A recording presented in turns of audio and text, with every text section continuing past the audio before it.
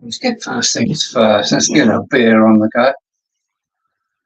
Hello, everybody. Looking for a sound check. 7 in the house. I'm now live. I've got an email. I've forgotten how to use StreamYard.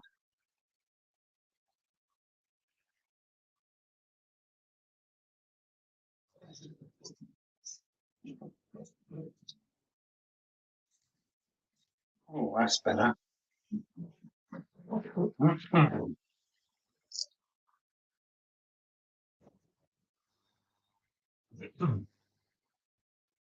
Right, it works. Sound good. That's brilliant. That's brilliant. Well, how is everybody? Sorry, I'm just trying to get myself set up here. The screen at the wrong angle. All I can see is my own light. Right, I do need my names up because I can see we've got Tom, we've got Chris at Valleys, Tom Houston, Bantress Engine. So hang on, let me get my list. I need my list. Otherwise, I'm not going to get all your names. I'm suffering a lot of cramp today. I've been very busy. Right. Yeah. Flipping arsehole. Oh, I'm in troubles with my Windows 11. What a joke machine. That's better. Get it in a position that I can see everything. So here we go. So how is everybody? I'm worn out, so am I. I've been washing my camper van today and my arms are hanging off. So, Banterous Engines. Banterous is Rory. Hello, Rory. Hello, Tom. SJ Dusty is Simon. Hello, Simon. Right, okay. I think we're there. I'm going to paint backscene, or attempt to do a backscene. Oh, something went wrong there. Fruiting plum trees. What? We've all had a busy day. Actually got to 20 degrees here in Dover. Sunny, nice, not too breezy. Although the foghorns have been blowing all day, so I'm not sure what's been happening downtown, so to speak. So this is my palette. I'm going to put it in a safe place. This is just wallpaper, the wallpaper I've used for everything in the loft. And I've got a few guidelines to go on. This has got to be a wood turning into a hill and maybe a bit of sight of the sea, like we've got here in Dover. Yeah, let's see if I can do it. Deep yellow, a bit of cadmium yellow. Yeah, a little bit of that. Yeah, so what I've picked. Oh yeah, I found out today that I have a image for 50 yards. Wow.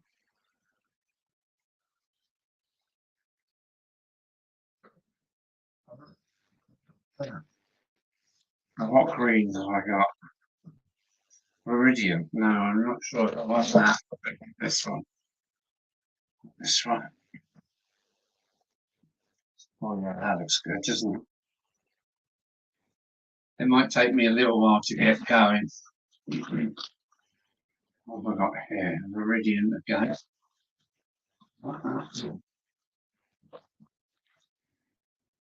Please bear in mind that I'm not an artist, okay? Whatever I say, don't believe me. So I'm out my water.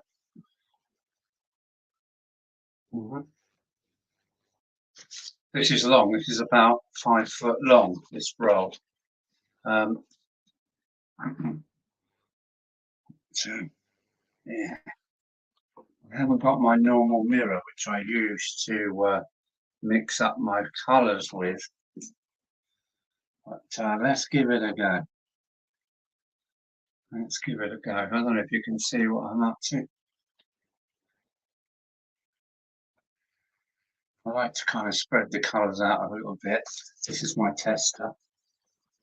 Yeah, I need a bit more water here. Yeah, that's more like it. So, what's everybody saying? Mike Hepton. Hello, Mike Hepton. Oh, look, Mike. Thank you, mate. I shall be using that later.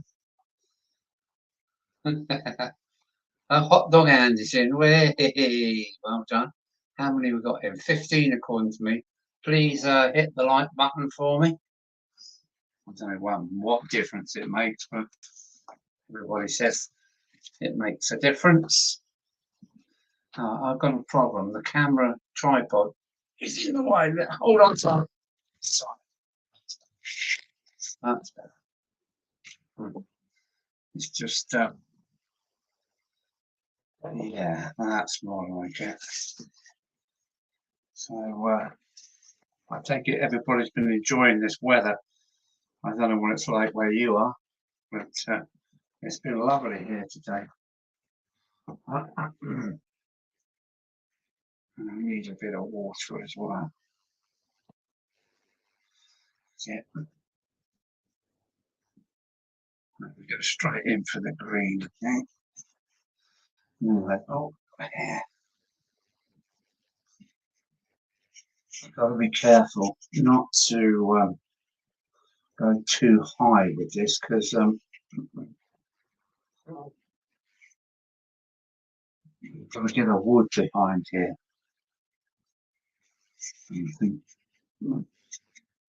That's kind of what I'm looking for. Remember, I'm not an artist. Well, maybe I am.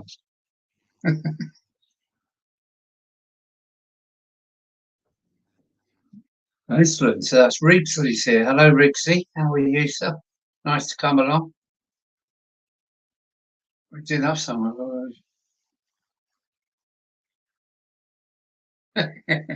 Well said, Chris. No, it's been gorgeous here. Look, I'm in my t-shirt. I've got some suntan going. It's been lovely. Lovely. Colour in the top of this. And I can wash it down a bit. That's it. Look at my water.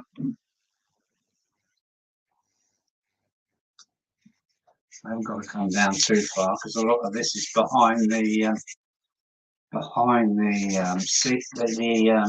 edge of the scenery. So that's what we want for the moment. Now then, I want some Payne's grey. I've got to be careful now. I don't want to overdo it because this is a strong colour. It really is a strong colour. We're actually going to need a bit of green in there as well.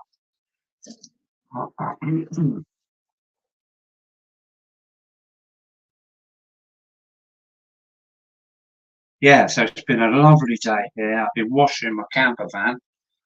I'm knackered. She's 7.6 meters long and 3.25 meters high. It is, it really is a big old van. And some of you may know, but I haven't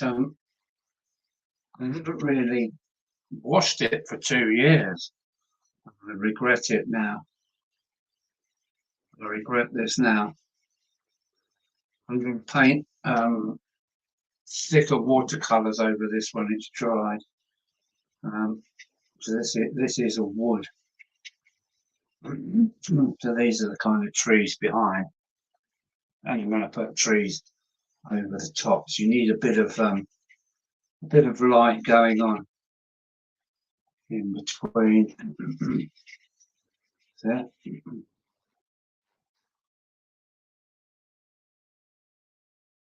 Got to get it to fade out to nothing, as if it's the edge of the field going away. I can do that here. Purposely left holes in it so the trees in front will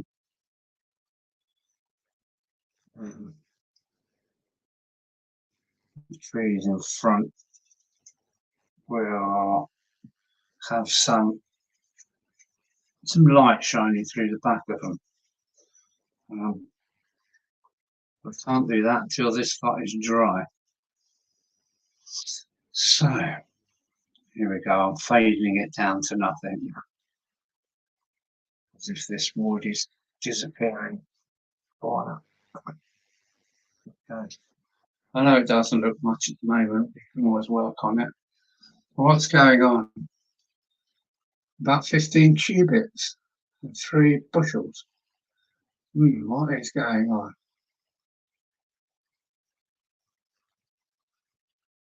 Well, it hasn't been great here today. Rest of this afternoon. It's been whacking here.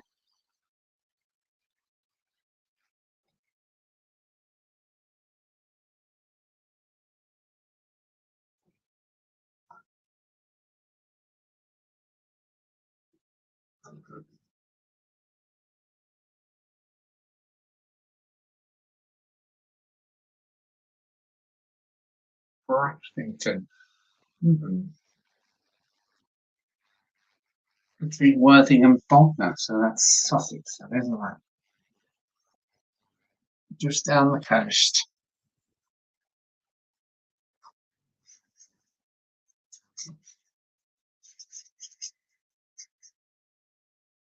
Can't wait to get this in behind my scene at the moment, because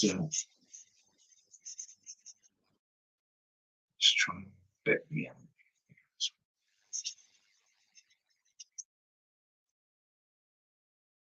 I like it when you come back and start adding the trees and the hedgerows. It makes it really interesting. I've got a bit of frog in my throat today for some reason.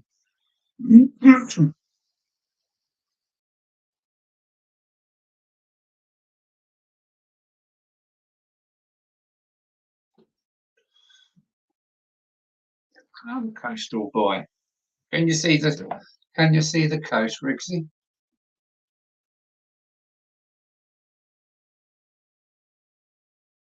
Yeah, West Sussex. Yeah.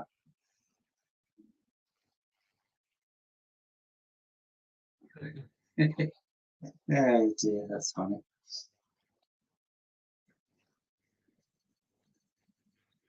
Uh,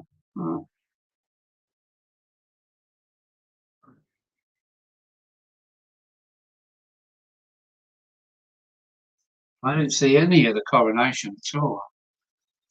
Not very into the royal thing, really. I like Queenie, but that's about as far as it goes.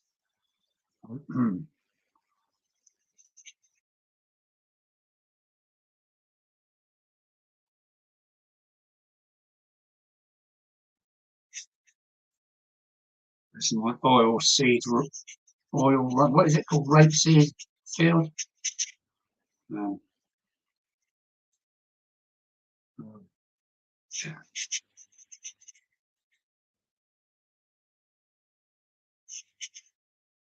find that the less time you take over it, the better it sometimes turns out. Yeah.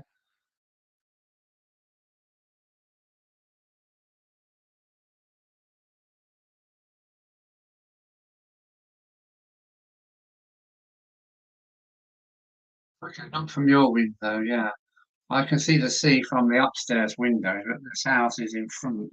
I'm right on top of the hill, so I can see over the top of the other house downstairs. Only about 3/4 of a mile from the White Cliffs themselves, not far from Dover Castle. Right, let's get back to. I think I'll have this field ending this way. Yeah, that's cool.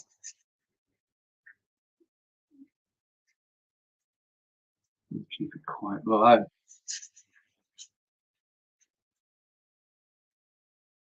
The closest you can get to this scenery is about 3 foot.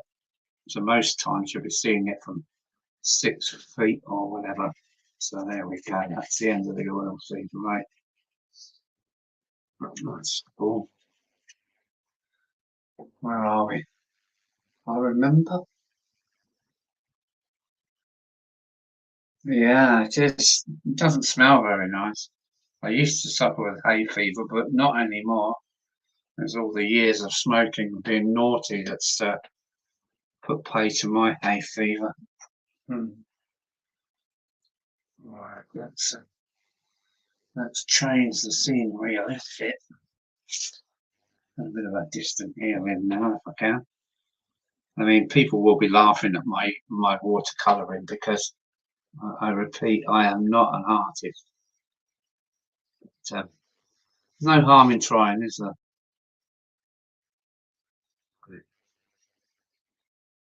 Always have a go, won't hurt.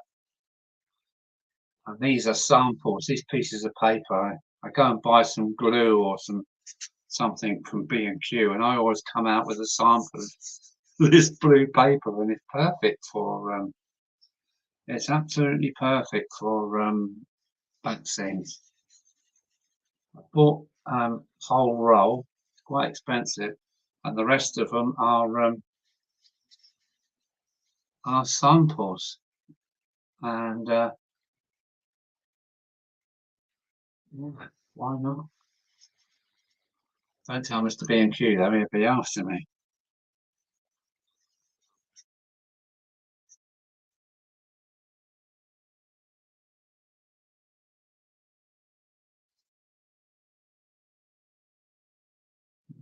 Which is that for?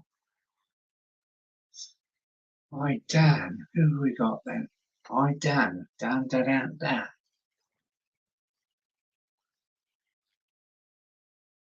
Holland. Hello, Dan Holland. 12 in the house, is that all? Never mind.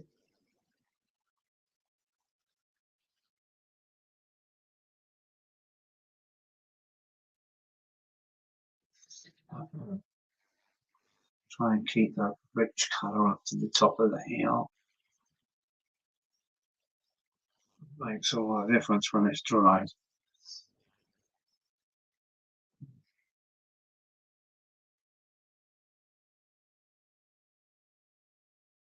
These are meant to be the rolling Kent Hills, but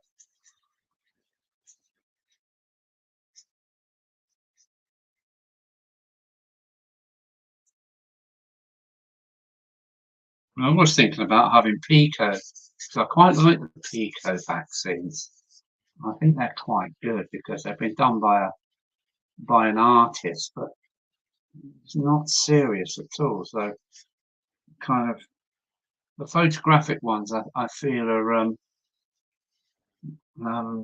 they're so good that your model, your layout's got to be so much better to have a photograph in front, behind it, and make you know, push your modeling skills to try and make a realistic scene. You know, it's all right with Mr. What's his name? Buckland Junction. Yeah, he can get away with photographic scenes, but I always feel that to make your layout's got to be so much more, so much better, well done. To go off there and over there. That's it. If you've got not a very good layout, the back scene will look so nice. And so yeah, but I didn't go for photographic ones because I think I think they well, they're so good that your layout's got to be good as well. That's the way I feel. So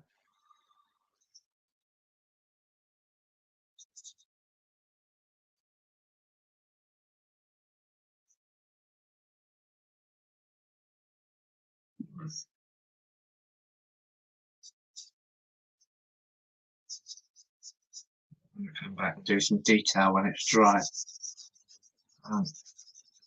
Also got some massive bridges to make. Somebody else wants a couple of bridges. So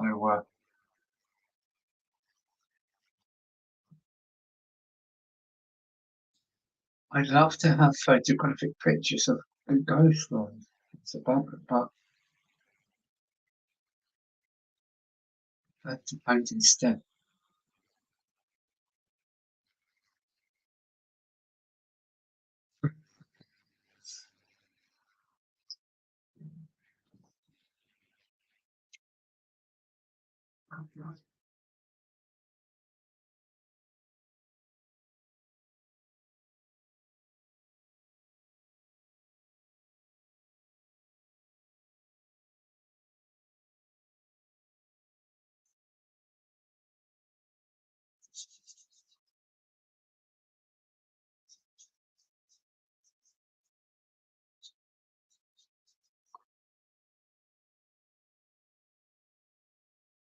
Much of my backscene was a 9-inch grit 1-to-1 scale until recently.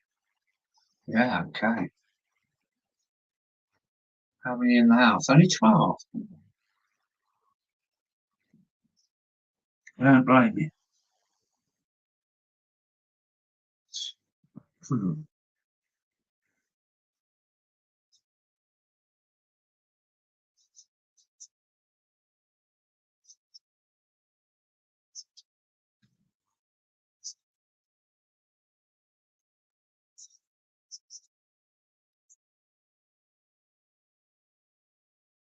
See, Lee was on a little earlier, popped in and said hello.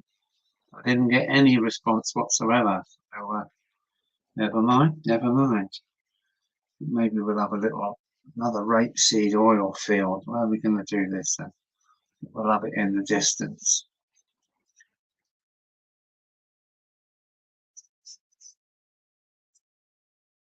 Oh, we're coming to the end of this piece of paper already. I know it looks like a bit of old crap. I will work on it. And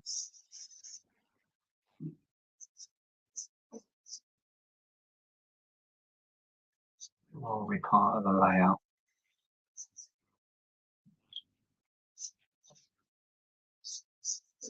If I'm going to get another oil seed rapeseed field in, I better get that in now, aren't I? Oh yeah, you can see my well, you can't, I can. The backing trees look pretty good already now they've started to dry. I'm going to be finished this in a minute. Oh,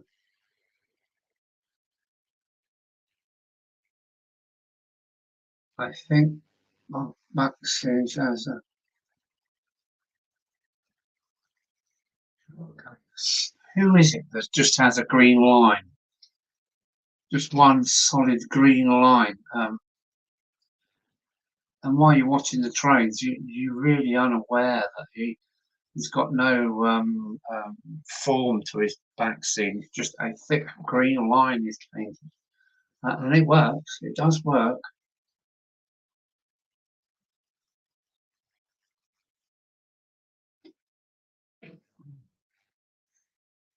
Yeah, it is a bit yellow, isn't it, for an oilseed rape field? But hey, as I said, I'm not an artist. Well, I am an artist in one way or another.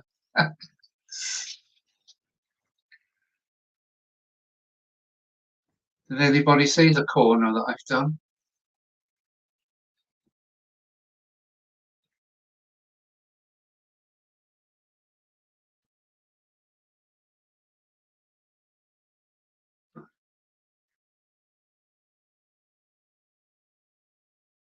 It's really bit that hangs around the sofa. Oh yeah, that's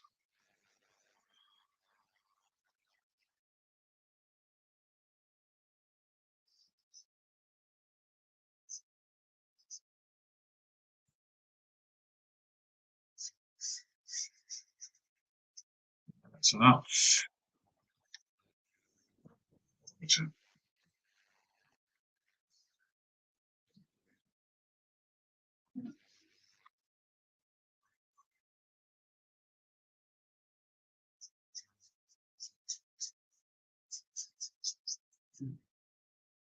I'm going to try and get a bit of Payne's grey at the top of this because it's just not looking very good. Oh, a little bit of Payne's grey on the top.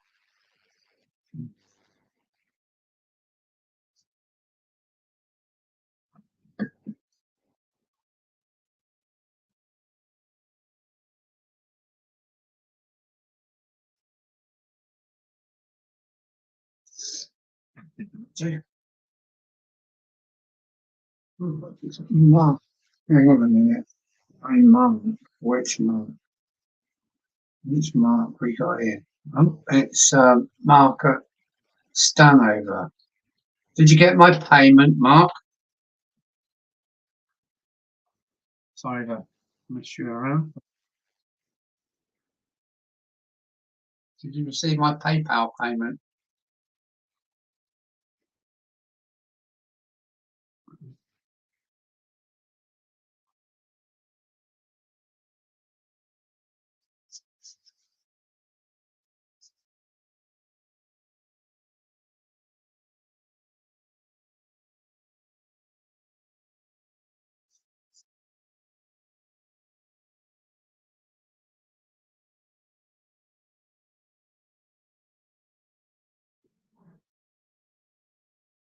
Well, Mrs.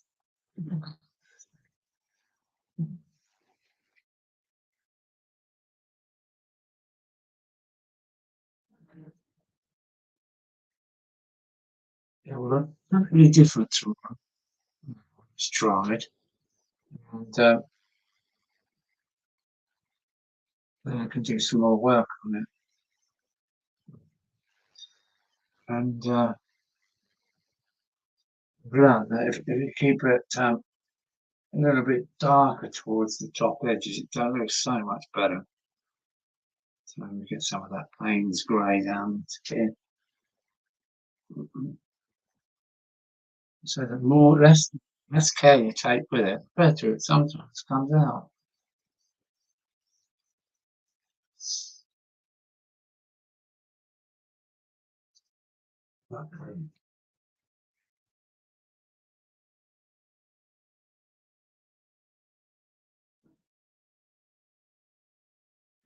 Irish coffee.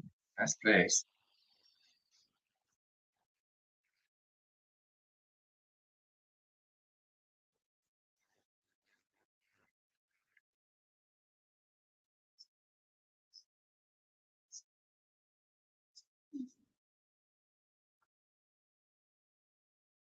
I use a really rough brush to put in some trees and some. I think I'm going to try a bit of Payne's grey on there as well. Now it's starting to dry just a little bit. Watch that.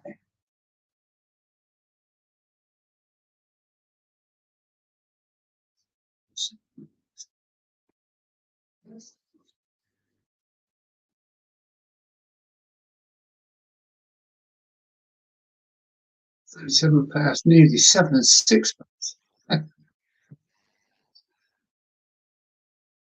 You get a dogfight double for that. Yeah, lovely. How nice is that? 5 doubles. Good old outfits. I think they brought most of the kits back, haven't they? From the same old mods they brought back from the French, if I remember right.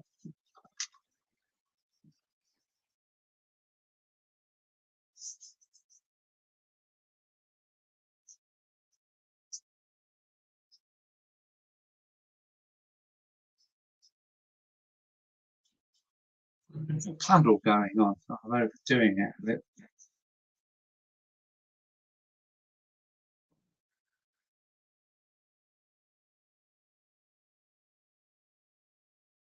Now, the Spitfire is the Jaguar and the ME-111 is the Mercedes.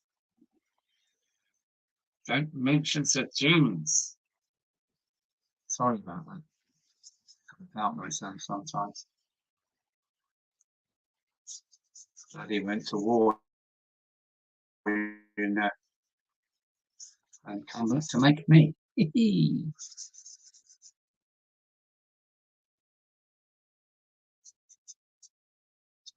Scott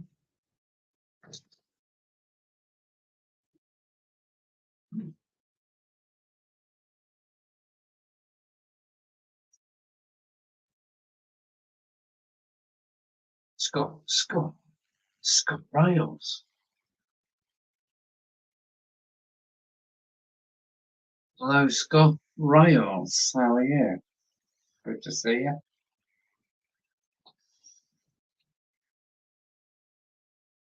Thanks for popping in.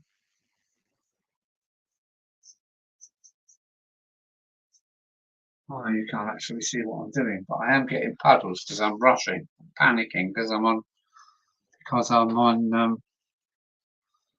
a live. So the less care you take, the better sometimes.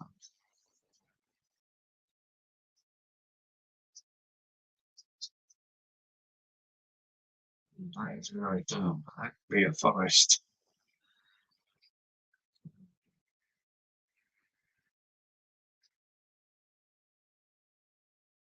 I have a full Reliant. Yes.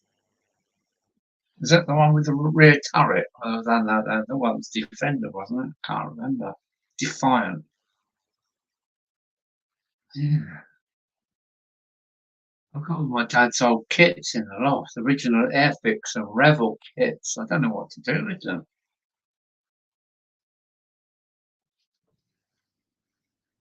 He died when I was 12, so they're about 50, 60 years old. Shall we have a nice game of spot the... No, stop it. Okay. Yeah. Well, I do like that little bit of yellow in there. Do it again in here, down here.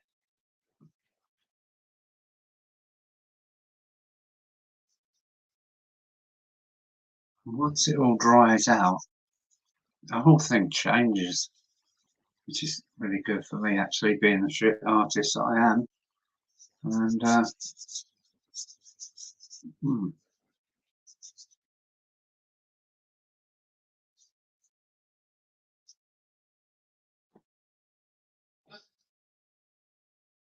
looking at it on the screen, it looks quite nice. Anyway, I'll do it. So,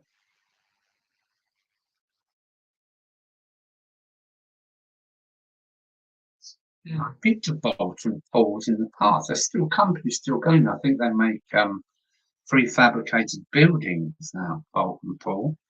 I think that's still down in Hampshire still. I think that's where they were from.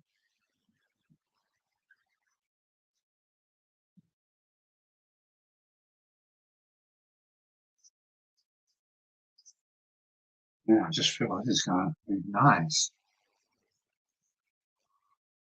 You might put the trees in afterwards because that's so much to it. I'm going to let it dry for a minute because I'm getting puddles. That's never good.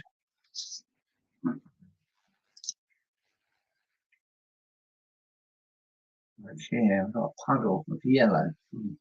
Payne's grey.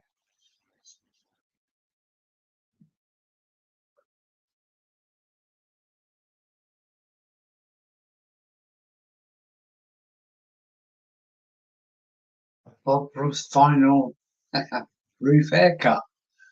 I am well overdue for a haircut. I do like it.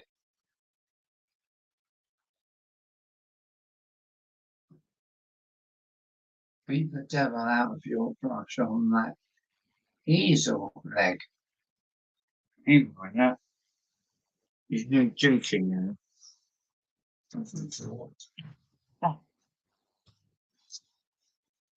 My little easel. My little easel.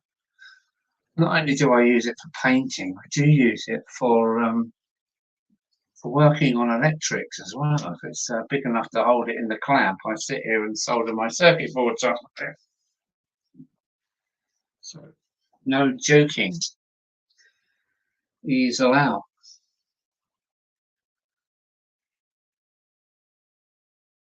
You can just see Al with a massive afro.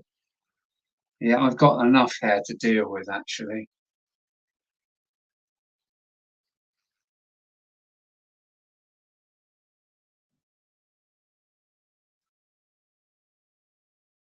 Yeah.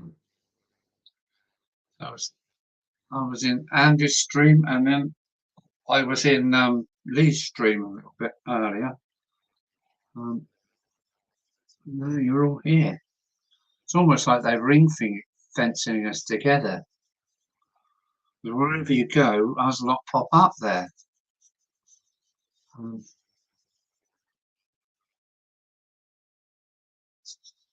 I'm waiting about that.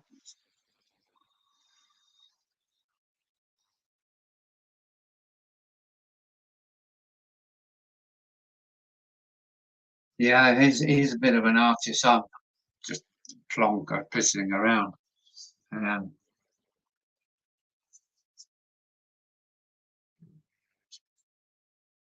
it does work. All my other back scenes I'm quite happy with.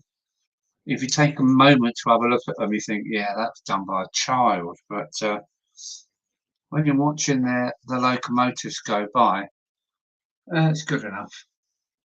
I'll come back now and put some trees in, pick different fields out, and French the oil seed raping with some bushes, and Bazooka Joe. Spangles. Oh, we're talking about streets now. Mojos and blackjacks. Oh, I like blackjacks. Uh, yeah, my favorite was my dad used to buy these like inch squares of coconut with a very um, thin layer of chocolate over them. Oh, the back scene. Oh no, the back scene. Is it all right? Yes. Yeah. When I come in and look at this tomorrow, I go, oh, well, that's nice. Hopefully, I will.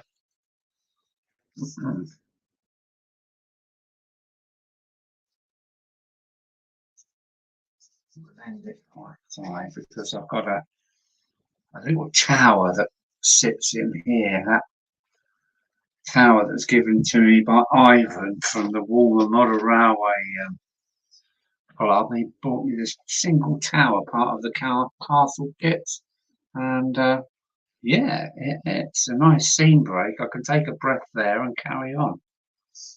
But, yeah, I'm happy with this.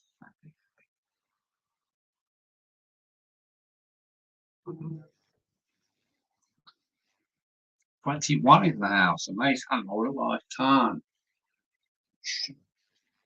Always have rag ready.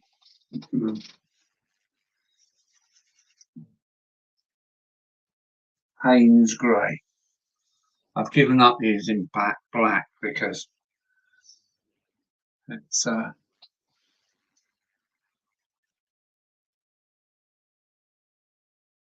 dog license is now all up microchips. I really don't know. You have DCC dogs now, do we? With sound. Ah, silly old bummer.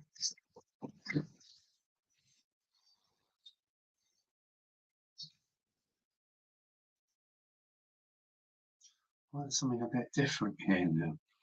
More green, I think. Yes. Big. Nice. Always now this one.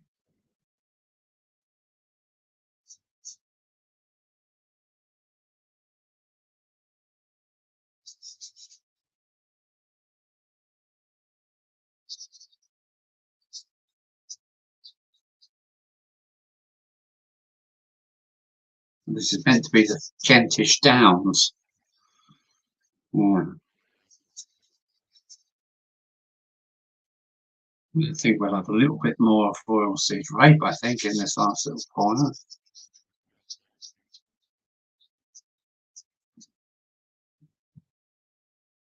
Yeah, I think it's going to work.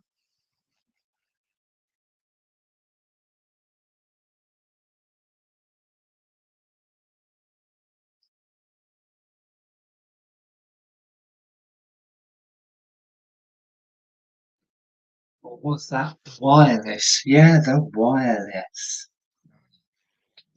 Showing our age here a little bit.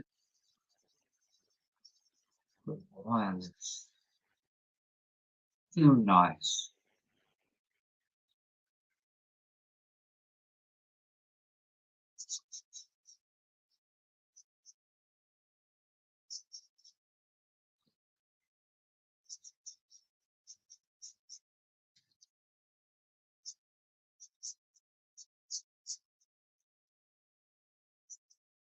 Yeah, cool. So that will feel right.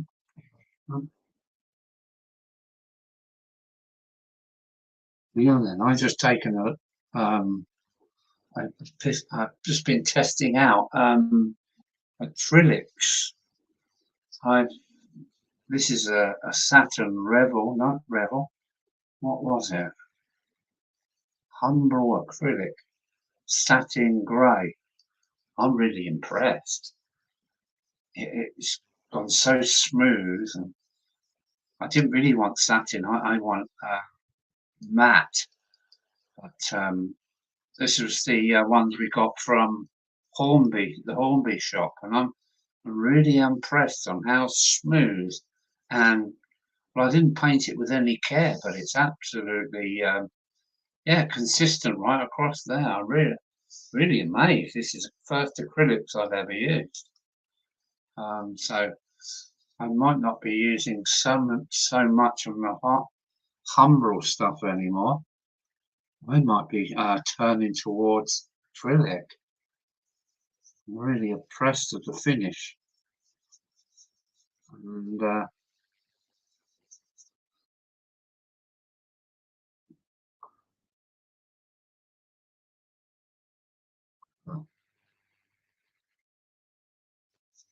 yeah, I'm really impressed. The acrylic finish, so smooth, so consistent. I really am quite happy with that. Okay. So let's set up now. Um, there's not a lot you can do with the what's left. So B&Q, about B&Q.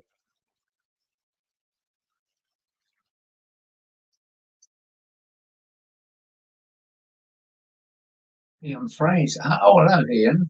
Hello, Ian Fraser. Welcome aboard. Thanks for coming along, keeping the numbers up. Is that lining paper you're painting on? No, no, no. It's what I've used for the well, all of my loft is finished in this. It's kind of textured blue. It makes a really good backscene sky. Um,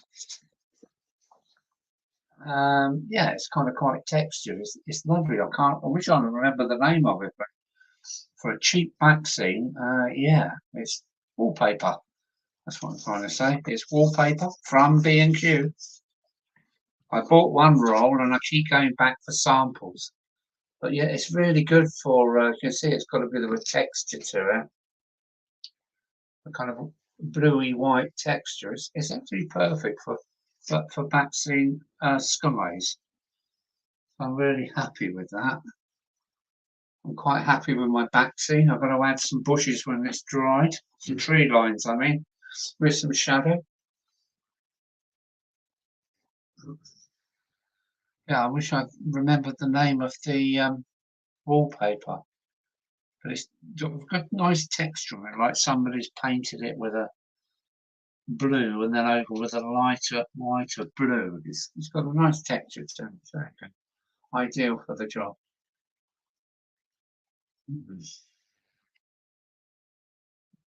Yeah, I'm just gonna quickly whiz and wash off my palette before it dries.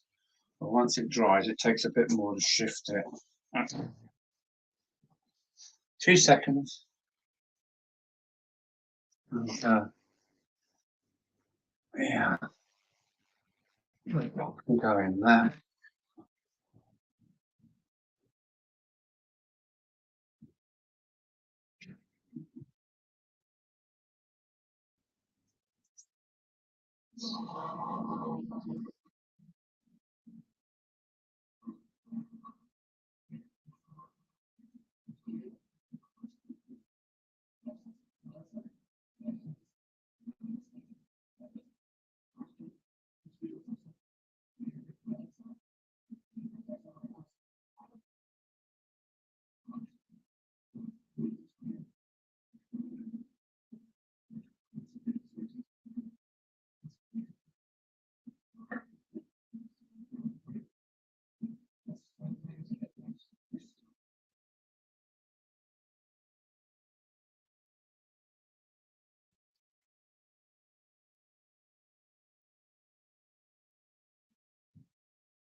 Oh,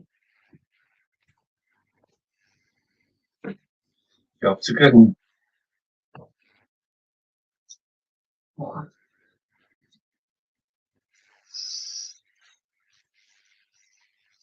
Yeah, I'm quite happy with that. So when it's dry, so when it dries, it something happens to it. You get that wet edge line that makes things good.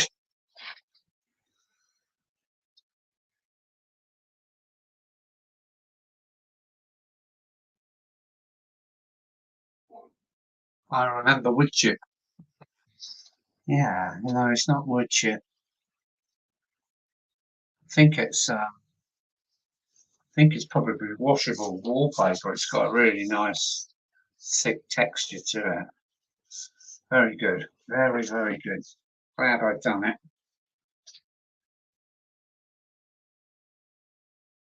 Let's have a look.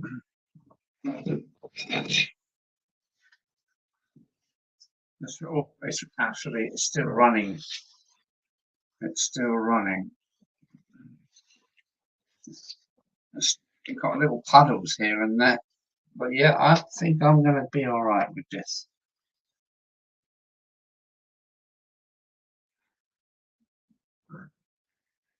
Oh, hello, Kelly. Thanks for coming in. Of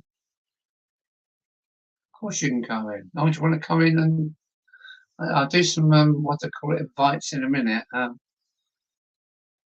Usually when I do invites, it goes the members seem to drop off really quickly. But so that's yeah, that's that. So where's Mark? Is he still here? When well, yeah, it was kind of crazy stuff, wasn't it?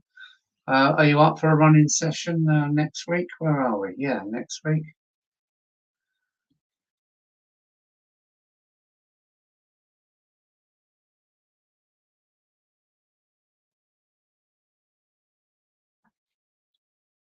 Yeah.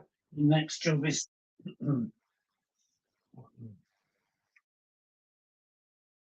we should have had this done now by now, but I've got to make this. Where are we? This O gauge bridge. It's a monster. It's 350 mil long. I've got somebody that wants a couple, so I must get my bottom into gear and get it made. Um, yeah, 350 mil long. 355, I think. Massive. I've got to get that done. I've got to get all these things done. I've also got a job to go and wire up a what would it be? A cabin cruiser. I've got to go and rewire a cabin cruiser while it's in on the river, so it's popping about us. Yeah, nice little job. Should bring in a few £100.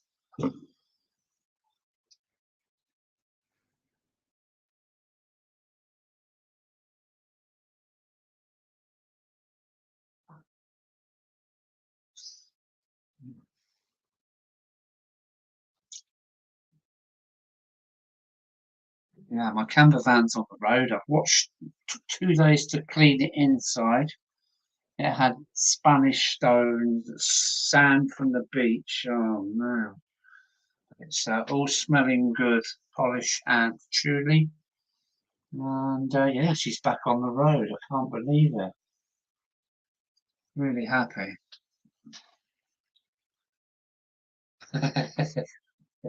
Yeah. think Picasso's wrong. It should be something to do with piss.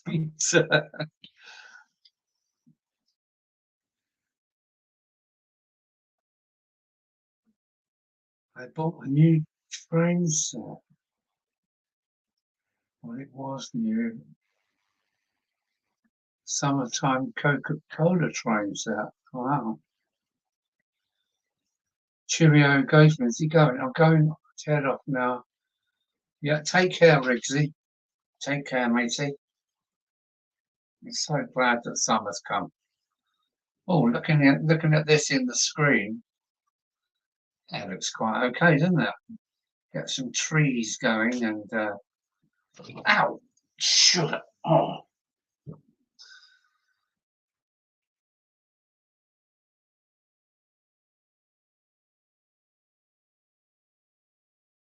car's MOT's on Thursday. Yeah, I'm so lucky. My van's gone through the last two MOTs with no advisories, and it is a big machine. It's 7.6 meters long and it weighs in at nearly 5 tons. He's a big old girly.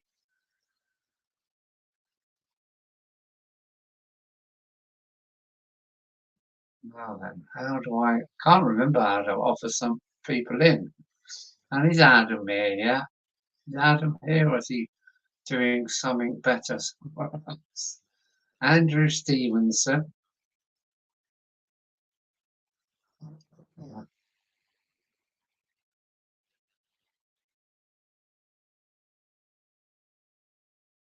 Yeah, Andrew Stevenson, hello. Good comment there. So no Adam yet. Wonder where he is. He's up to something somewhere, no doubt.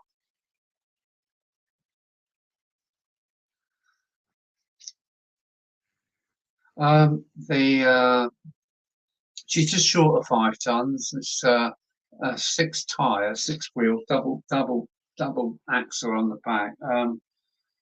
If you go at 47 miles an hour, I reckon I'm over 22 miles to the gallon. She's quite all right actually. So most of the times I travel in the evening or through the night, so I can just plod on at 45, 47 miles an hour without upsetting anybody. And it's amazing how far 20 quid will go, honestly.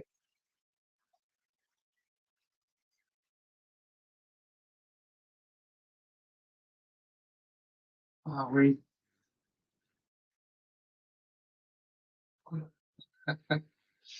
Yeah. So, yeah, I'm quite happy with it. I can't put any trees in yet. It's all far too wet. But yeah,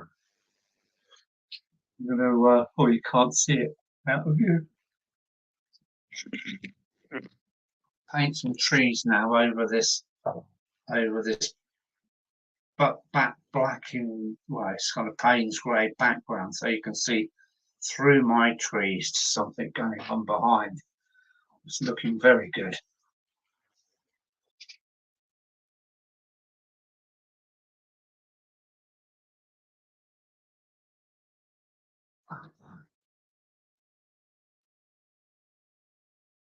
What do you need? What do I need?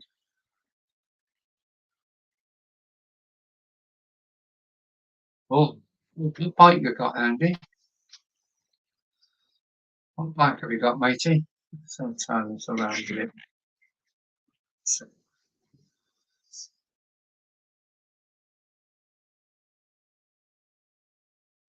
I was hoping to get a new bike, but it's all down to finance. I'd love an Indian, or even better still, a 650 TT Triumph would be an absolute dream. I just haven't got that. Is that a second-hand Honda PX125? Okay. Yeah, I've got a Quacker 252 Eliminator. Yeah, American imports, 25 years old. But she's getting a bit rattly. A bit worried about its engine. I do go out on it regularly.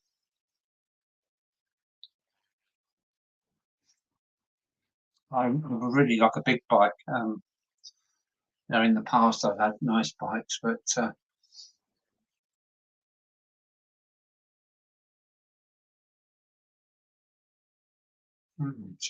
this.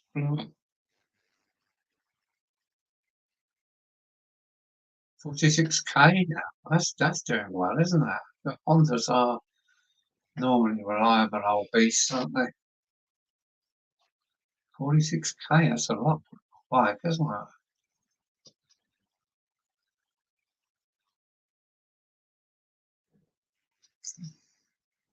Let's see if I can help things.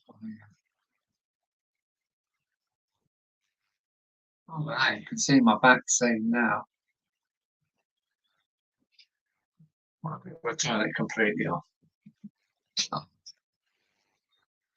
And so I'm going to do my watercolour trees over these in quite thick watercolour, so you can see through to see there's something going on behind.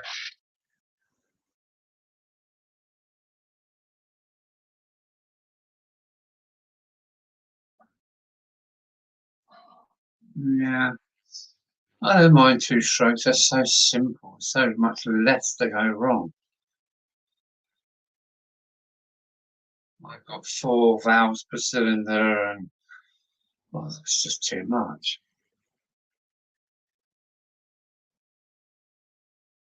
Yeah, so twin water cooled, 4 valves per cylinder, 252 American import, but she rattles.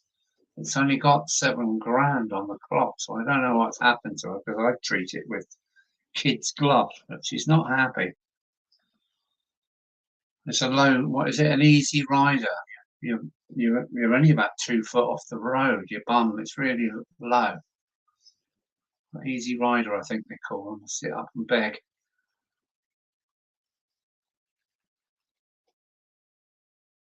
Water cooled, fuel injected. No, mine's got carbs on it. I had a CB 175, so did I.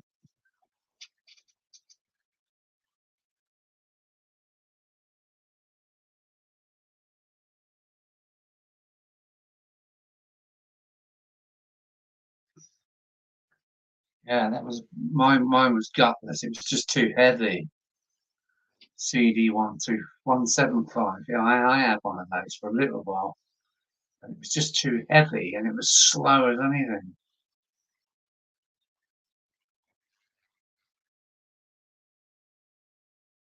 With cornflake packets, yeah. Too right. Too right. I'd love one now. My friend's got the TT 100 Triumph. Oh, it's a wonderful looking bike. Evening Kelly. So I invite somebody in. I've got to work out. Oh, there's the invite button. Let's see what happens then. As there's only 13 of them, invite guests. Da-da-da-da-da. Copy.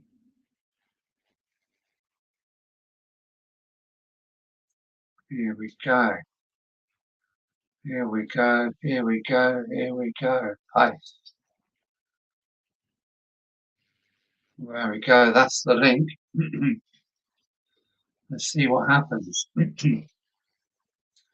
Because I finished painting. I am happy with this.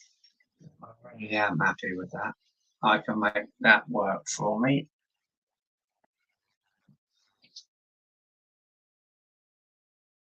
Take care, Andy. Thanks for coming along, mate. Sorry there's not much going on. We'll get back round to having a run session in the loft.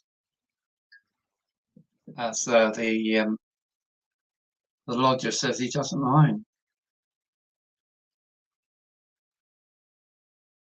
Very well.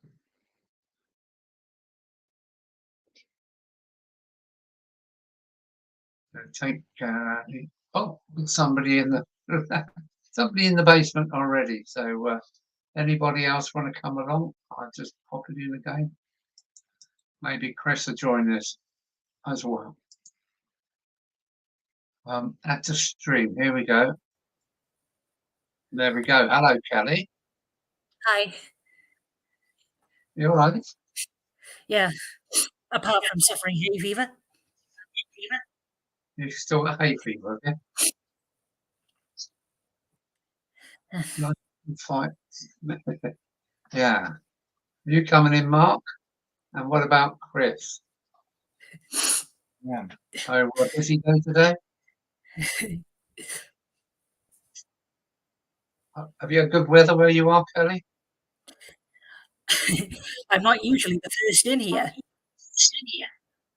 Say that again.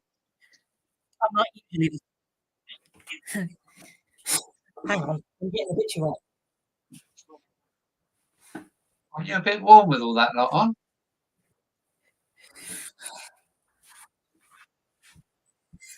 Yeah.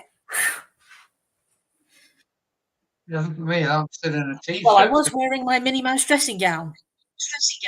Right, Minnie Mouse, yeah. Overheating, you'd be melting away. Anybody else a Disney fan? We've got Hairy Harry. Hang on a minute, that's not Hairy Harry. Let's see who this is. There's somebody else coming in. It looks like Chris. Is it Chris or is it Hairy Harry? That's a funny channel name, Hairy Harry. Yeah, that's the Chris. I think it's Chris. Yeah, it's Chris. Yeah, I haven't shown you beard. What's the weather been like down in Barry then?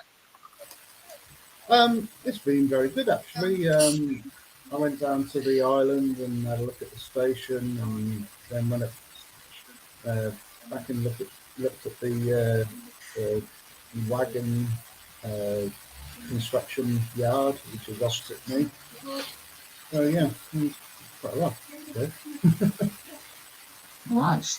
Is there anything left of the scrap yard, Chris? No, nothing. Is it housing estate or Tesco's now? It is an Asda estate, I think. Yeah, unfortunately. I was fortunate enough to go in. Oh, he's gone. Oh, we got the glitzer. I was fortunate to go in 81 when there were still about 40 locomotives there. No, yeah. I played there when I was a kid. Me being a kid, like in the very early 70s, and yeah, I remember sort of jumping up on the footplate of various big locos. I didn't know what they were. You like my t-shirt? Hello. What's that, Kelly? SRS. So what is that? What is that? The Battlefield line. My Battlefield line t-shirt. I use it as a... No, cool. Should I use it as a... Yeah, very good. Nice. Yeah, I like that. Oh, Mark, come on in. I've got not much to say either. Thought I'd show off. So you in Sussex then, or am I just guessing wrong? It was very good, Kelly. Nice. Oh, hang on, talk of the train. Flymo's in. Hello, Flymo. Hang on, talk of the train. Adam's All in. the usual suspects then. Yep, the dodgy lot on the corner.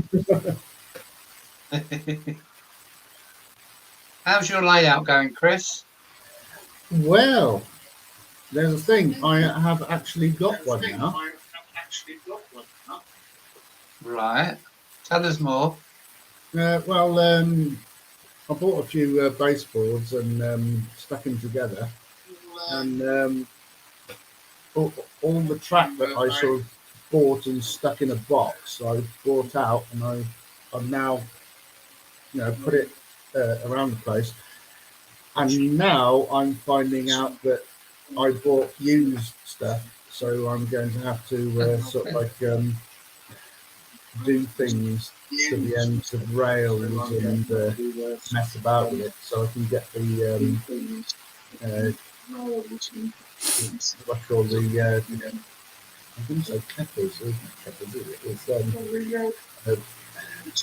little things.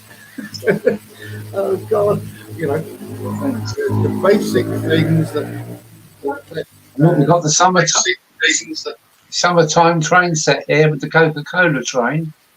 That's Kelly. Oh, hello. Yes, I bought this for £110 from a game shop. Would you believe? Right. Well, was it expensive or cheap or what? I wouldn't know. I take it it's got an oval, a track, and a transformer inside, is it? Anyway, I am changing what you see on the box. I've only kept the Coca-Cola tank wagon. I know you can't see it very well.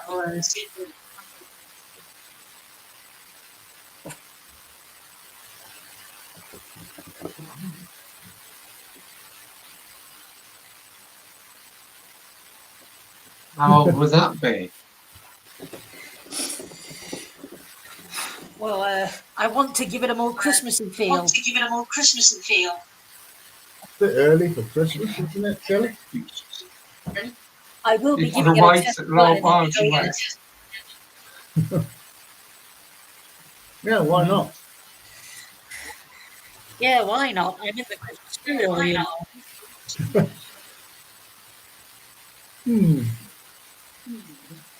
I'm trying to think if I've got anything particularly Christmassy.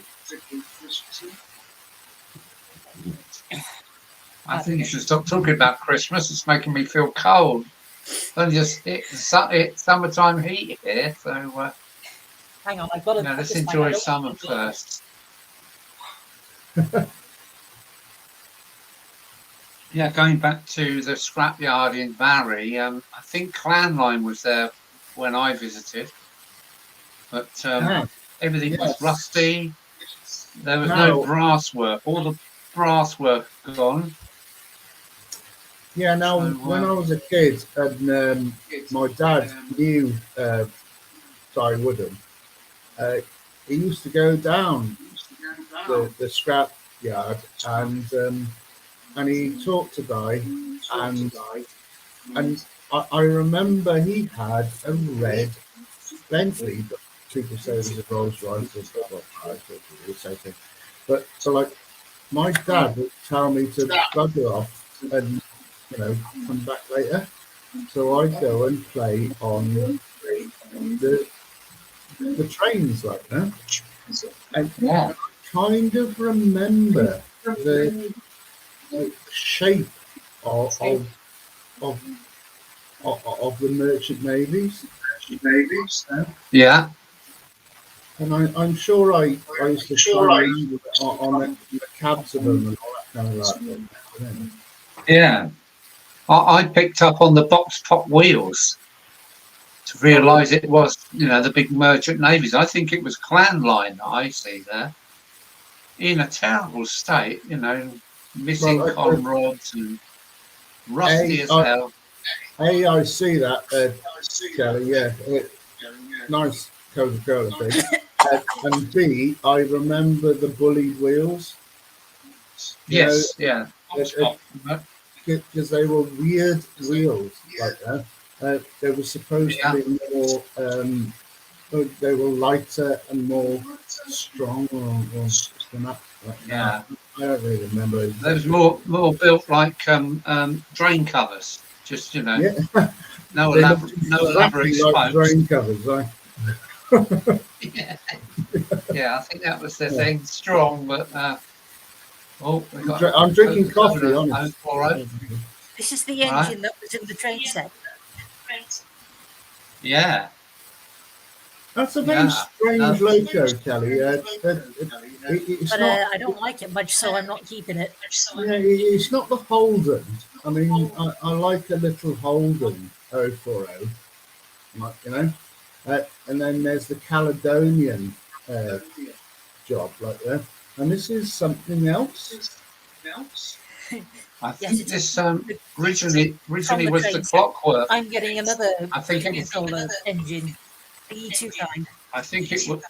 Sorry, I think it was the clock. Started off as a Clockwork model. That. It does look a bit like the Clockwork thing like that. There's the Holden, which is there a lot of the pocket rockets are based on, and then you've got the Caledonian, which is actually quite a nice loco. And I thought of buying one and sort of putting a few like sort of uh, bits and pieces on and have a go at it, because there was one Caledonian pub that worked in Liverpool docks, and so it was theoretically on the western region. Right. So I thought, I might have a go at that. But that one, I haven't been able to sort of say whether that was based on X or Y or something. I bought grandson the little pug for not last Christmas, the Christmas before, and it's not a pocket rocket anymore. It flipped out. It's not very fast. They've like geared it right down, and it's so much more reliable over point work and stuff. So they made the gear larger, I suppose. No, I don't really understand gearing. Oh, yeah, now that I like, Kelly. Yes, I do like a container. Yeah, nice. So they're all 20-foot containers, yeah? Yeah, they look like it, don't they? 20s. Because I managed to get a Dansk 40-foot container for a quid. Right. When I was buying something else, and it's the most useless thing I've ever bought, because I haven't got container wagons like that. So if anybody wants it, they can have it. Are you taking your clothes I'll off? sort this bench out. I'm putting them on and trying to cool down a little bit. Yeah, very nice. Nice. Yeah, I like those, Kelly. They are quite nice. I suppose I'm going to have to put something Coca-Cola on my layer. Well, I'm not keeping this either because it's too long. Yeah, Flymo's agreeing that it's very much like the clockwork version. I better put this back in the bag before it comes off again. I'll just go and find something to look at.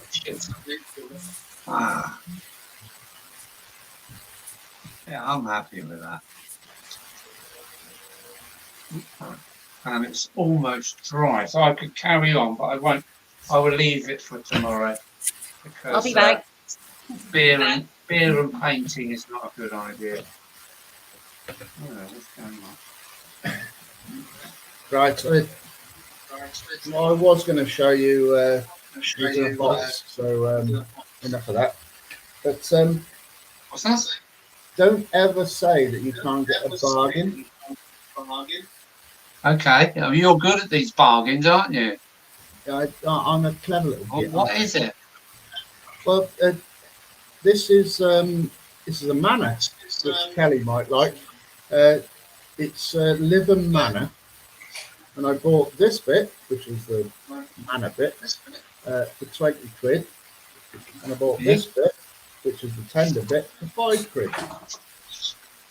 So 25 quid, I've got a loco. And does it work? Yes. All right. So, okay. It works as well. It hasn't got a box. Do we need a box? Your painting is good, Alan. You're better than me. Well, What's that? It's a lovely little loco. I mean, it was asking, right, for somebody to buy it and love it. But, and it was, come around this way a bit, Chris. It's kind of sorry, you're holding it up over you. That's it. That's better. Just got to say hello to Hang on, wait a minute. Jason. Wait a minute. Hold it still. Hold it still. Oh, bit closer. Well, judging by, I can see what that is. That's Lytham Manor, right? I can tell. 7827. I could blow a kiss at you for this. Thank you, Kelly.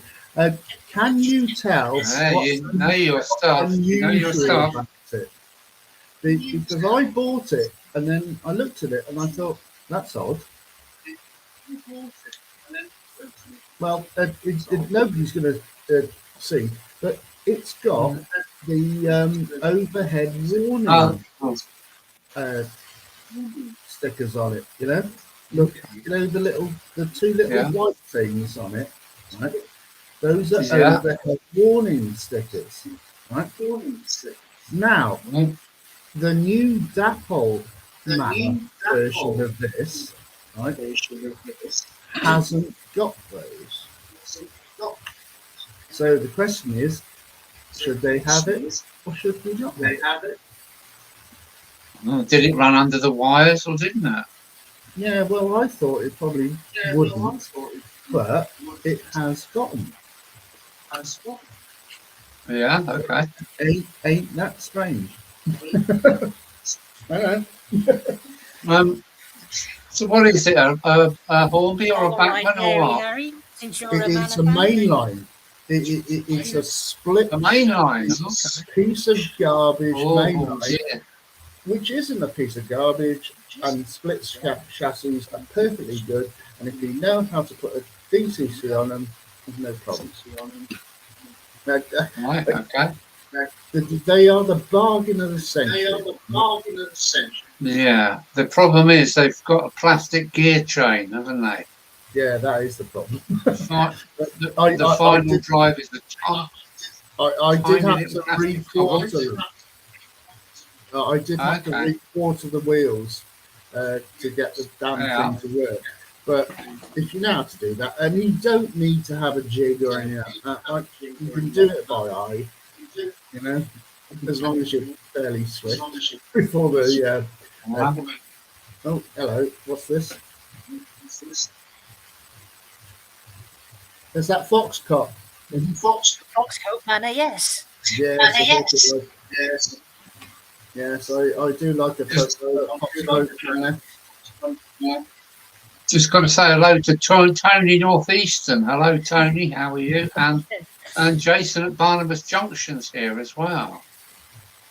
Well, welcome aboard, chaps. The real Foxcoat Manor has been repainted BR black. Has it now? So that's black with the overhead warning signs on it. Oh, is it? Or is it green? I don't know. I don't know. Yeah. Anyway, I don't care. I got pistachio nuts.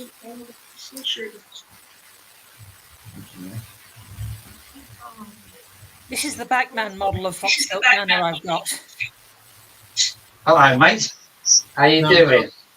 Yeah, you feel better now? That's the one I've got, I think. I'm actually doing a live show on the computer with other people at the moment. How's your throat? Sore again. Oh man. Oh. Did you see I was cleaning the van? I do like that. All right. All right. Okay. Yeah. So I'm doing a live show with some other people. So they're all over the country. But anyway, can you give us a ring in the morning? Second thing I was going to say is all right. Get some good sleep and get better soon because I want to see you. Huh? Huh? Still hurting. Yeah. All right, mate. Love you. Take care. Bye, mate. Bye.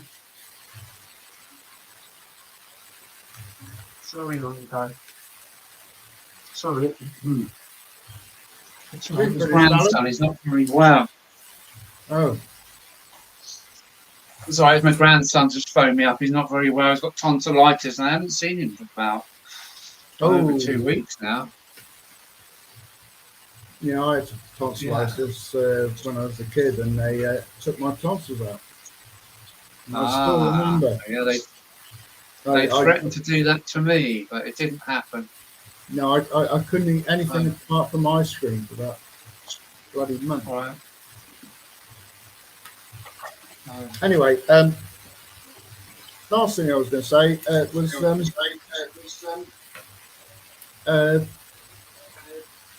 there's nothing. Sorry, how do I put it?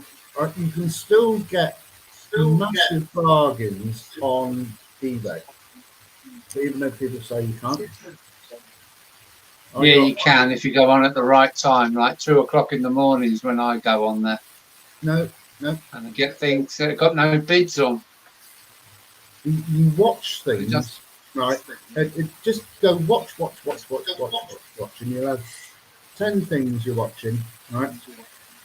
And then 9 of them will go. If you can't read the name of this engine very well, she is Rude Ashton Hall. Rude Ashton Hall. I know that one. Yeah. I think I've got it. I've got it as a hall as opposed to a modified hall. Anyway. Here we are. We've got. I think it's. So 9 out of 10 even watch, right? Don't put a bid on it because it's not worth it, because you'll see it go blah, blah, blah, and it's going up and you think, get it. The 10th one, you don't actually, nobody's looked at that, right? So I'll have a print of that, right? And look, if it's worth 50 quid, put 40 quid on, right? So you're in the game. Right? Yeah. And you'll get a notification. Ooh, there's a day done there with, like an hour or 14 minutes or whatever it is. Worth, right? And occasionally you will get a big one, right? And I did it with a county of Hants, right? And it was a railroad formerly, and it had a DCC chip with it. So yeah. I thought, I'll put 50 quid on, right? And 50 quid isn't going to win it, right? And it didn't win it because it didn't get to the reserve. So I forgot about it, right? And an hour later, the guy went, "You can have it for what you did." And I thought, "Oh, I got it for 50 quid." I didn't get it for 50 quid. I got it for 46 quid. Don't worry, I'm still here. So I got an absolute mint in the box. County of France, early emblem, region, with an 8-pin DCC. Oh, I better show you the sender. Quid The Gauge Master code. for P&P. I've got it. It is perfect. It's the bargain of what I've ever bought, I think. It's brilliant. So I would say to people, even if you think you can't afford stuff, right, put what you think you can afford on the thing you want, right? And then that's it. That's all I got to say. What are we doing, Kelly? Oh, there we go. Oh, You're on. you want to see? Oh, there's 3,500 gallons tank. I think I might be able to see this better. Ooh, headboard, no. Oh, yeah, that's Rude Ashton Hall. Right. I do like the hall. Only got one GWR locomotive, being a southern boy.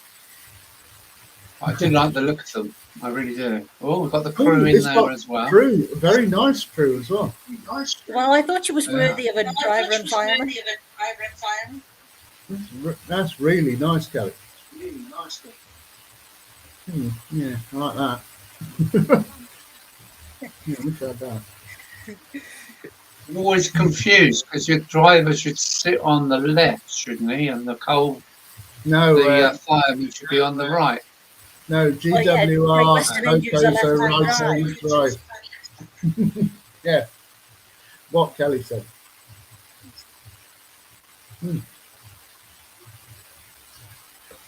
Very nice. Yeah, GWR locos are right hand drive. What they're seeing for the signalling then? That's why I thought they sat on the left. I've added a Yeah, well, they do usually. I've added a crew to a few of my engines, not very many.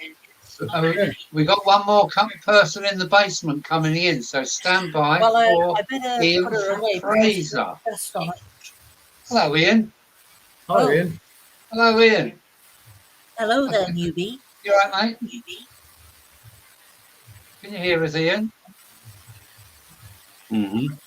Can you hear Can you hear us? me? Yeah, we can hear you, Ian. Yes. Can you hear us?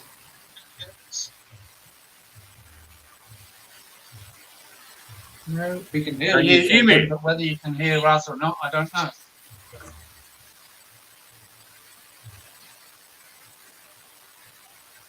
Well, I Can can you hear hear you. us, Ian? Yeah, I can hear you. Ah, well done. You Well can done. hear So us. that's four in.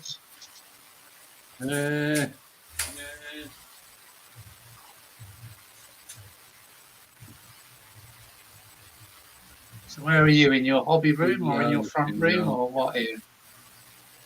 I'll tell you what I'm going to do. I'm going to knock off so everybody else can have a bigger picture.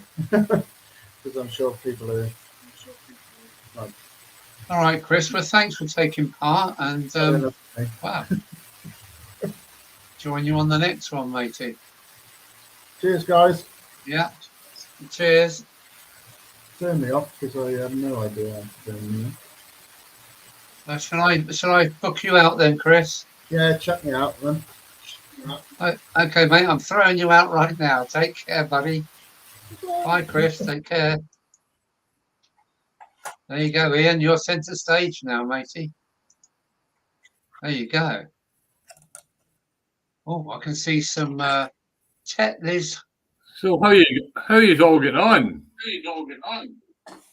Say that again, mate. Say that again, Ian. Pardon me.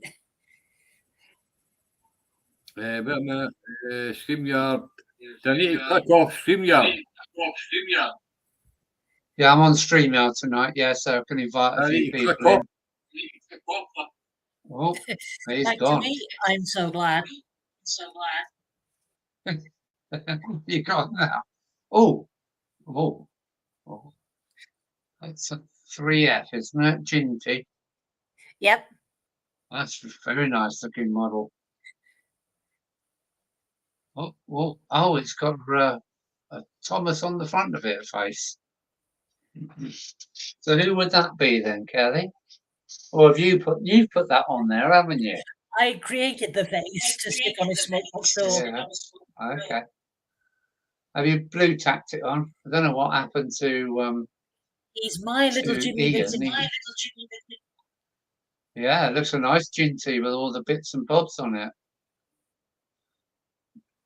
What make is that?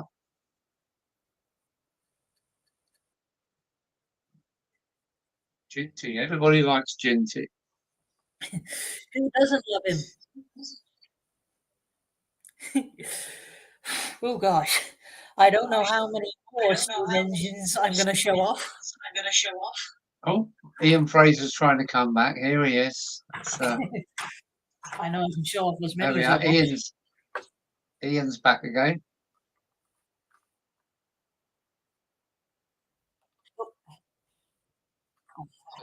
So, Ian, make sure you're watching the StreamYard video and not the YouTube video. That's what Jason's saying.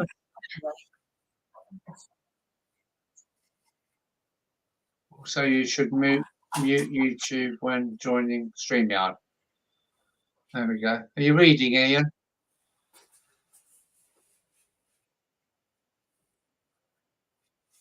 Yeah, your lips move, but we can't hear what you're saying, matey. Can you hear me now? Ah, yeah, got you now. Got you now. That's it. Yeah, got you now, Ian.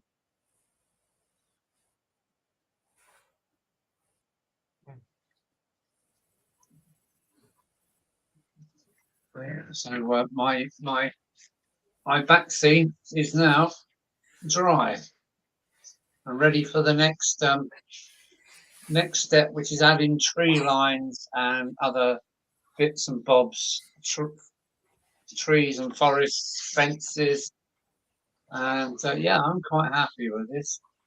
I'm not an artist, but I can live with that. There we go.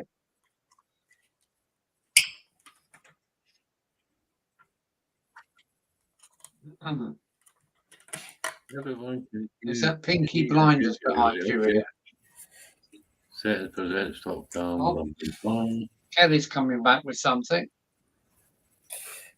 What have we got now, Kelly? Hang on a minute. I'll put you on solo. Here we go. Yeah, what's that? I'm in the pub. Alan. You're down the pub. Oh, look at you. Like my home pub, my home bar. Oh, right. Okay. Yeah. Do you What not have we got with recognise Kelly Princess here? Elizabeth when you see her? Is it the Prince Elizabeth? Yeah, it is, isn't it? Oh, very nice. Very nice. Yeah. Oh. Is it one of the ones with the flangeless back pony truck there? Yeah, very nice indeed. Ian Wall. Hi, Alan. The back scene looks brilliant, mate. Well, it's good enough for me. She is one of the heaviest models I've got. Okay. Yeah, very nice. Very nice. Oh, it's got glazing and everything. Let's see. Yeah, the princess. Yes, very nice. She's had the Master Cole treatment too. Okay. I've still got a shed full of coal, so I've been putting coal in mine as well. Big pot of coal here. Wow. I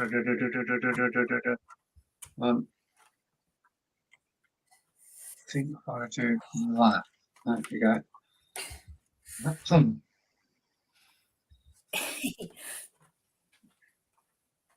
Moving through, yeah, up near you.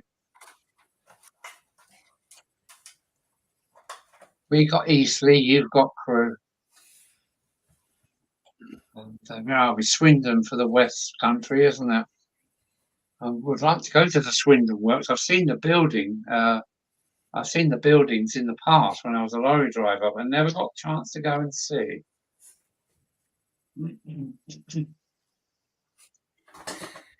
I want to go back to York National Railway Museum. I think that's on my list, maybe for this year.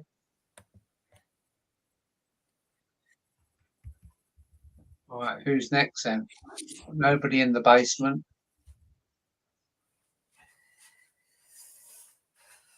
My first steam loco. Okay. I take it that was the Triang then, was it, Flymo? The black Triangle, yeah, something like that. Been to Swindon and bought trousers near a what?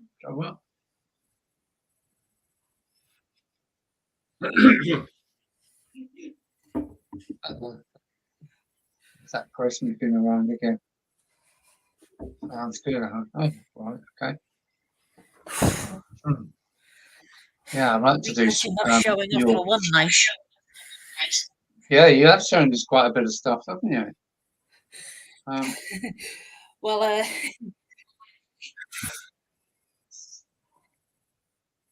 I've got so much waiting up here on the shelf for me to do. It's unbelievable. I've got 1, 2, 3, 4, 5, 6, 7. I got about 10 locos waiting for servicing and repairs up there. Some of them are Wrens. I've got what is it? Angel of Crew sent me a class 47. Needs a bit of work doing to it. I've got Bernie's Black 5 here that needs fixing. So I should Next time do I that. might show off a few more. Okay. Okay. Did you say Yeah, about five? I've got too many locomotives waiting to be done.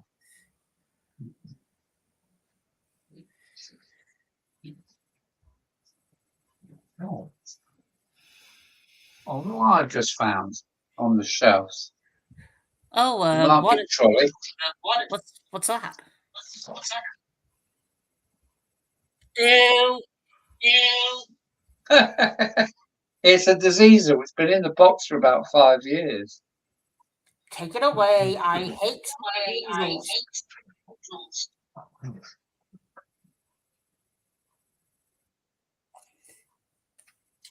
Alan,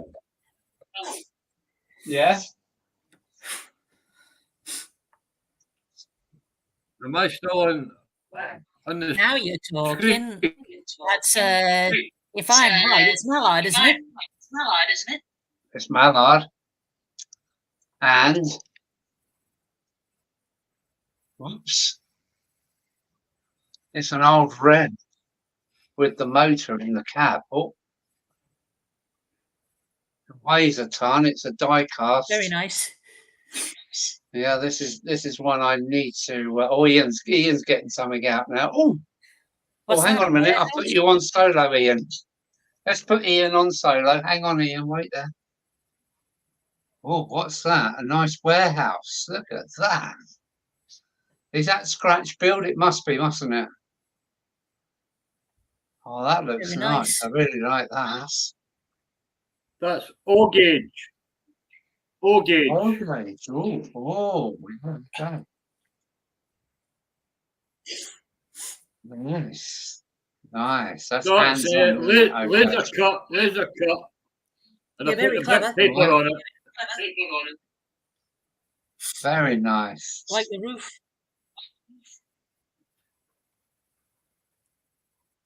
I like the What's the other size of side that look gauge. like? Not that there's It's much low to see. relief. Eh? It's low relief. I take it. I've got another one as well. Wow. This is one in progress. One in progress. Oh, Yeah, very nice. Right. I do like the size of O gauge. I really do, but you need so much Beg your pardon. space. It's hard to tell which is which. Very, very nice. Yeah. It's very hands-on, isn't it, O gauge? Very hands-on. Yeah. Excuse me. Hey, How much space have you got for your layout then, Ian? Pardon? You need a Yeah. fucking great Well, hall this- for your layout. I've got an 8 feet by 2 feet layout on progress on O gauge. Okay. Nice. So obviously end to end with a 8 bit of feet shunting by going on. 2 feet. Oh yeah, okay. hang on, just going to check something. Very nice. Very nice. Let's go back to And it's in the kitchen. all that. Okay. What are you going to do You'll for have to cooking? excuse then? me, guys. Going by. Someone else is premiering and I can't leave battery on. Is there a backlog here? Say that again, Ian. Backlog.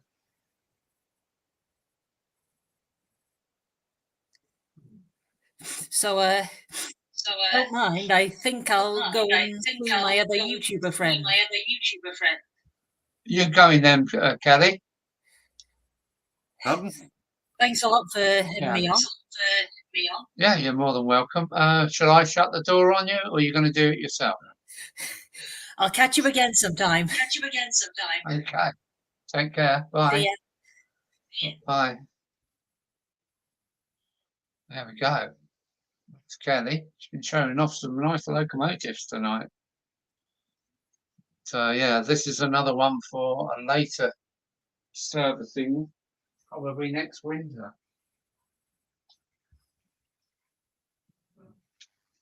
Okay. Low gauge. Low gauge, did you say?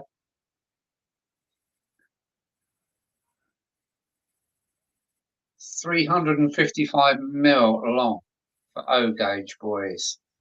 Not finished, I haven't even started it yet. There we go. All right, let me put the link in again, see if we can get anybody else to come along. Because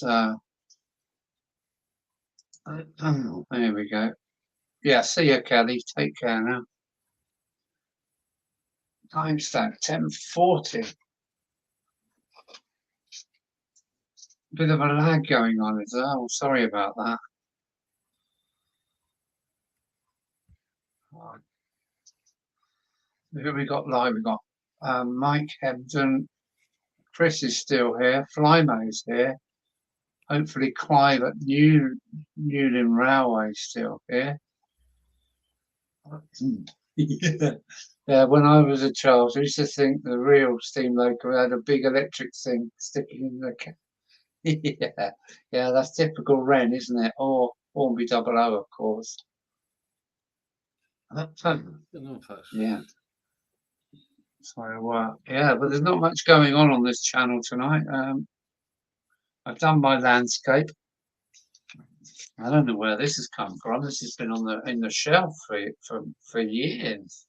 Market trolley. Will they ever get round to making it? Never, not sure. There we go.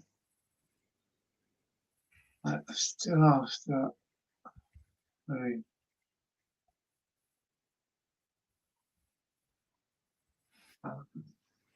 So Nigel, all the screens went off for a minute and now back on again. Oh yeah. So yeah. I'm in the chat, so we're not doing too well. But yeah, really happy with my backscene. Can't wait to finish it off and get it in place. It is almost dry, almost, still a bit damp. But, yeah, I'm happy with that, all right. I've got to put the finer detail in tomorrow, probably. And then stick it up on the wall behind that corner that I've just finished. Yeah, hang on, we've got Clive wanting to come in. Here comes Clive. I hope I got that right. Long time no see. Not too bad. How are you? Not too bad. Not too bad. Good, good. What have you been up to then? Well, just buggering about on a roof, you know. Yeah, I know that is some roof. What size is that, for God's sake? 28 foot by 20. Oh, nice. How far are we off from getting it finished then? Well, the last video is on YouTube, ready for me to put up. So the tin is on. Right. Still got lots to do underneath. Right. I'm now in the process of doing all the rewire. Won't you have worries with condensation there? Well, that's why I done the felt. Okay. Right. So rather than the roof sweating and dripping down on everything. Yeah.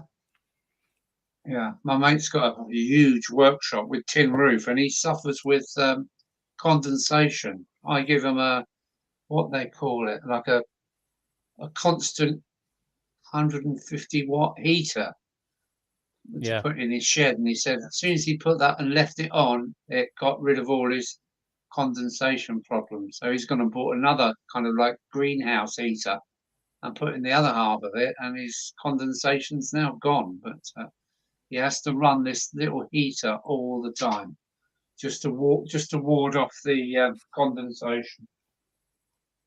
So, yeah. So you're obviously I had eager a little to get bit it in finished. during the damper weather when that tarpaulin was Yeah. on. You got condensation on that. Yeah. But, there was nothing formed on the roofing felt.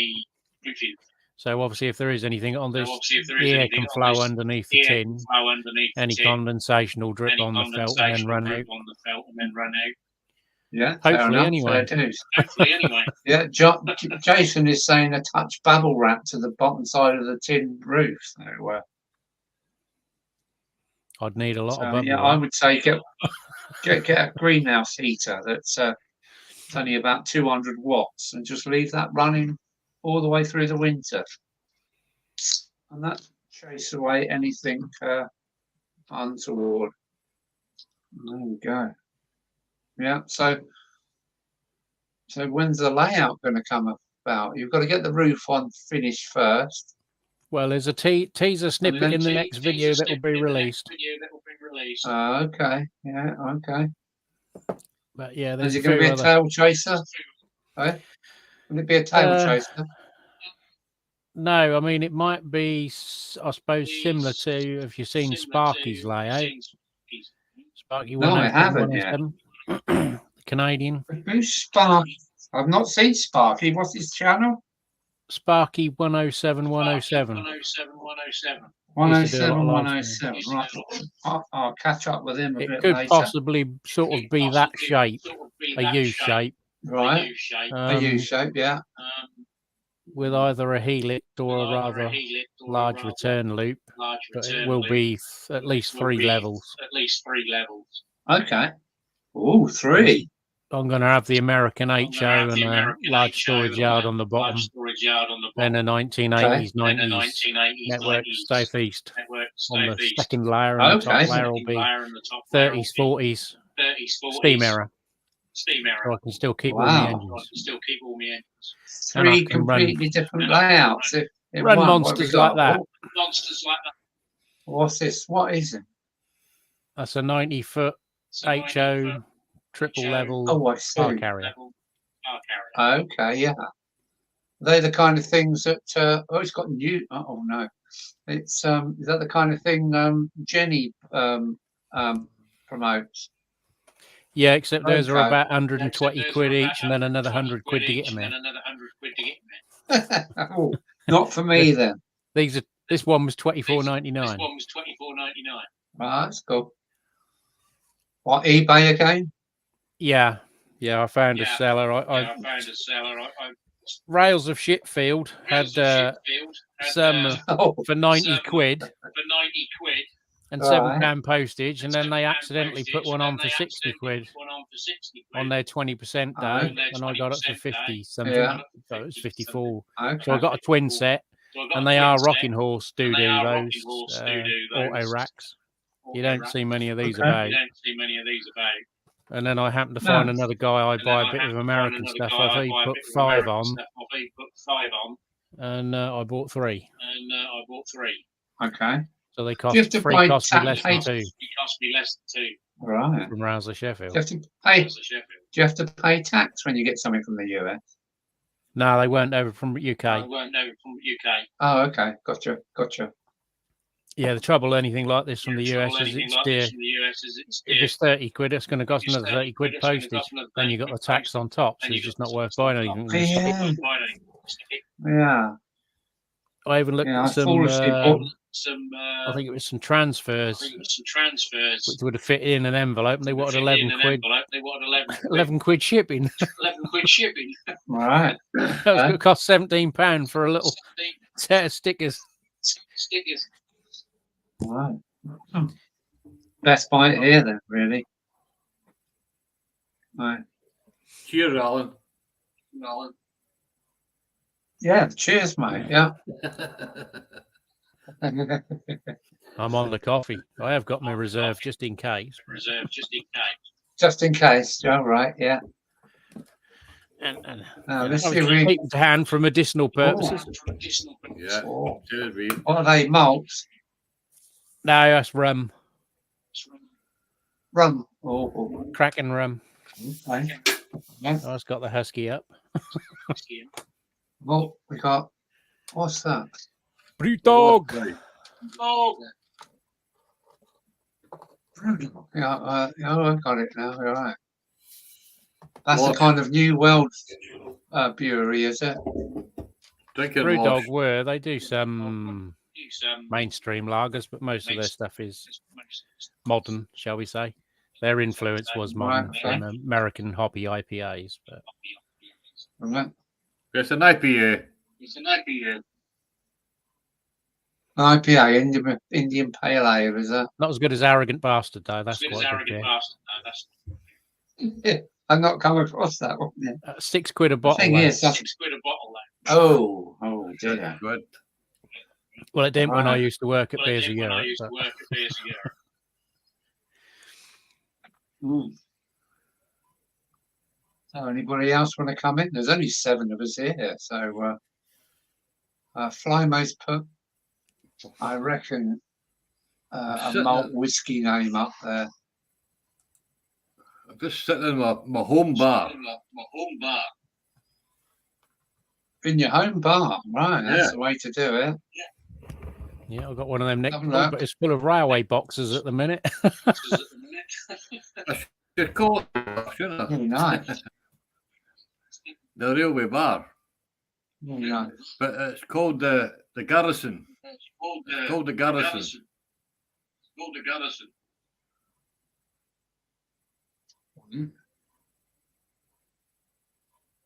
Sounds like a great drink at £6 a bottle. Crikey.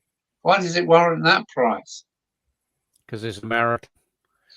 Oh, Well, they were. They used to. That was Stone Brewing in California.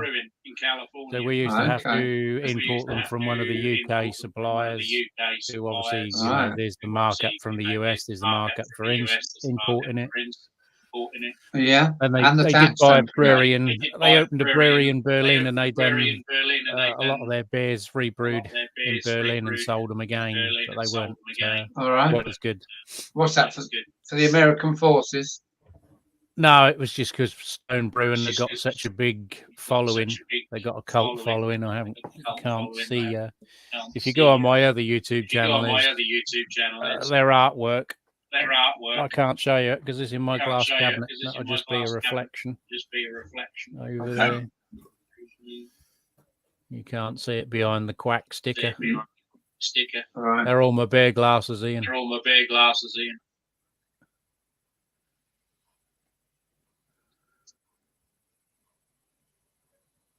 Mostly Belgian and British. Right. Yeah, I've had some terrible headaches on Belgian beer. Good, yeah. Good. That was good. Eh? Yeah. Yeah, well, Belgian beer starts at 5% and goes up to 14. Yeah. Mind you, I've got some lost- behind down there that it's another Scottish brewery, Brewmeister. They've done Snake Venom, the world's strongest beer, 69%. What?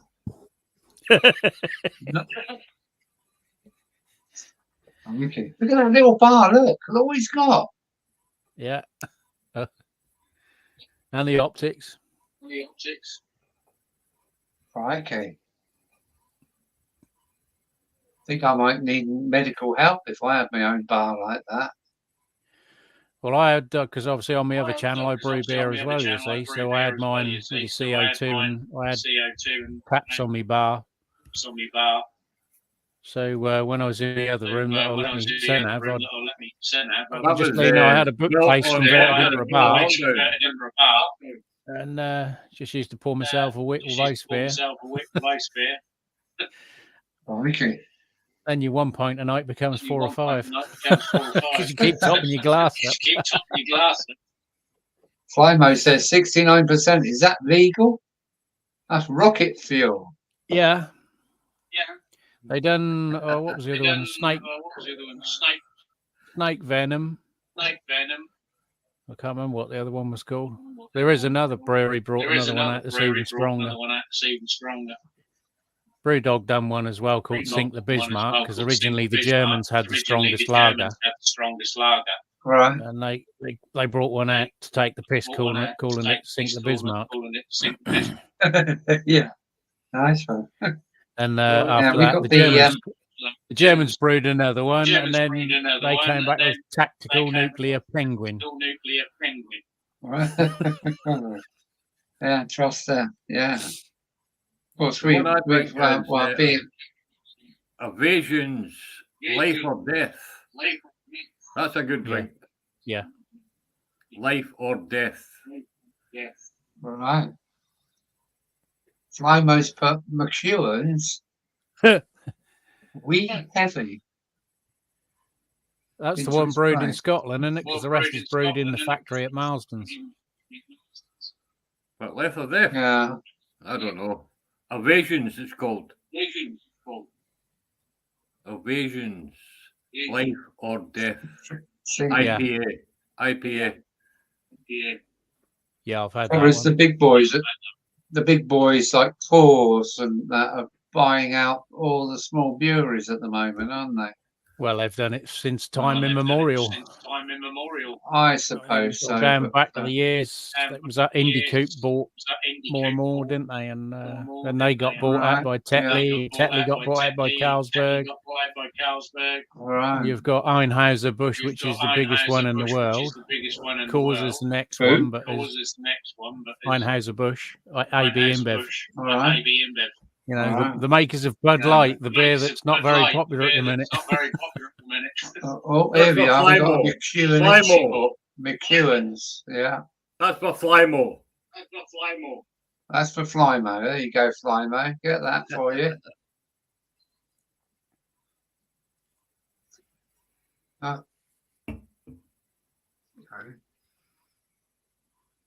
I'm just got a batch of emails coming in, but I can't be bothered to read them until I finish streaming. Kilkenny always used to sell well at work. The Irish beer. You can't buy it over here. Right. Guinness won't let it go be sold in the UK. So we have to buy it from Germany. Okay.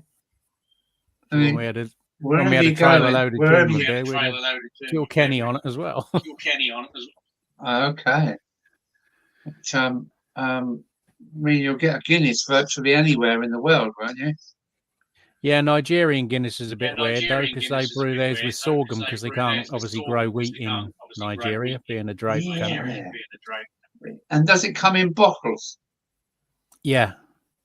The Nigerian stuff does. I don't know. Yeah, and it's the Star about Lager. 12%, isn't it? I think Tesco started selling it now, but it's brewed under license, because we used to get the Star Lager and the other one, and they were like the old German bottles. They'd got the marks round the rings round the bottle, where they go in the machine so many times they'd make a line round the bottle, and they were as heavy as a bloody house brick. Yeah, I'd like to see the what was it, deposit? But you buy your beer and you get 2p when you took your bottle back, you know? Yeah. Well, I remember that when we Of used to course, get as you double said, diamond at my dad's social club, the electricity board. Go and get a half case of double diamonds, an Abbott ale. Yeah, and the quart bottle, you know, with 2 pints in it. Abbott ale when it was a proper beer. Yeah, that's too right. I do like a bit of Adnams if I can get it. Yeah, I went on their brewery tour. They weren't very pro video in it though when I asked for permission. Okay, what was that? Southwold? Yeah. Yeah. They said they were sort of reluctant to let me do it, but they wanted everyone on the tour to sign a release. Okay. And then the woman doing the tour was a Dutch woman. She didn't want to be on video. Well, yeah, never mind. But I went to St. Peter's afterwards. St. Peter's Brewery, and that was a sort of smallish brewery, although they've got quite a big distribution, and I was talking to the guy. He was sort of ex-trade all his life. I went and done the tour on my own with him because there was no one else there. So I done about an hour's video and then sat there for another 2 hours talking to him while the wife was bored shitless in the car. All right. Stay there, Ian. We're going to go solo on you. Here we go. Is that the That'll be a Bismarck, kit is and it? a half. Wow. Wow. What is that, a plastic kit? Oh, look at that.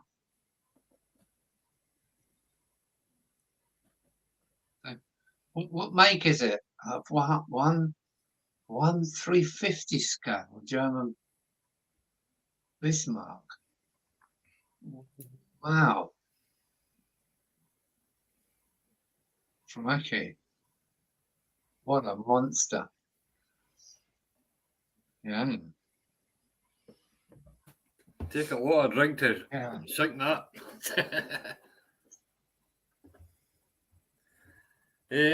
I've not come across this scale before. Tamiya. 350. Tamiya.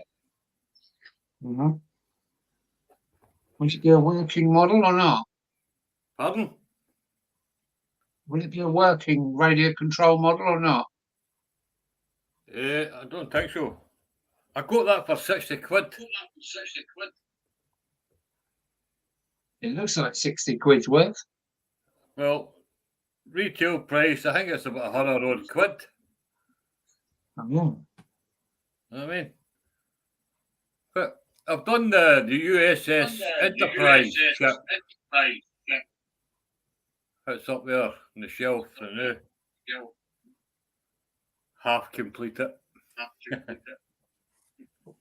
But as I say, I used to be in the South Cheshire military model club, you know. Uh-huh.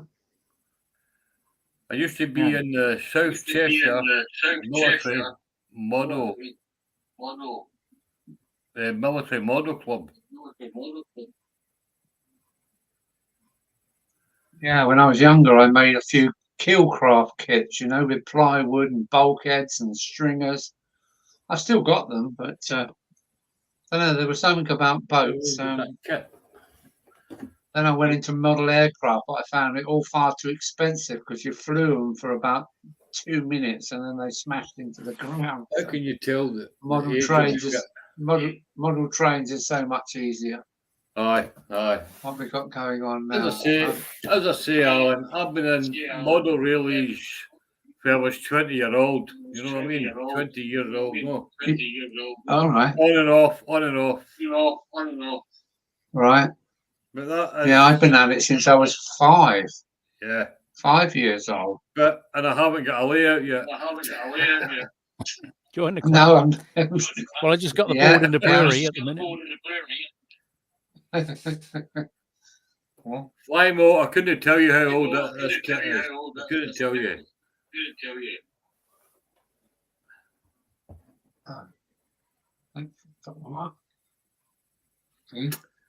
So I was just reading some of the comments in the chat. How old it is. I couldn't tell you. How do you tell the age of a kit?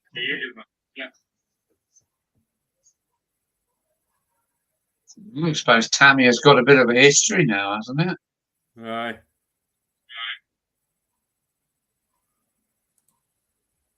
Don't know.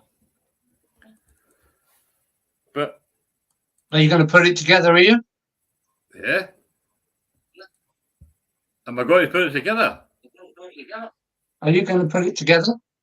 Well, I wouldn't have bought it if I wasn't. Yes, I'll put it together sometime. I've done the USS Enterprise battleship, aircraft carrier, and it's up on the shelf. I built that. You know what I mean? But this has got to be a challenge. Yeah, it looks quite a big kit. I was just trying to get my head around the 1/350 scale. 1/350. That's about. Yeah, that's something. I don't know. I'll tell you now. Got measuring tape. The box is a bit. See if we got measuring tape. It's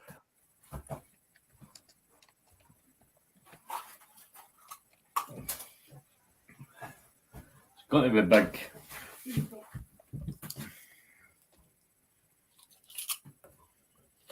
About 150.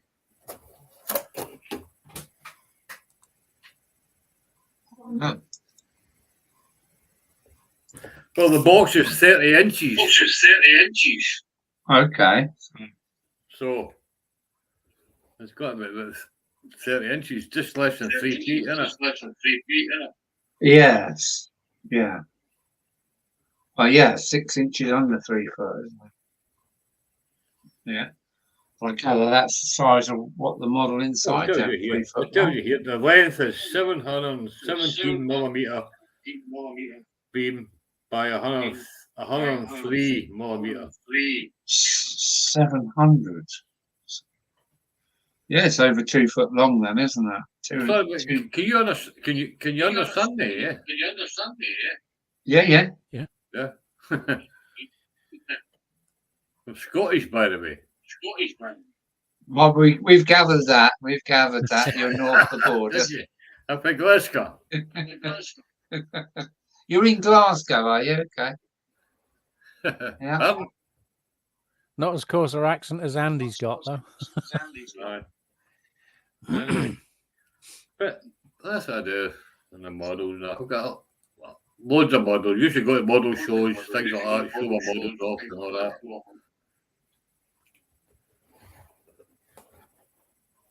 So, flying man's got, yes, 2 foot by 4 inches wide. That's quite some kit then, isn't it? Yeah. Yeah, that's some monster. They're good. Yeah, 2 feet by 4 inches wide. Flymo said. Yeah, 2 feet, 2 by 4 inches wide. Yeah, no. 2 foot 600. You said it's a little bit longer than 2 foot. Is it? Roughly. Oh, he's in. Flymo says roughly. Right. Okay. Roughly. Yeah. Roughly. That's good enough. Yeah. Well, As I say, I got that USS Enterprise aircraft carrier for 20 quid. A boot sale. okay. Right. The guy was wanting 50 quid for it. He was wanting £50 for it. And I got him down to, I said 20. And he said, nah. And I walked away and he called me back. He could have it. He was desperate then. Yeah, he was desperate. Yeah, it's boot fair time now, isn't it? Yeah. Right. That was a couple of years ago, right enough. But it's up there on display. I've got so much junk around this house. I should do a couple of boot fairs this year to try and get rid of some of it. Well, it's been nice to meet you, Alan, anyway. Yeah, nice one. Nice to come in. We keep crossing paths there, Ian. Yeah. So, Yeah. I've It's got nice meeting everybody on the screen. Yeah. I got 2 massive boxes of Oh my. hard chips. This is the small box. The big Metcalf. box is even more stuff. This is stuff people have given me. So I keep going in there and nicking bits. Sorry. Oh, what we got? What's this? Hang on a minute. Let me put you on full screen. Tower block's been disassembled. Oh, Wow. I like that. Wow. What a kit that is. I've took that off because I'm redoing all the lights inside. Oh, lights as well. That's beautiful. So what are we looking at then? Oh, that's nice. Yeah, that's very 60s, isn't it? Yeah. I thought the old What are we looking concrete at? revival. That's a German Yeah. station, but I'm going to use it as, say, like a shopping centre or something. It sort of fits in with that. Oh, yeah. Did you say that was What's it German? made There? of? Plastic, Yeah, it's a Kibri kit. plastic or beautiful. card? Beautiful. Plastic. Plastic. That's an assembly kit, but I bought that one. This is the one I had on last week's video. Ooh. Oh. Excellent. 16 quid. Yeah, that looks very German, that one. But what they've done is they've got coach interiors. Make it look like a restaurant. When you look Wow. through the windows, Yeah. just looks like there's a calf upstairs. Are they going to have LEDs in there? Yeah, I'll put lights in there. There is a hole in the bottom so I can fill it in. That plastic. Yeah, Yeah. that's looks a like it, Austrian plastic, kit. yeah. Lovely. Lovely. Kleinbahn, that kit is. I haven't found it. I think that's an old kit, but this one you can still buy. Ewan, what's your first name? Clive. Clive. Okay, Clive.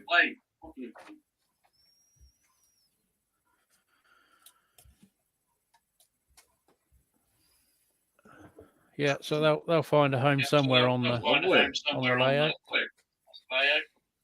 Layouts. Multi-deck. Yeah. Yeah. Plural layouts. So three Well, that'd different be layouts 2, in one. 3. Yeah. Yeah, So you can nicking have the the idea from first- the Americans. All right. Okay. So what heights are they going to be? Like 2 foot, 4 foot, 6 foot, or something like that? Probably not. No, I'm really going to leave that until I've got the room built. Because the other issue is if I do end up in a wheelchair, I'm going to get one of those chairs where the seat raises up on a cantilever. Why are you going to end up in a wheelchair? I've got muscular dystrophy. Oh, Is- okay. well, I'm Is not that working like anymore. a wasting of?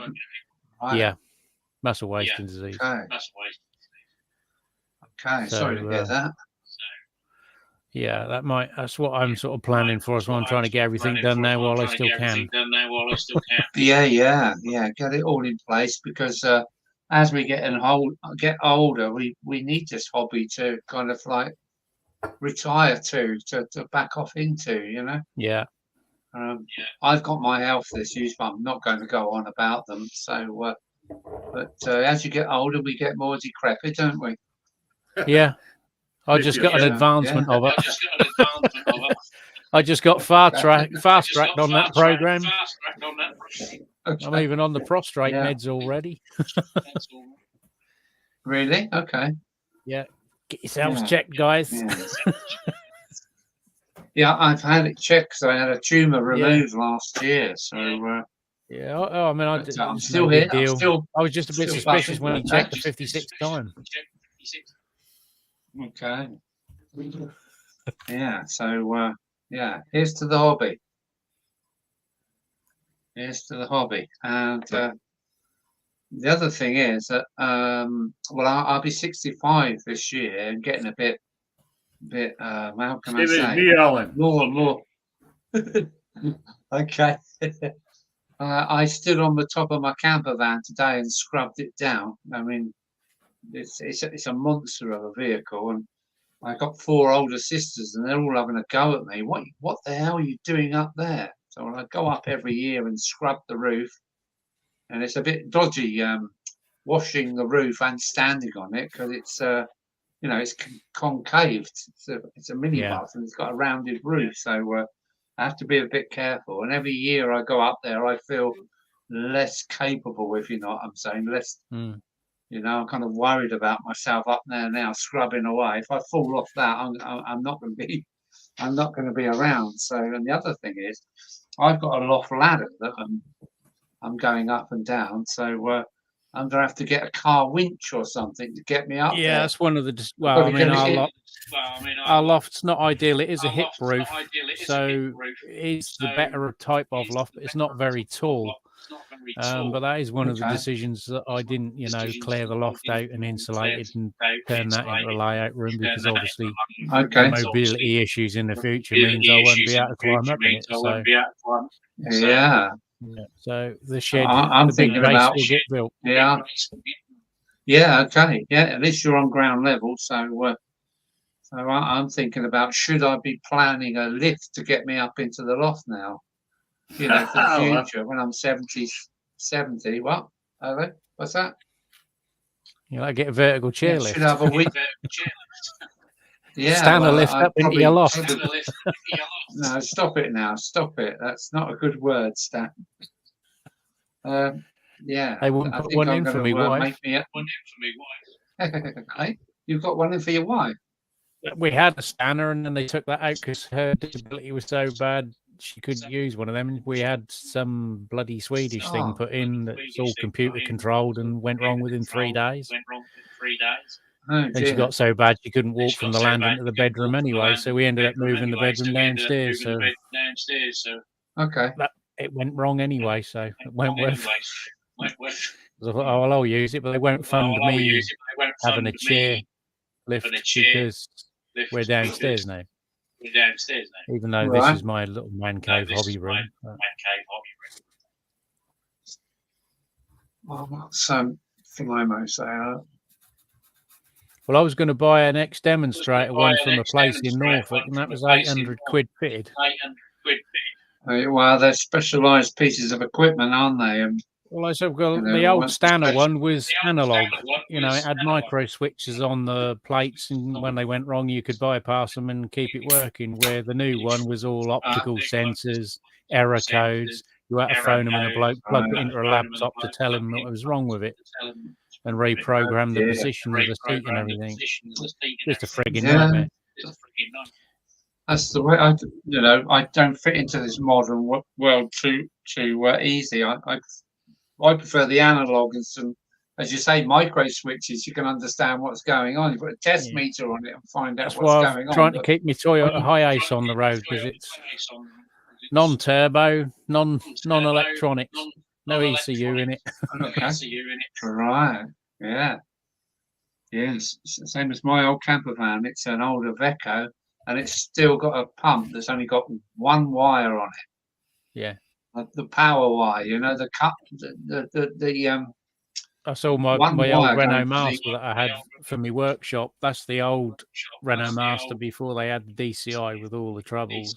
Yeah. It's just the old. I think it's a Fiat engine, actually. I think. Okay. 2.4. Yeah. 2.4. Well, yeah, I've got a Fiat Scudo. What's that? Scudo van, and I convert it into a camper van. Oh, the Scudo, yeah. And I've been to Wales, everywhere with it. You know what I mean? Camping. Right.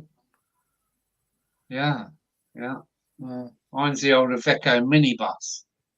It's a 96, so it's got no brain. It's got no computer or anything, so I can live with that. So no error codes apart from the driver. He's got enough error codes, I tell you. So, yeah. And you can run it on veg oil. We got our Delphi junctions here, which is. I don't know, you're not. Oh, Peter. That's Pete. Delphi Junction. I don't know how long you've been in, mate. Sorry. No, I'll show you that. We've got Shobberton Junction as well. Now I've seen that before. Oh, hang on a minute. I'll put you on. Solo if I can find the button. Now you're on solo. Oh, that's a nice diorama. Is that a Panzer?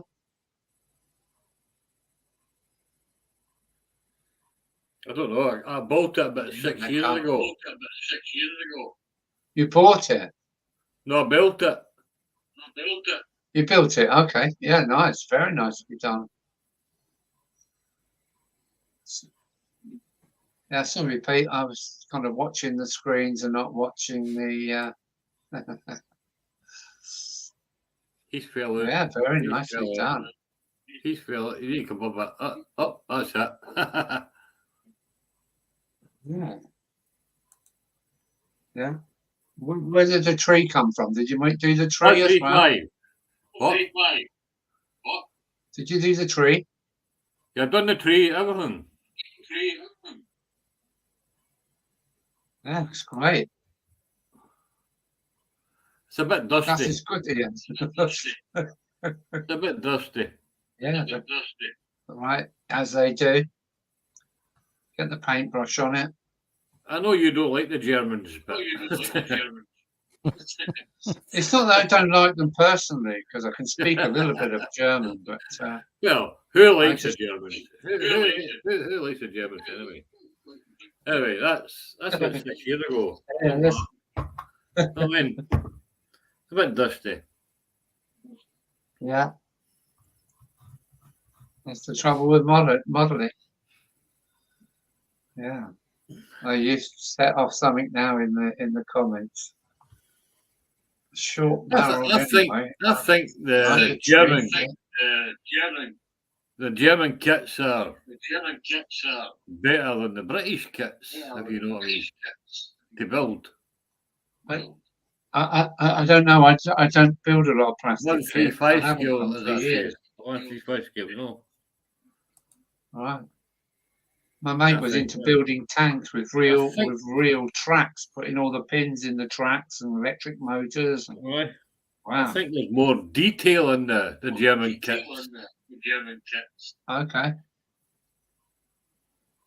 All right. That's my opinion anyway, I don't know. Yeah, I've been tempted by like the Tamiya and Henlong RC radio control tanks, but they're a bit expensive. I've got a radio control as well.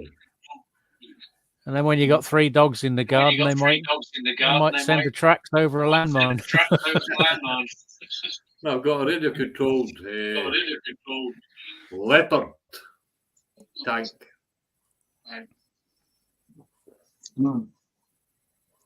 Delphi is saying in Germany, he's been to Germany a couple of years ago. Great people, great country. Yeah, that's cool.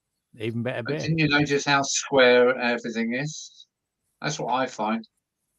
You know, I've done a couple of million miles of trucking, and you know, I prefer to France and Spain and Italy.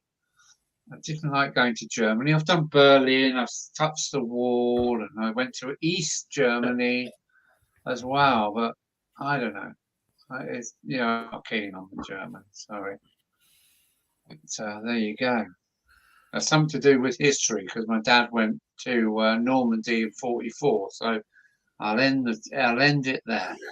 So I've got nothing against the Germans. I just don't like the way they bought Rover, and, you know. They bought Rover for a £5. That was a bargain. I know. What was that all about? But if you look at them MGs They were and probably them Rovers, rolled. they're still around. They're still around today. The There's no MG rust on convertibles, them, you they're still see, they seem to be, they've been a very slow collector's item. They weren't very reliable and popular because they had the ill-fated head gasket problem, didn't they? But I quite like those little long MG bowl engine, convertibles. wasn't it? But if you practical look at for all me the and the missus. BMWs, the BMWs are all modelled on Rover designs. They run off with the plans. Well, they wanted Rover for Land Rover so they could use their descent control system on their X5s and X3s. Because there's another company now rebuilding the Land Rover Defenders, isn't there? But they're charging about 55k for them. I know. Okay. Yeah. I think a better I thing like the new than one of Defender. them pieces of crap. I worked. I think when I British was stuff's quite good. when I was in the car hire business. We worked in a Man Egerton's dealership for a while because we took over Turn Rent a Cars business. And yeah, I'd never buy a Rover. Not that I ever Rover would is have thought, Chinese now. Sad, MG isn't is, isn't it? MG is just a Chinese electric car. Yeah, Oh, they look, are one put on, together in Longbridge, though. They are put together in Longbridge, I believe. No idea. No idea. Yeah, I think Yeah, they are Rover have put always together in been your shit. Longbridge. And try 'em. Sorry? I used to weld them up in the 80s. Yeah, I know, but The everything. Maxis and in the Austin day, Montegos and Allegros. yeah. Well, I think there was all quite futuristic cars, to be honest with you. I got a guy around the corner that's just doing British cars, and he's got a row of STIs. I mean, when they come out, yes, I know they had their problems, but they were just so far in front of everything else. Well, they were in design, weren't they? When you got in the cockpit of a Rover, that was sort of like, Christ, you know, this was something like at the set of the Blake 7 or something, wasn't it? But I think they were trying to be true modern too soon. And I think that deterred people from buying them. We had the Rover Sterlings, you know, when Rover was Japanese. The old 2.7 Rover Sterling was quite a nice car. I grew up with the P5 and all those things, you know. It didn't handle quite The as well as 3 the Glenalda litre, the Scorpio 3 litre Cosworth. Rover. You know, the 3 litre Rover, the old P5, I think, was it P4? I can't remember. We got Larry Harper joined us. Hello, Larry. How are you?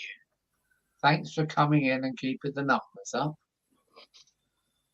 But yeah, I just love British equipment. I think it's pretty good. There we go. That's my opinion.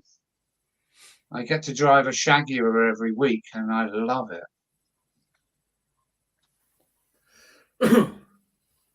Yeah, we only ever had the one at work. It was an old 3.6 Sovereign.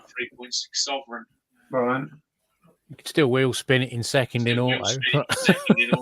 They're a bit of a slug. Yeah. Oh, the P2. They're all right when they get up to cruising speed, but they weren't a pace setter. Come on, you sit back in your leather seats and you let everybody go thrashing past you while you just waft by. You need the cigar as well, though. Mm-hmm. Yeah, that's too right. Yeah. And then, yeah, anyway, I won't carry on that because, yeah, as a professional driver, I've driven so many vehicles, it's untrue.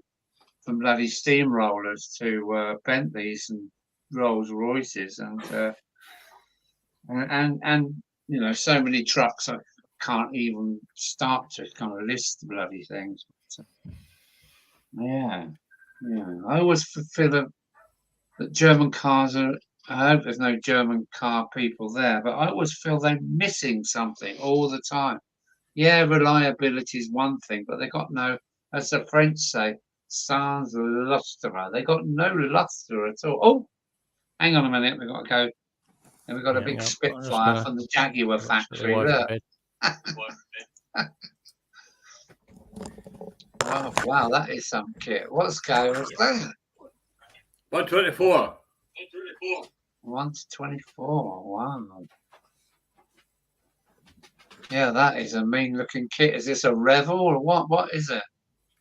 I think it's Revel, but it's, the pilot is a Polish pilot. Oh, good. Yeah, the Poles. I like the Poles. Dzień dobry. Yeah. Nice. That is some machine, isn't it? Look at the size of it. How do you know it's a Pole? Has it got the a different sticker on it for the Poles then? The Polish not red and white. The Polish red and white. That's when the Polish. Is it red and white? Right. Yeah. That's when the Polish get the Polish in the airport during the war. Yeah. They helped win the war, didn't they? The Polish. Yes, that was great. Yeah.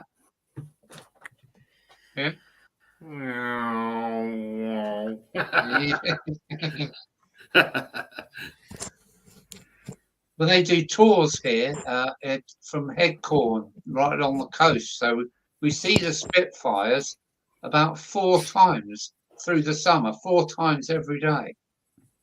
I can't focus right. And they got a twin cockpit versions. So we see them every day down here in South Coast. It's that long ago for I built it, you know what I mean? Yeah, it's lovely. You know what I mean? What's that, Mark 5 or something? I don't know. I just know it's a Polish guy. It's a pilot. All right. He was an ace. Polish ace. And one of these guys, actually, you weren't meant to go over the French coast and chase the Germans back, but he did, didn't he? This Pole, and quite big. every time he let his guns go, the cameras come on. So he had so many kills, it was unbelievable. Yeah, Jen Coyer. There you go. I was punked England before the war. That's another one. 8 years ago.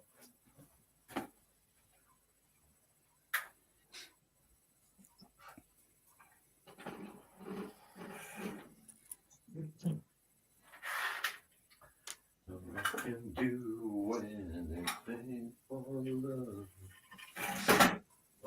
Well, Canadians, South Africans, Belgians, a few French. Yeah. Let me go back to this one while nobody's around. There we go. Yeah. I'm going to peel off for the toilet. I'll be back in 2 seconds. Braking. Right.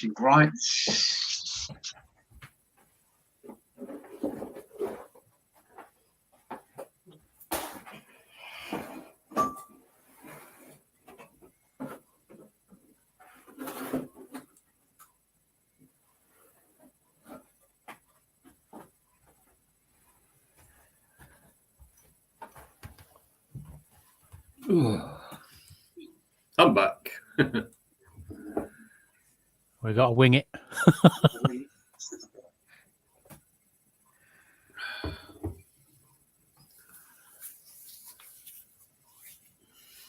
Do you brew your own beer, Ian? Pardon? Do you brew your own beer? No, I buy it. No, you buy it all in there. I usually buy a beer in the bag from the brewery, you know. But I haven't had one for a while. No, I used to get one occasionally from Woodford. Yeah. I didn't get one.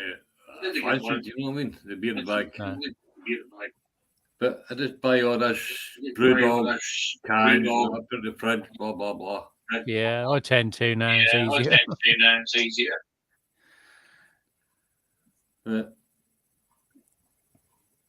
As I say, We have I didn't design this. The missus designed all this for me. You know what I mean?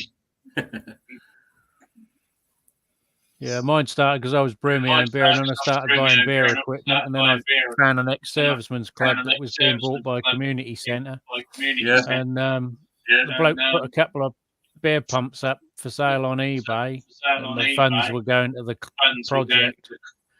And I went up to pick him up in Lakenheath. And he said, "Oh, I've got their stuff." I said, "Well, what you got?" He said, "Well, there's all this stuff. Heineken are coming in to refit." I said, "Well, I'll buy the lot."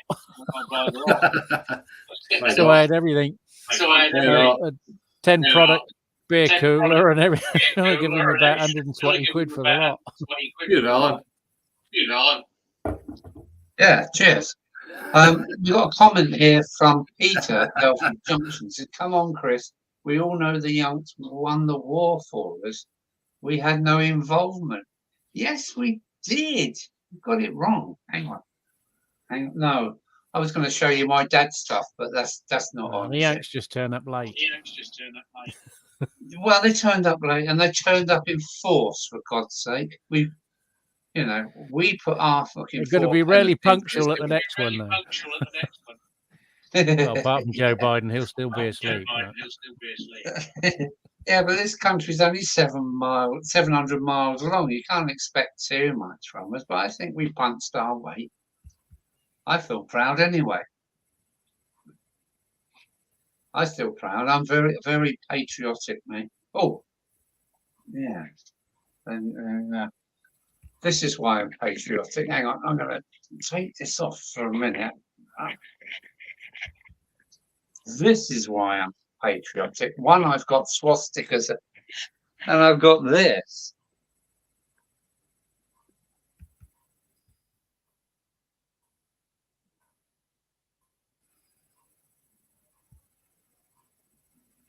And look at all these peppered marks all over my towels. Can you see it all? Did they dig them all up? That was Bond. Bombs and shells. Let me see now. Let's have a look, see if the camera can pick it up. It says shells, 2,326. Parachute mines, 3. Oh, man. And bombs, 464. Well, they just blasted this town into smithereens. And, yeah. So, anyway, should we get off this subject and on to something else? But I'm very We all got bombed during the war. Sorry? We was a dock town, so we got hammered as well. Where was that? King's Lynn. Oh, King's Lynn. Oh, man. I've been to King's your town Lithuania, so as we many call it now. times. It was called what? We call it King's Lithuania now. Of course, you're surrounded in farms, aren't you? Very nice. Yeah, okay. I talk a local now. Yeah. Yeah. Can you remember the lorry park that was in the town? Yeah, because I used to park mine there. Yeah. And there was a little pub in the corner with That's now a what was the pub called? Turkish restaurant. I can't Oh, remember what what it a was called now. shame. It's been millions. It was an Irish themed pub. It's been a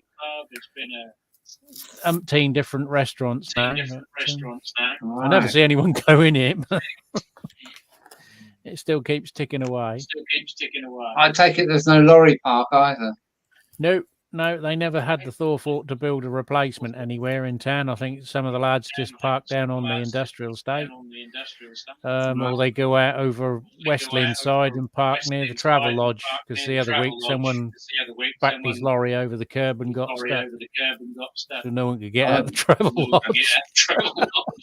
No, they don't look after the old drivers anymore, do they? And all the lampposts are bent from where they back up and the back bar hits the lamppost and the net. Okay. Yeah, I used to park my cherry picker truck up there All right. on the lorry park. Yeah, it was just a dust bowl, wasn't it? A yellow David Linnington's Dodge 50 pickup. Cherry picker, that was mine. All right. In 1986. Yeah, I used to come up. I used to come up with you for canes and finders, is it? All those things. You could come up and get 20 odd tons of peas and take them out frozen. And yeah, there'd be peas up from Lincoln. Yeah, that's now. Yeah, now a Wicks's DIY store. Okay, there you go. That's progress for you. Premier Foods bought it and closed it down. They asset stripped it. And they've done it to Campbell's as well. They bought the Campbell's site. Oh, Took all the order book and then some of the better machinery, sacked all the staff, and sold the site to Tesco's. All right. So that big old Campbell's tower got blown up. Right. Yeah, we had Campbell's down here. I'm not sure if they're still here. I mean, it's a Scottish company anyway, isn't it, Campbell's? Well, it's American. Oh, it's American now, is it? Yeah. Or was it always? Yeah. It was always American, yeah. Campbell soup. Oh, okay, right. Yeah, I didn't know that. Baxter's is a Scottish one, isn't it? Is it McCain's as well? Yeah, they're in Peterborough. Peterborough, are they? Right, yeah. Yeah. No, this was further up. The pizza. We had Frigoscandia. They used to do frozen chips. I think they didn't make the chips. They usually just take them in, and they had the freezer where they just throw it in the machine, and it's sort of like -50, and instantly freezes everything. But that site's all reduced as well. There's the Sainsbury's on part of it now. Yeah, funny old world we live in. Oh, I'd willingly go back to the 80s or 70s. Nearly So all the there we big go. companies that moved up here from London are gone now. There's only Foster's Refrigeration, I think, in Mars. All right, okay. They're the only original ones that moved up here in the 70s. All right, And, I gather everything's still moving, but under different names. You know, what happened to McCain's? Is that gone now or not? McCain's still trade out of as their own name. I don't know who owns them, but I had no dealings with them when I worked in Peterborough. We had Pedigree Pet Foods, which is part of the Mars Group. Mars? Yeah. Okay, well. Forest Mars. They're all Mormons that own Master Foods, Okay. Mars, Uncle Right. Ben's, Okay. all that lot. Well, Bible That was punchers. how you wanted to get on in management in Master Foods was become a Mormon. Okay. Well, that Suddenly, what your does that career entail then? prospects were enhanced no end then. Right. Okay. Bit like that in my old job when I was working in the truck rental, because the guys were all Jehovah's Witnesses. Right. Okay. Praise the Lord. Oh, we've got all things going on in the chat. Our Flymo's up.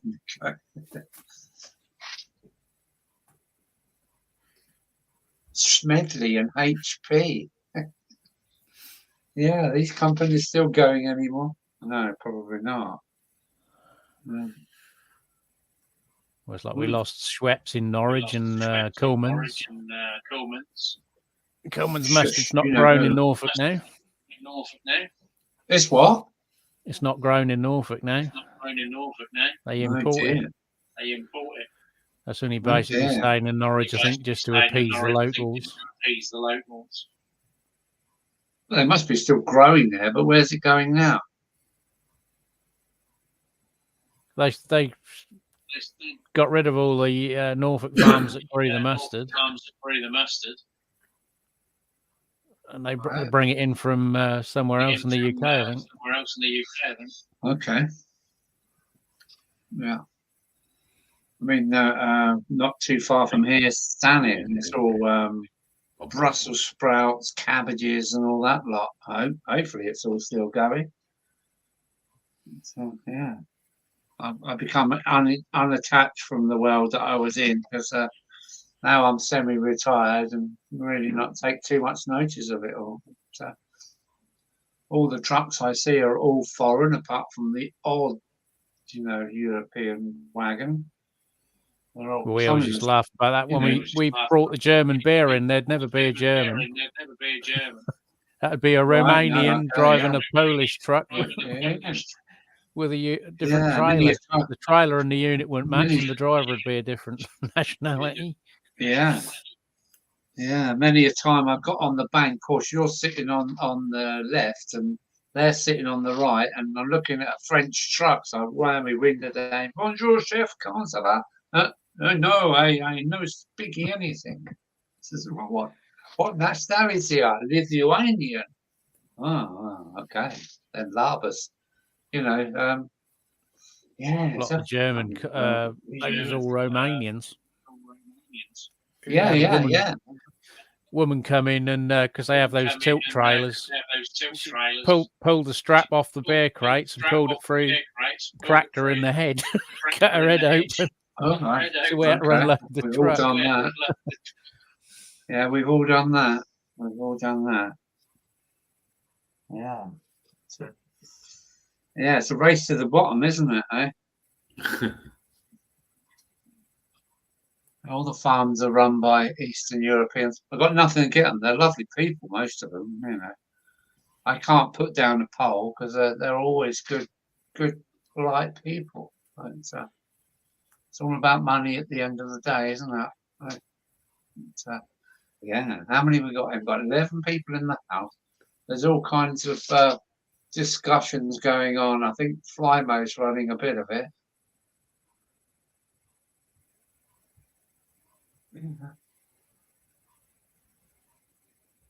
There we go. Yeah, there's all kind of discussions going on about the hood. I think we're still on the Bismarck. That's you done that, Ian. I don't know. I don't know. Could be. Yeah.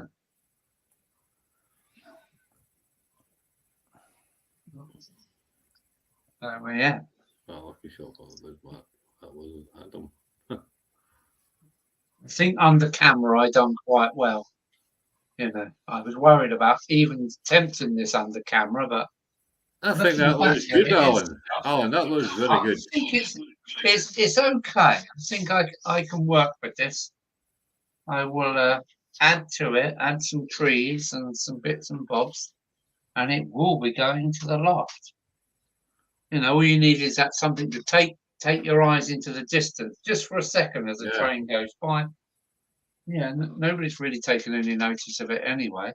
And I think if it was a photograph, my layout would have to, you know, fight against the photograph, if you know what I'm trying to say, keep up with the photographic background. But with this kind of makeshift background, the layout takes over, and the layout and the background is secondary. So I'm quite happy.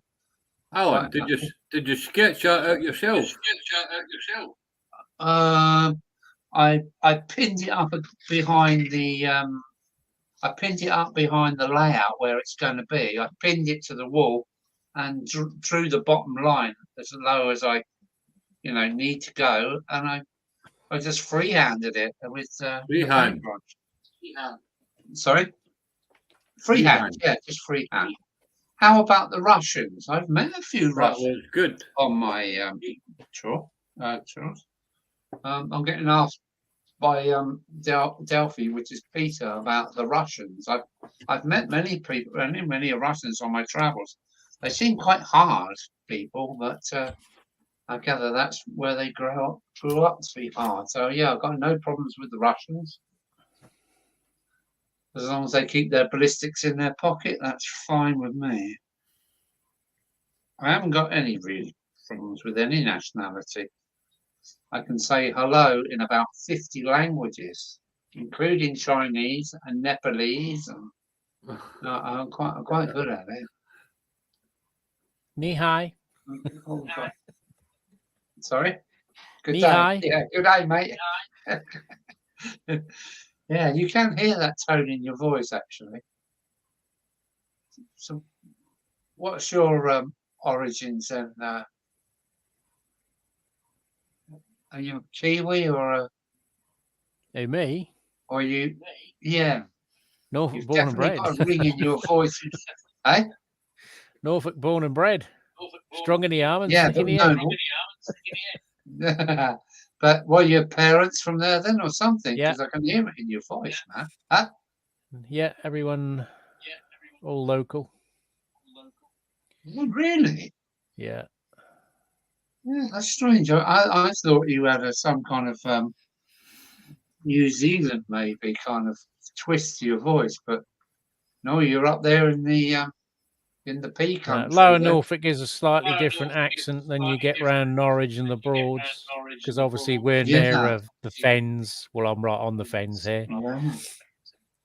So there's a little you've bit only of got Lincolnshire creeps in. I think. Oh yeah, you've only got to go to Lincolnshire, and then you completely. And then you've got what we call the Fenny accent, which is not quite, you know, with the further you sort of go into North Lincolnshire, the more Yorkshire-esque it becomes, their accent. Yeah. But down here, there's a different dialect. Not that I mean, dialects are getting lost now.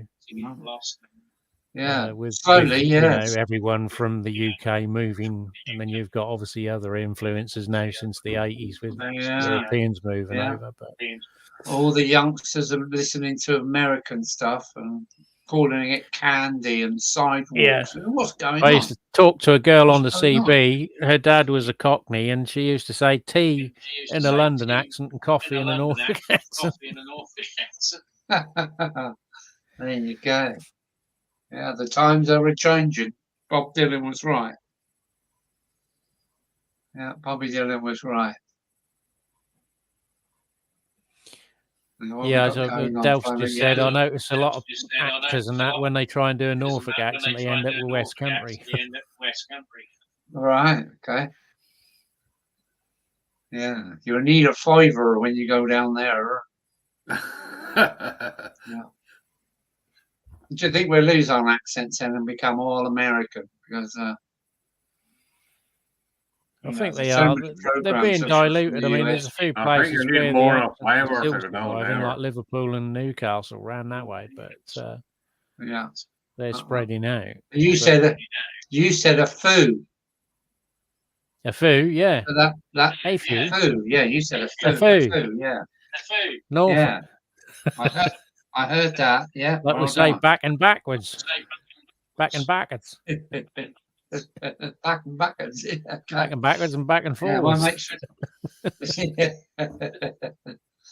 Yeah. It's a shame it's dying out, really. Because the difference. There used to be one guy that could actually speak Celtic Norfolk. I think he's dead now, but there was where the accent. We did still have our own language. Okay. It's dead now. Yeah. It's dead now. Right. Yeah. And, you know, the difference between I'm totally southeast here in Dover.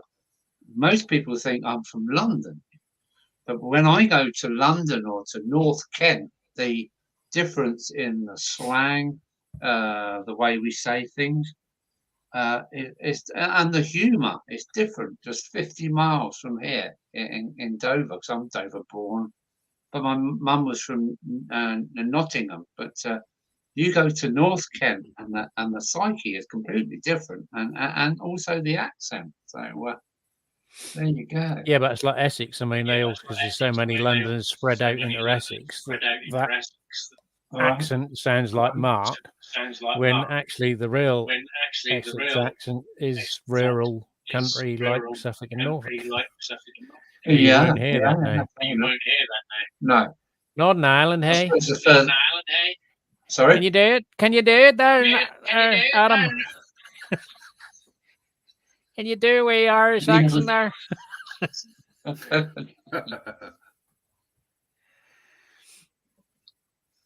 Oh dear, I've trucked with so many Irish people. They're a funny race. They really are.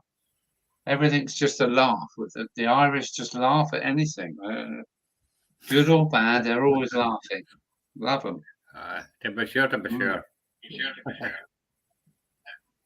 Yeah. What's going on in the chat then? I go Liverpool accent. It's like Glasgow and Liverpool accents, Northern Ireland. Aye.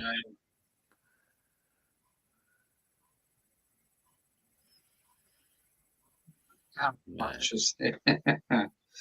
Yeah. Brussels sprout punches for us down here. But we are the hop capital of the world. So many hops down here in Kent. So many apples. Well, the Americans have nicked that one off, you know. Sorry? I said the Americans are the biggest hop producers now. Have been for many years. Yakima Valley. Yeah. England is only because we like Whitbread Goldings, Fuggles. Fuggles, yeah.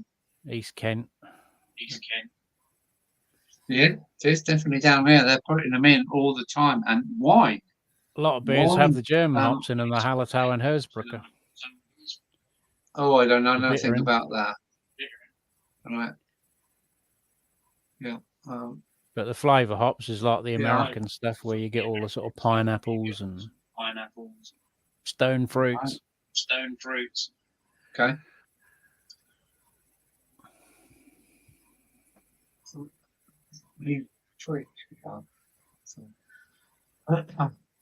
So I'm just reading the chats for the minute.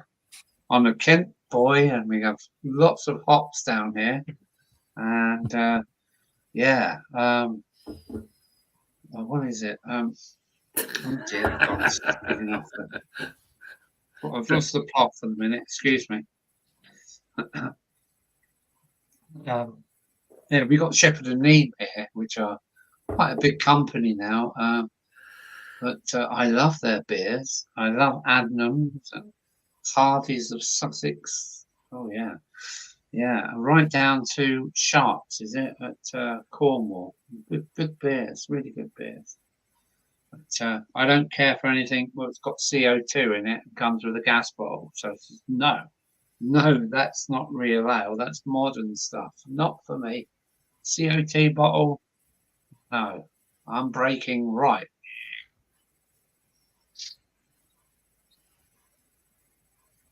Yeah, and we were still. I we still prefer got some cask good, if it's available, but right, yeah. I prefer craft beer. If I walk into a pub and it's Carlin on tap and Budweiser, I will end up drinking a J2O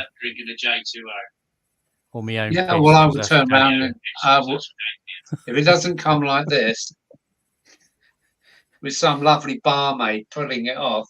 Well, you I go don't in a wanna pub know. and they won't put it on. They haven't got a keg on because they won't they won't sell it fast enough because it will go off in 2 days. Yeah, So they won't sell it. yeah. And now you're talking the But cheapest you keg will of find, cask beer will be 100 quid. yeah, but you will find a pub that's just doing nothing but cask ales, 2 or 3 pumps on, and surrounding it with it was all old boys for £3.10 a pint, and they're How like much? bees around a honey pot. Yeah, they're the pubs I like. Spit and sawdust, love it.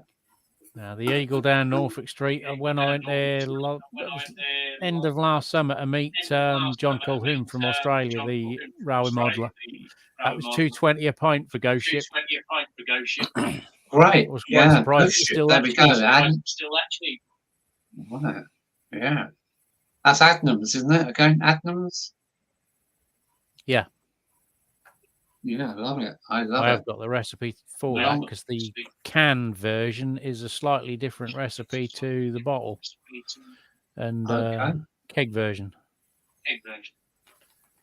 So there's Yeah. something happens with beer when it's pressurized in aluminium.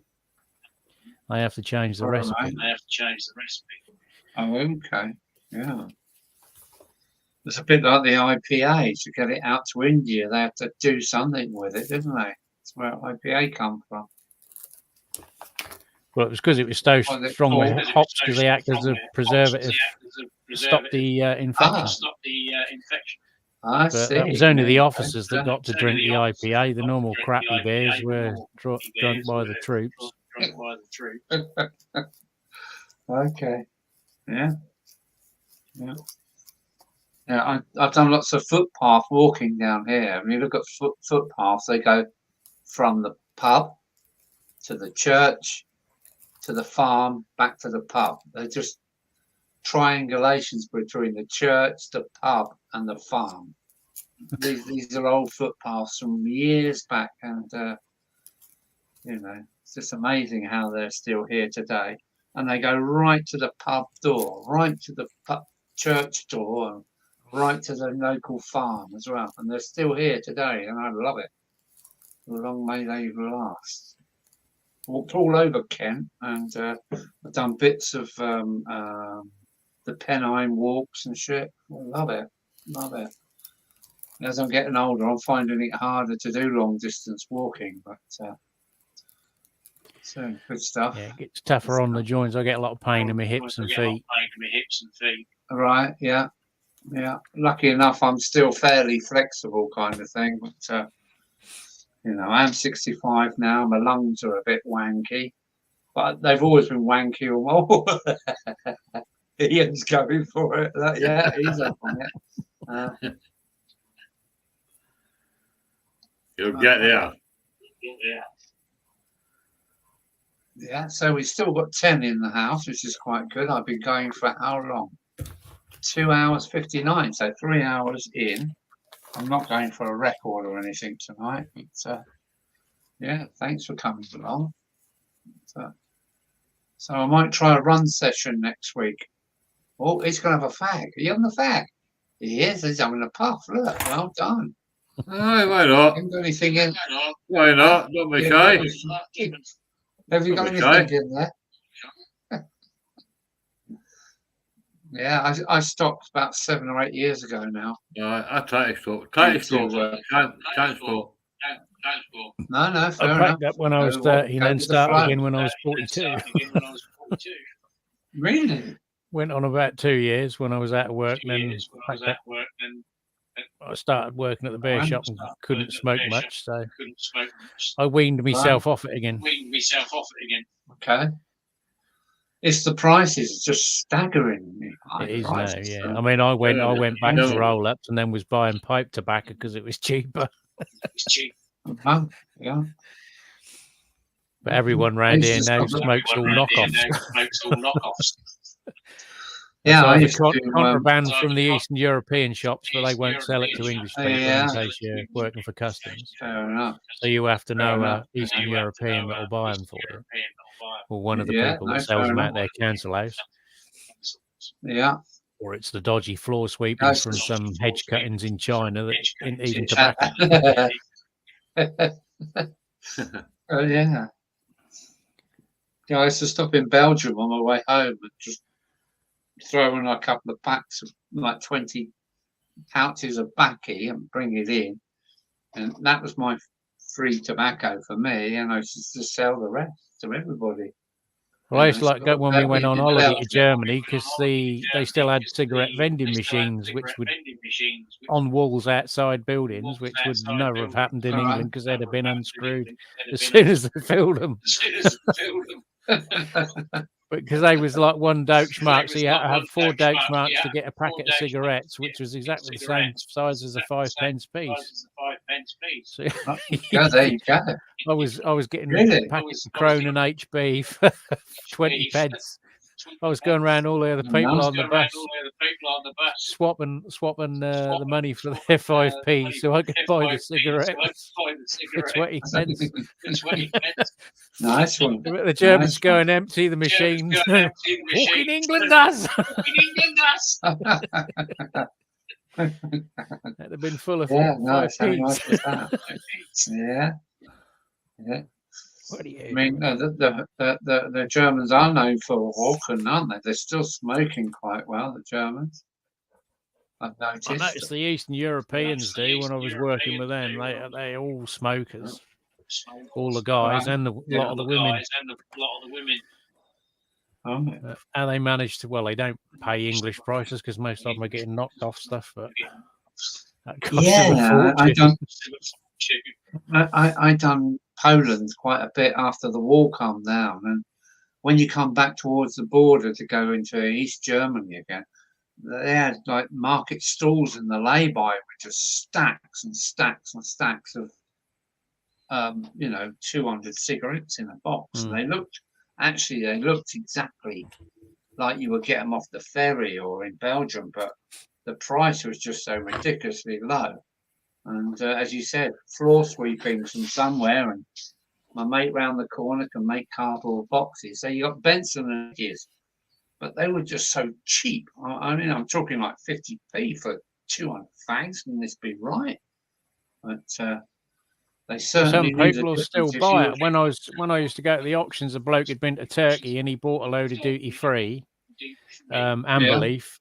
And then some Turkish bloke was selling knockoff stuff, pops out from behind the lampposts and sells you this stuff.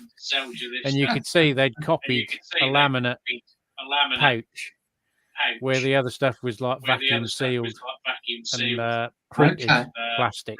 And what they'd done is just put it in a vacuum sealed envelope with a copy. And my mate bought a pouch for £7. He made one roll up and started smoking it. I tried it. Sort of fruitiness to it, and he said, I ain't having that. He gave it to me, and I gave it to me lad. That certainly weren't Benson and Hedges. But I think there was like Benson and Hedges, Amber Leaf, Golden Virginia, and that was all the same tobacco. Yeah.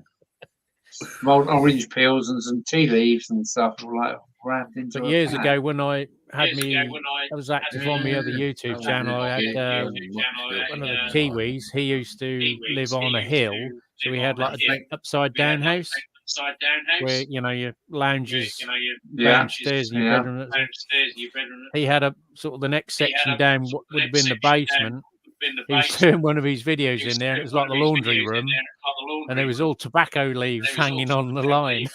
He's grown his own tobacco plants and then harvesting the making his own cigarettes. Crikey. I mean, look at the advertising from the 50s. Everybody is smoking. Everybody. You know? But New You look at Zealand, an I think, is LP the cover in first the country 50s. they've actually banned it, aren't they? If you're under a certain age, you can't buy cigarettes anymore. They're sort of like giving grandfather rights to cigarette smokers. And so basically they're going to phase it out. It must be Tobacco on the product. books, but we look That at how will many come in people Western smoking countries. still. Huh? Yeah, and the local Tesco's has got all these photocopies down the wall. No smoking, no smoking. But all their staff are out the back smoking underneath the camera. It's just rare. So, yeah, there we go. How long can tobacco last? It's still going, I think. They've done that at And the our hospital. They prices make it a designated no smoking site, and then the patients are still out there smoking. Smoking, yeah. I think they've left the signs up, but they don't police it now because obviously the security guard will go out there and say, "Oh, there's no smoking here," and then they get told to F off. And what are they going to do? Yeah, get told to. They've got no powers to stop you. No, they haven't really. So that's there you go. But, if you're a smoker, you're a smoker. I was a smoker, and I don't want to be a backseat smoker. So if you smoke, I used to get on with it. That's what you do, man. So yeah, here's to the smokers in the world. But how do you pay £20 or something like that for a pouch of tobacco now? It's just ridiculous. 33 quid. What? £33 for a pack of baccy? 50 grams, 33. Is that courtesy of SNP charging extra as well? Or? I don't know what the price is in the UK. Yeah. Because they put an extra tax on alcohol as well, don't they? Do they? Yeah, if you go online, the prices don't include Scotland because they charge more for alcohol in Scotland. Wow. Oh. I used to go to, it was Aldi or Lidl. When they brought that in, we used to start sending a lot of mail orders to Scottish people a lot more. Hang on, one at a time. Sorry. Go on, Ian. 33 pounds for 50 grams. My mum was right. Wow, that's just rare. I didn't realise it was that. I thought it was about 20 quid, 33 quid for 50 grams. You've got to be rich to smoke nowadays. Just a habit, innit? What I like about Scotland, I used to deliver to Stirling, to Lidl, or I don't stay in Scotland. I stay in Crewe. Oh yeah, you're in Crewe. Yeah, okay, that's fine.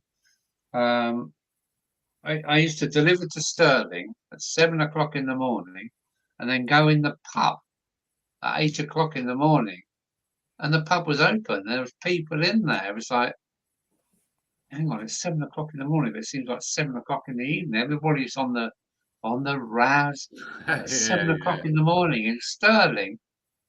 I used to bang on the door, and somebody's pop up. I got somebody to sign you in, mate. And there's a lad come out and get me in and sign me into the club at 8 o'clock in the morning and go on the slash.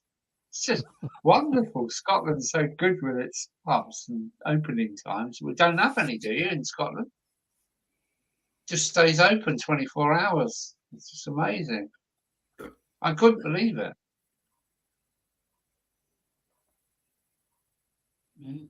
There you go. Going on the slash at 8 o'clock in the morning after a hard day's work. Yeah. It was brilliant. Well done, Scotland, for keeping your opening hours open. Well, I can't remember that. Yeah. I would like to do another Scottish trip. It's been a couple of years since I've been to Scotland, but you never know. Let's see how finances go. I might make it to Scotland again this year. I've done all the Highlands and got up as far as Lossiemouth. As far as Lossiemouth last year, that was great. And then across to the Western Isles.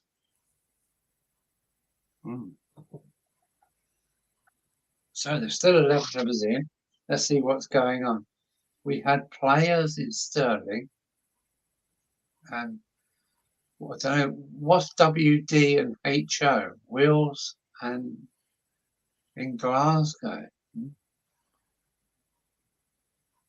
Yeah, they've got their own thing going on. It's grim that most of Britain.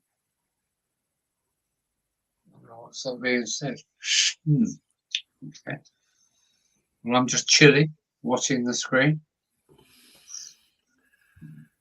Yeah, no flying I will mode. try my hardest. Flying mode. Yeah, flight mode's having a good old go. The pubs down here. They make the rain hours now. I mean, some pubs don't up to 2 o'clock in the afternoon. Some pubs go up to 5. But ridiculous. If it's Weatherspoons, it's open at 10 o'clock in the morning till midnight virtually, I think. Weatherspoons. The Weatherspoons we had is knocked down now. Knocked down. Non-existent. Okay. I don't like Weatherspoons, but if you want a cheap pint, that's the place to go. Isn't it? No, been. I think it was for a proper. Right. Yeah. They had 2 in our town. They bought original pubs, and I think they've sold one off. Are still empty, I think. Right. Yeah, we're lucky. We've still got kind of like half a dozen, well, maybe more, maybe a dozen original pubs still going here. But every now and again, one a drop by the way. I've got well. There's one in each village next to mine, but the buck in Tilney is sort of like, there's about 5 or 6 people in there, and you get a funny look if you go in. But you got the next village of Woolpack, there's a restaurant as well. But I don't normally go out and drink anyway because you can't drive anyway, can you? So you only need a couple of pints to be over the limit. Well, there's no police anymore, is there? Let's face it. It's gone back to like the old days when you can have a drink. There's never any police around here.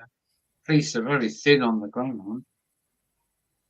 We have got a local one, but that's mainly traffic. There is a station in what they call Terrington Beat Base, which is in between 2 villages. But okay, we don't see them down here much now.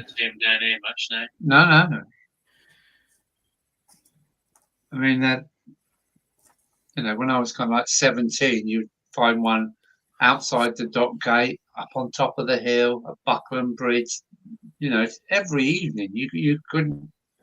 Well, it's one of those teenagers who'd have the cars in town, and that the police would mass from about 10 o'clock in town, because obviously Friday night they're getting ready for throwing out time. Yeah. So that was I think proper fights and things. I'd like them to go.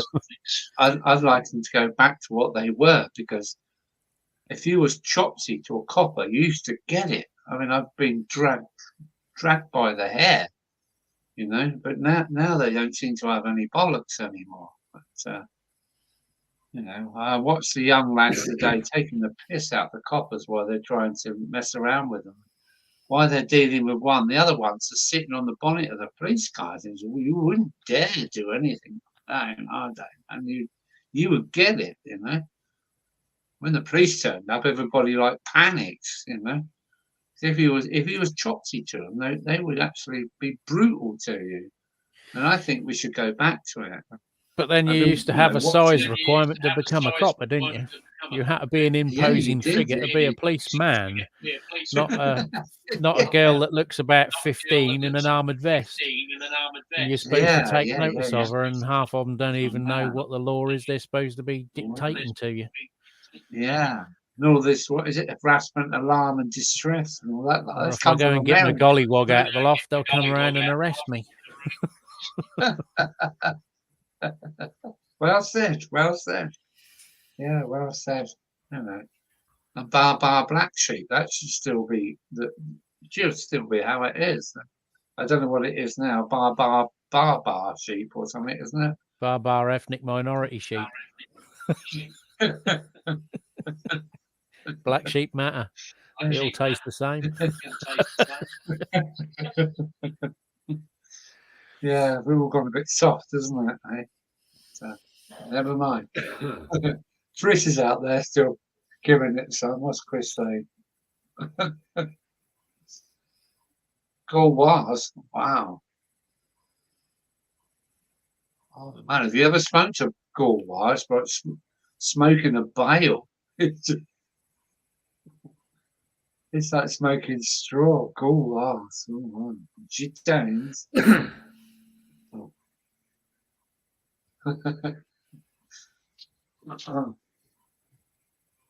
police showed up and we scouted. Yeah, you did. You just went, I'm off. Well, when we was kids, we used to act suspicious in town on a bike, so they'd come after us, and then we'd cycle and hide up, and then reappear somewhere else in the precinct.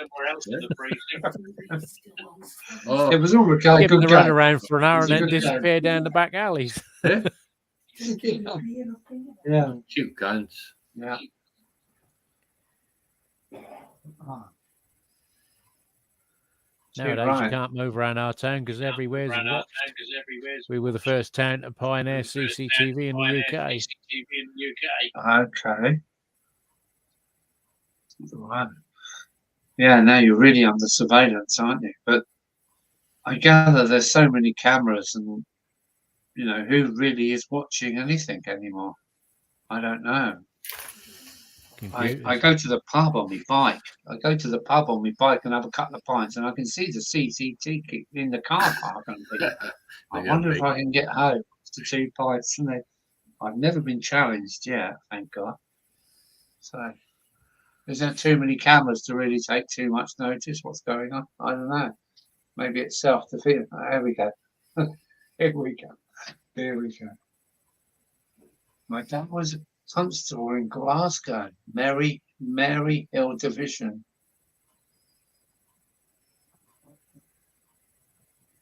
Okay. Not sexist, but how?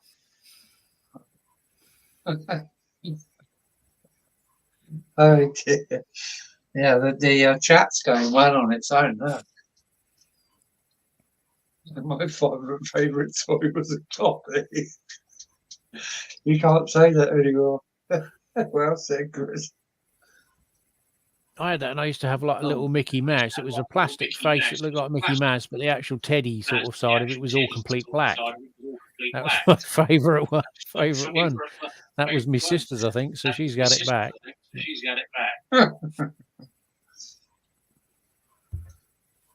Okay, Alan. I'm going now. Thanks for having me on. Okay.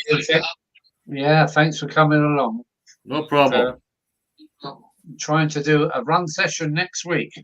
Yeah. Okay. Bye. Yourself. Bye. Nice to see you.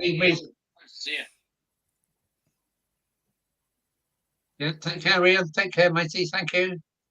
See you next week.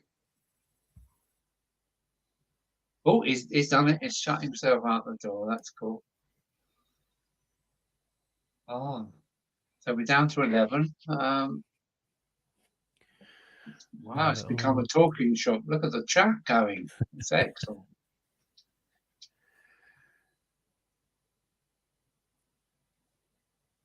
Nice one, Adam. Thank you very much. He's on the ball, that Adam, you know.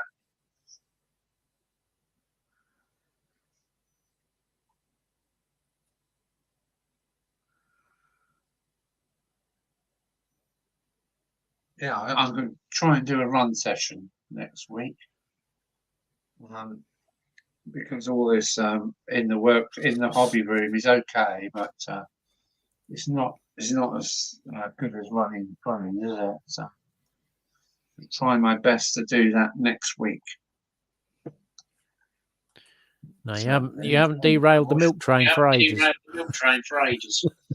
No, I haven't. No, I can't show you it because I'm on StreamYard. If I was on the other one, the milk train. What it is, I'm kind of. I've got so much of the layout in development that we haven't seen the terrier for about 2 months now, and it's stuck on the town. I do know how to get it out, but oh man, there's electrics and still things to do. But anyway, that's what the hobby's all about. As I say, the layout is never finished. But yeah, I do like running my trains, and yeah, masses. I've got to concentrate on the electrics at some point, because yeah, as you know, well, as you're going to know, that the layout is never finished. When I start another one. I'm just well, you're doing three at what? You're doing 3 at once. So good luck to you. I'm just seeing if I can bring a picture over, but it's not showing anything. I've got the present there. Down on the bottom of the screen, you can import video file or slides, but it won't show slides. Okay. Yeah. Yeah. As I'm a bit of a ladder, I show you. Right. And it's not. You see that old footbridge? Yeah. I want to try and scratch build that. Why not? Indeed. What are you going to make it from? Well, I'm going to use a plastic wheels kit. But this bit I'm going to have to do myself. I can do that, and then obviously the brickwork arch. If I can find another picture. That's a bit more challenging. There's so many ways. There's so many ways to scratch build, isn't there? Oh, what's that? That's one side of it where you used to walk up. Right. That's obviously I've set an angle. I mean, when I build the model, it will be to suit. I won't model it exactly.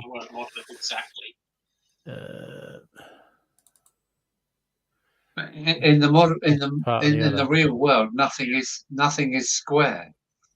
I see so many railway layouts, but everything's at 90-degree angle to the track. It's a very rare thing. So bridges go from where they need to start to where they need to finish. That's the grim inside of it. Oh, I like that. Yeah, you got some. It had graffiti, but it was scratched into the paintwork. We couldn't afford cans of paint around our Yeah. We got. Try and find the other. There's the path going down from the other side. Look at the angle. Yeah. That's where I used to spot the trains into the station. That was the thickness of my arms to try and get over. Get up on that wall because it was so big. And there was a lamppost built into the wall. Okay. So you had, is that a wall or was that plates or bricks? Brick. I don't know what the infill. That was a tarmac footpath on the top of it. I'll try and find. That's from the walks. From the park. Two light bridges. But that went when the line got electrified. They reckon they couldn't raise it, so they were going to do something with it. Never did. Yeah, It sat in the didn't yard they? and then got scrapped. So Oh, that's the dear. part where we were just seeing the last one looking down. That's the Yeah. roadside. So you got these built-in arches. They're all fake, but there was a footpath through there, Okay. which used to take you along a walkway that would take you on the Hunstanton, Kingsland Hunstanton Railway, run past the park. Do you watch that Rediscovered Railways thing? Yeah. Yeah, he does. He did follow my channel as well. Okay. Lost Railways is the other one, I think. Lost Railways, that's it. Yeah. Several. I do There's the like one that. where he animates the pictures of old, overlays them into the new. Yeah. Brilliant. Brilliant, Charlie. There's one on there. The thumbnails are so small, but there's one. A driver got up on the old water tower and took a photograph of the bridge. It's quite a unique photo because obviously no one else would have got the shot. All right. That's the old engine sheds at Safe Lynn. Yeah, they're still there then, are they? No, they got demolished as a traveller's site now. Oh, shit. I think they got closed in the 50s. Well, I've got to go to the little boys' room. I'll be back in 2 seconds. Yeah. I'll try and find the other elusive bloody picture.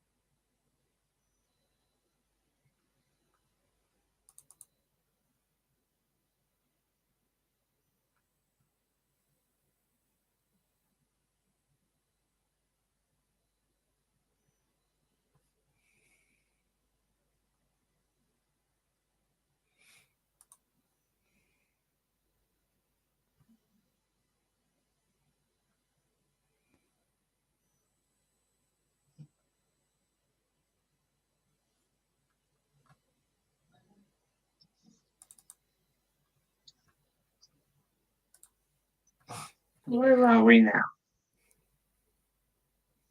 Oh, look at the chat going. Look. Everyone's going down memory lane. Really down. Yeah. Yeah. That's Kings Lynn Railway Yard Right. in the 50s. What year? It's in the 50s. Cattle docks there. Good yard sidings, good yard there. Main station. There's the Royal Carriage coach sheds there. Turntable. Then off shot was the crossing. This is what it looks. This is what it looks like now.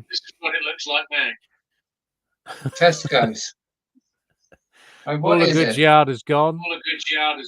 The cattle sidings are gone. You've got the dock line there, which they use for British Industrial Sands. There's 3 lines come in. The Royal Coach Park, that's all. That used to be allotments years ago, but that's all just gone to wild. And a car park for the people at the station. They used to be the social club down there. Right. For the drivers and that, but yeah. Shadow of its former self. Right. Even in sort of 30 years. Yeah, I was looking at the Western Docks down here in Dover, where all the fruit come off the train ferry. You know, before all the wagons, road trucks brought them. Everything come by rail. You know, all your fruit come from Spain by rail. Yeah. and now it doesn't. Well, our There's dock no line, 'cause rail. they sort of Associated British Ports finished it all in the 80s because we used to have steel come in, coal, we had Polish coal come in, molasses. So there used to be like a couple of 03s, 08 shunters constantly sort of moving stuff between the track and the train station, ready for it to go out on the Freightliner. You ever gone through Sutton Bridge, Alan, when you were truck driving days? Can you show me it? Sutton Bridge? Yeah, No, I don't know that. on the Is that signal A17. box? That's I know the the A17 or 6 of it. there was a signal box there, and then you got the control cabin. 'Cause Right. the bridge was responsibility of Midland Great Northern. I'll bring the camera across now.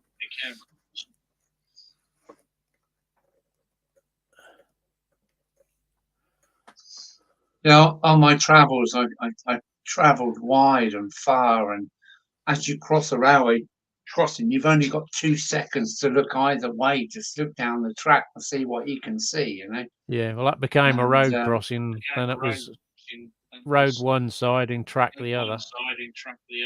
Right. No, it's just road. But it's still got all the Unless, old you know, Midland Great it's Northern slip gear in there. Yeah. You know, places like Trafford Park with a road, a canal, and a railway swing bridge. It's just a what? What's that? Yeah, all that's what about? Sutton Bridge is. There's still two on the docks as well. They had 2 swing bridges. Has it got like a control tower above the bridge? Yeah. Right. That's between Kings Lynn and Eden. No. Long Sutton. Kings Lynn is going towards Holbeach, Lincoln. Spalding. Yeah. Well, you know, I have There's a seen picture so of it many when it of was them. steam one side and road the other. It's amazing what they've done. Right? Yeah. That was my dad's old stomping ground when he used to be a fireman. Fireman or fireman? Which Fireman on the engines. Oh yeah, my dad was He as sort of well. run fireman. from Peterborough through to Melton Constable. Okay. None of that track exists. My dad now. was. Yeah, no, it's just a line in the trees across a farmer's field now, is it? Was the A17 now, because all the new A17 was built on the old track bed. Oh, the old track bed. Yeah, okay. Yeah, Dad was Dover, Charing Cross, back to Dover, then to Victoria and back. That was a day's work, shoveling coal.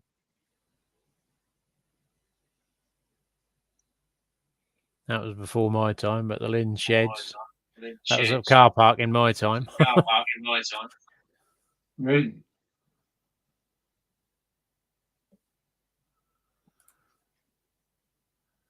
What I like about the past, well, I've saved loads of photos on sites and things, you know, for reference material, for taking little snippets of it and integrating it into the layout, or giving me an idea for something else. Yes, yeah. At least you get some kind of, you know, some originality, flavour into your thing. The old Midland Great Northern station fencing was like the LMS stuff, but that was diagonal both ways. If you can see. Yeah. The old LMS just goes one way, doesn't it? Midland Great Northern had both ways. But I had a word with Timber Surf because he was going to have a go at trying to make that at some stage. Yeah, Timber's got some. Have you ever look at his website? It's got quite a yeah, on Stuart's Scale 3D. Yeah, I haven't been on there for a while, but I know he's just released another lot of stuff. He's now doing a load of market stall stuff, the little produce trays with all the veg in that. Right. It'd be fun to paint. My layout has very little detail like that. I haven't got many. Is it cameos going on? No, yeah. When I went to see Alan, I bought a few Dragon bits Junction, to do, you know, little scenes. Right. I want to do some animation as well, where things actually move and work. Okay. Sounds interesting.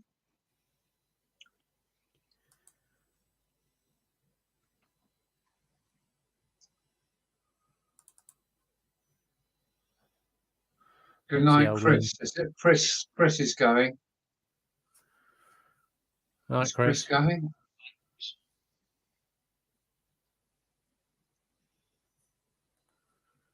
Yeah, it's nice having Chris on. I would like to go and meet him, actually. He's quite an interesting lad.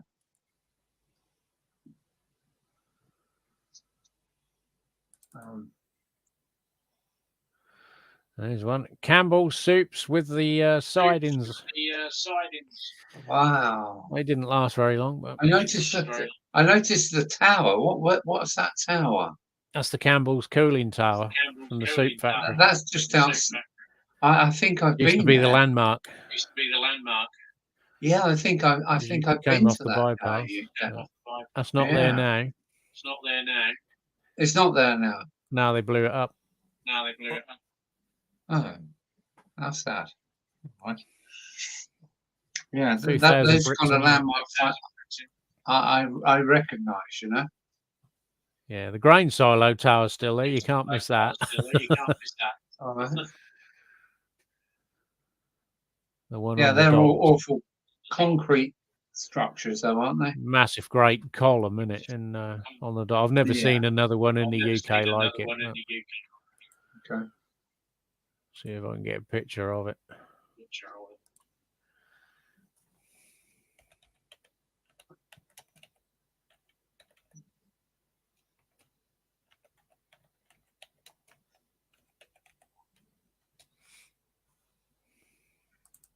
You know, is it the A10 that comes to Kingsley? Yeah, Have I got it wrong? from London. Yeah, Cambridge.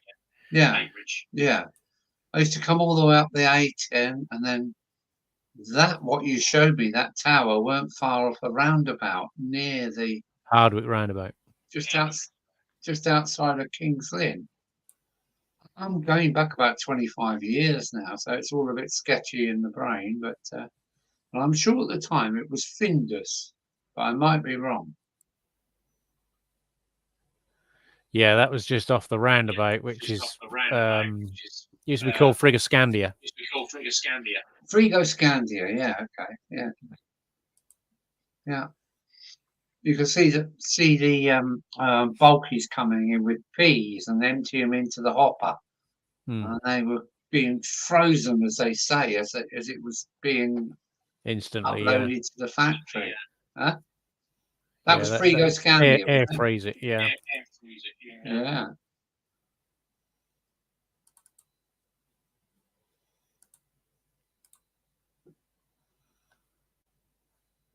I need a big picture.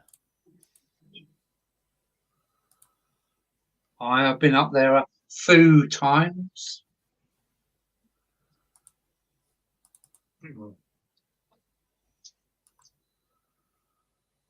Yeah, that's the silo. Yes, yeah. See for miles around. A big grey monolith. Yeah. Is it still there? Yeah. I remember it being built. I think it was built in the 70s when I was a kid. I plan to come to King's Lynn on my next trip. Yeah. I'm going to start at where am I starting? At Mark's mum's place, Stamford Le Hope, South End. Yeah. I want to go to South Wold, Ipswich, which I know anyway. Are you going to the railways round there? Because you've got Colne Valley Railway, haven't you? Well, I'm going to try and get in as many railway places and layouts as I come right round. You know, right up to Munsley, is it? Unstanton, back down to King's Lynn. Yeah. So that's where I'm coming. Well, you got Sheringham, Steam, Mid Norfolk. That's Mid Norfolk. I have already seen that. So there's another small one at Reepham. I think it's a Reepham. Yeah, Reepham. There's 2 or 3 small ones come up now. You got Bressingham, but And that's you're in just a Kings. static display. You're in Kings Lynn, then, are you? Yeah, Okay. yeah, just 6 I miles. might be out able of to town. visit you on. I might be able to visit you on my trip then. Yeah, we can always go to the Britain's biggest beer shop. Oh, that sounds great. Go and see my old Yeah, work colleagues, the girls. Yeah. Oh, yeah. I've got to see the girls.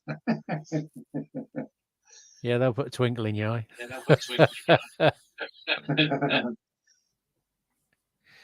Here we go. You used to do the sugar beet in Lynn. In Lynn, yeah. What's that? What's that? It's a beet factory in Lynn. That's gone now, but that's now a German paper factory mill.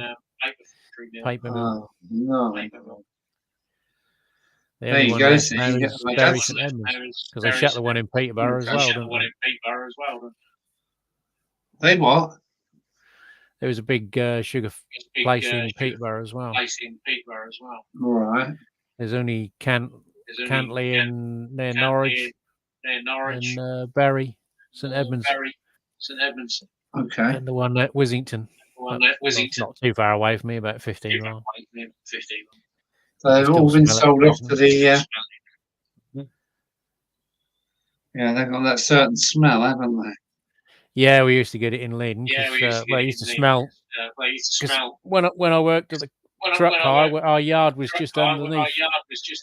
Just we was in an old Leyland Daft dealers, which was on an industrial site right next to it.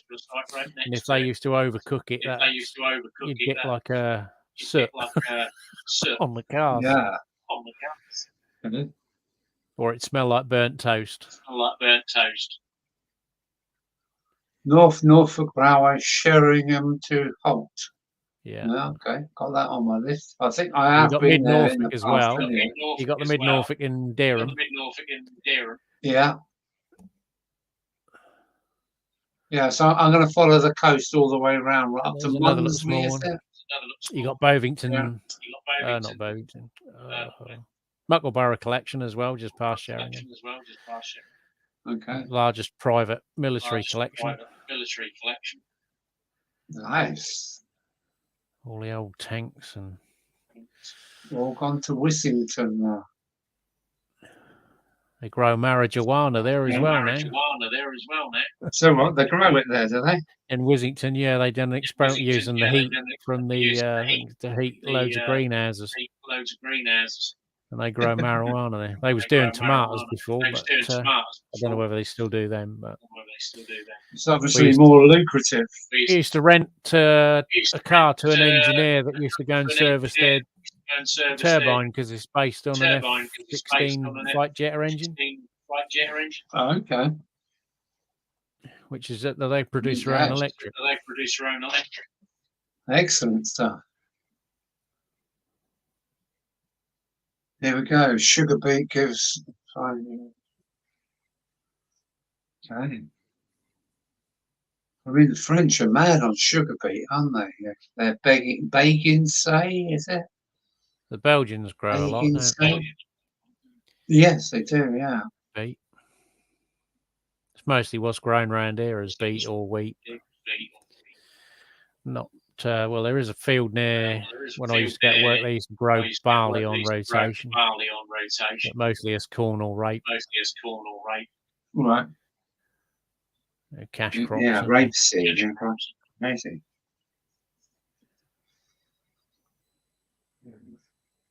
All these things coming up now. Look. Muckle. Where's that? Muckleborough Collection. That's after Sheringham. That's the Okay. military Oh, museum. what, locomotives or something? No, it's a military museum. Ooh. Where's it, Muckle? That's a good half day wandering around the site. That's an old military I don't know camp. what's that. It's full of Okay. tanks and armed personnel carriers from World War One onwards. Okay. 1 and 2. They used to have a Harrier jet in the front yard. An old Churchill tank as a gate guardian. I don't know what they got there Okay. now.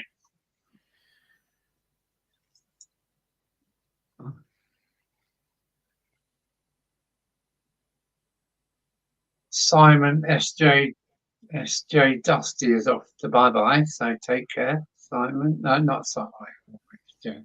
Yeah, Simon. Take care, Simon. Oh, Valley. Yeah. Yeah, that's the one in Essex, isn't it, Conrad? Is that Waldle Road, isn't it, Ollie? Is that where he's got all his stuff? Oh, that's where he is it? Oh, yeah, right, okay. I do a bit of research before I blast off. There is another one up. Top of Suffolk. I can't remember what it's called now. I'm sure if you go for like the preserved railways in East Anglia, there's several come up. Right. Because I sort of found a couple of smaller ones that are, you know, they've literally got a few hundred yards of track. Yeah. They have a lot of sort of like 40s weekends and things like that. So it's not just the engines. They'll have, you know, the reenactment brigade will all turn up with they'll all dress up in 40s regalia and stuff. You know, like the Lost Railways thing. I'm quite happy walking dismantled railways. That's, you know, sometimes they're overgrown. Yeah, I mean, there's still some in existence from where I ran, but obviously it's on private land now. But right, I wouldn't mind going metal detector now. I could do with a couple of railway chairs. I'm after a couple of sleeper chairs. Yeah, that would I've got a bit of track. Yeah. I want to do a little feature outside the building, you see. Yeah, Or I'll have a little bit of dummy railway and a bench. Yeah. I managed to acquire a very, very old length of track, about 6 foot, 7 foot long. Right. That's not the bullhead. That's the figure 8 track, as I call it. Is that what you're talking about? I'm not sure. It's not standard size track that I remember. It's bloody heavy, but it came. It might be off of Wissington when they had their own internal railway, or something, because it came from round that way on a farm. All right. But if you look at the early track, it was like a figure of 8. You could, when it was worn out, you could turn it up the other way and go for another year. Yeah, the really old stuff. There's some of that on the Norfolk coast where they used like a little handcart mining type things. And then it was when it was knackered, they used to make it into gateposts and stuff like that. Yeah, they got the most out of their rail there. Yeah, I've got about a foot of bullet rail downstairs. I would like to cut it into thin slices. Being class 1 steel, I'm not sure if a bandsaw will cut it. I'm not sure. No, you might have to use a disc cutter. Yeah, get the old Paddy's motorbike on it. Get the old petrol disc cutter.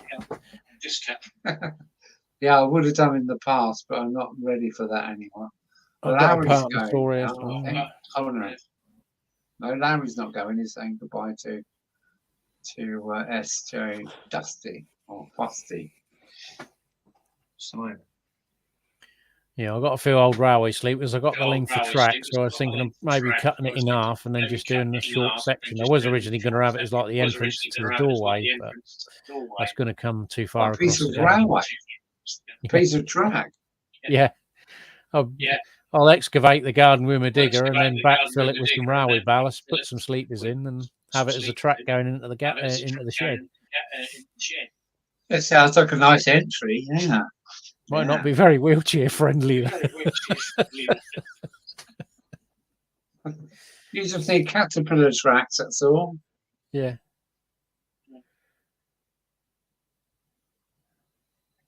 Yeah, what's going on now? Yes, Colne Valley. Yeah, got that.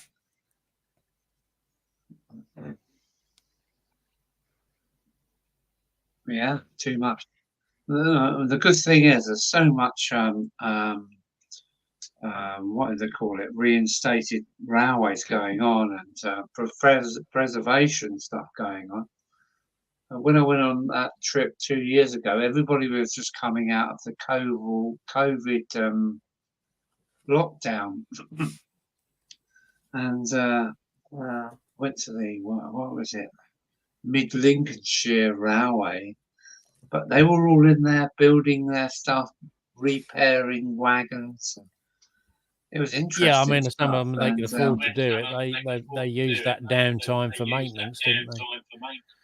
Yeah, They yeah. couldn't be in I revenue. gather, yeah, I gather most of them are working for out of love, really, for the preservation thing. But you know, then when I got to Scotland, Scotland was still more in lockdown than England. So yeah, I found some really nice stuff up there. The Caledonian Railway, and people are. You ask these people. I do Is this follow that open? guy No, it's who not. puts a lot of Bonus stuff up, doesn't he? Right. He films a lot of their stuff. I quite often watch his because they got some good kit up there by the looks of it. Right. I think it's kind of nationwide, this madness for reinstating old railways and, you know, building Victorian railway carriages in wood, just the way they did in the, you know, 250 years ago. It's just amazing that this craftsmanship is being kept alive by the next generation that have. Well, some of them are having to learn it again, aren't they? But yes, they are. Yeah. I can't remember what one is. It was an narrow gauge. They had to get the locks all remade and recast, Right. but they've re-engineered it so it's more effective. But okay, looking at it, it's still a period piece, but the actual engineering inside the lock is making it more reliable. Yeah. You know, the woodworkery that went into an old carriage was just fantastic. You know, from the seats upwards were all wood with just a little pad put on for you to sit on. But you know, I know when they had rail smashes in the Victorian days, it was like you know, woodworkery had come from ships and from carriages. Night Delph. The same joinery. It's just fantastic. I think it's great.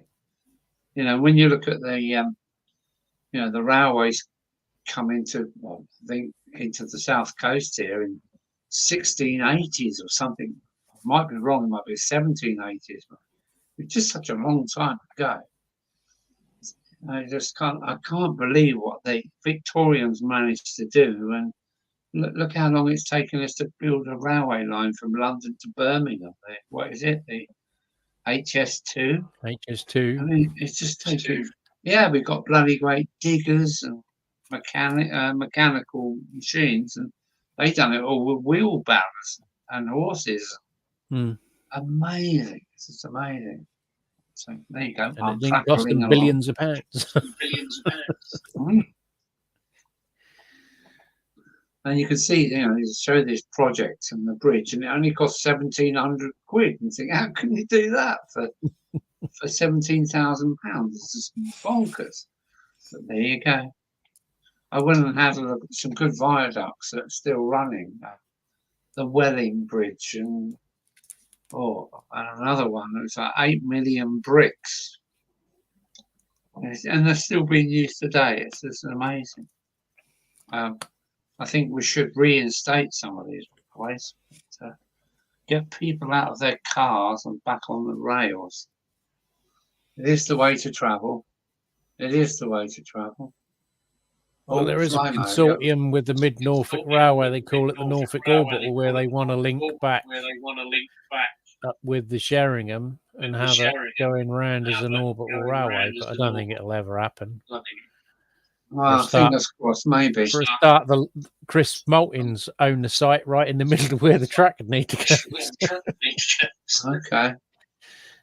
You just need the government to say, oi, out. You need a strong government to say, no, people first. People first. It's never people first, though, is it? No matter who you vote for, it's never the people first. No, I get what you're saying there. No. You know, I think the system's a bit corrupt from the top right down to your local councils. I think they all need, sorting out. So I'll never do it on my own. Yeah, the system's bent, I think. I like what he's doing. He's got a loco. Yeah, I see. He's put a little, was it a Hunslet? Oh, wow. Well done. Well done. Needs pound notes for that. So he's got a van, a brake van, and now he's got a train now, hasn't he? Yeah. He's got a He'll whole have to buy a train. railway next. Yeah. I was looking at that on the map, Colne Valley, because there's not really anywhere they can expand their rails, is there, to get more trackage down? Because the old line Well, is they're heading literally in by- there's a housing estate right on where the old line used to be. So the other bit's the A5, is it, or something? Or some road anyway, some A road. So they've really got little option. I keep meaning to go to the Nene Valley. I live 40 miles away from it, and because they got a decent run from Peterborough into the Nene Valley. Nene. I've done a You went lot there of on the your Nene you went there Valley. on your last trip, didn't you? Yeah, and as a trucker, I thought, well, I've got nothing on. I'll walk a bit of this track. I'll walk over this bridge, and there's a massive, great viaduct near. Can't remember. Not Kettering, somewhere around there. There's always bridges and embankments going all over the place near Northampton. Yeah, busy rail part of the country. The Nene Valley Railway is surrounded by sand beds and lakes. That's Peterborough, Nene Valley. Peterborough, Peterborough, right through Northampton, I think that Nene Valley went. But I've done so many railways over my time. Up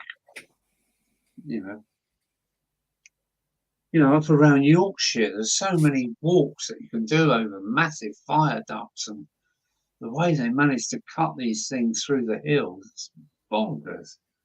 You walk a bit of the track that other people have walked it, and then you get the bridge is gone, so you can't get across the river, and that's the end of the walk. But fantastic. I've also done it abroad as well, But, fascinating. I like what the Victorians, they had a way of doing things. Well, obviously by cheap labour, by slavery, virtually most of these things were built. Irish navvies, most of it, wasn't it? Irish navvies, and of course, they built the canal system in the UK first, eh? And over here we had the Dutch. Still go and the Dutch, we had the Dutch digging all the drains. Yeah, Even still got Dutch had Vermeuden's drain. Yeah, there you go. Vermeuden, yeah. What's that? British Steam Railways. Yeah, I love his books. I've got so many of them. There's a bit of everything there. And then you look, I'm into architecture and all that kind of thing, and you can look at this building, and it's got the Flemish Bond end to it. Yeah. Looks like it should be in Belgium or Holland or somewhere. And interesting stuff. Oh, there's only two of us here. So it's you, me, and Flymo. We've pulled everyone off. No, that's fair enough. So come on, Flymo, come and join us. We're getting 1 o'clock. We'll get the Aussies in soon. Yeah, too right. Come on, Flymo, Adam, come and join us. It's our channel now.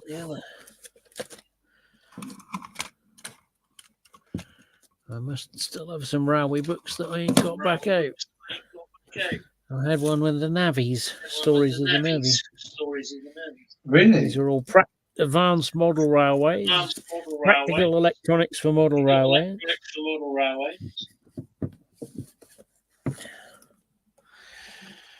By Roger Amos. That's PSL. So He's it's the Pico. painter, isn't he? He's the painter, isn't he, Roy Amos? That was thingy catch up. Is he the one that put the little mouse in the picture? Or have I got it wrong? What's that one? Oh, practical. Oh, I might have that book actually. I've got the second edition as well, which has got a few projects more and a couple of the useful ones dropped. All But right. these are only any good if you can actually work out a block diagram into a circuit diagram and make your own circuit boards, which I can't do. I'm into making my own circuit boards. But these are like the photo etched boards, not a bit of prototyping boards. And a lot of these electronic stuff ideas are all obsolete. Yeah. We asked for Adam, and here he is. Look. Yeah, hello, Adam. Yay! How are you, sir? It's the Free Amigos.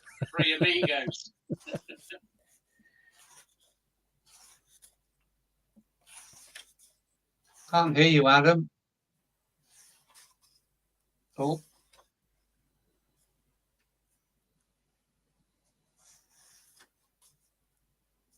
How's it going, Adam? He's setting his camera up, I think. Yeah.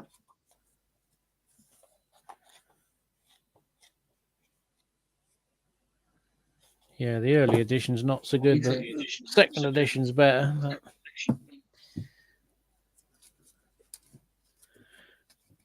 it got a bit bigger on the second one.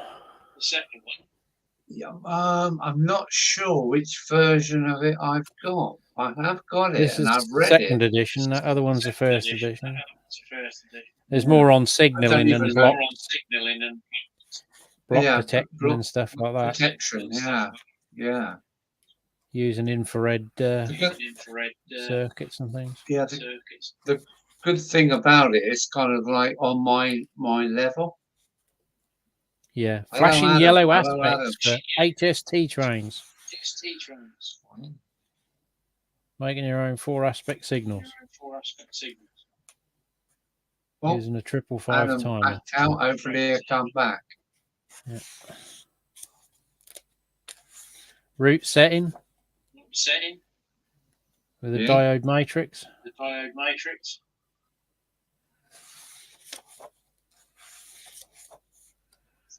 An automatic reversing loop. I don't know whether that would work on DCC. Which basically looks like a bridge rectifier circuit. Yeah, I should be looking at that because I've got the reversing loops, 2 of them, one up and one back down. Adam's back again. So what's going on, Adam? Let's put him on full screen. See what's going on. Auto slow circuit. Station stops. Progressive cab control. That used to be all the rage in the 70s and 80s, wasn't it? If you had the equipment to do it.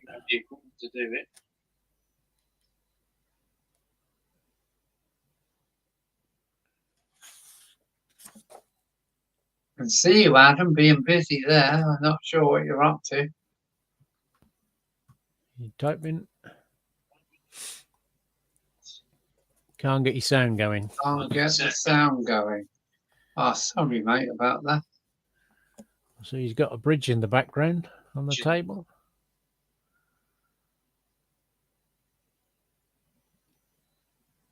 Oh.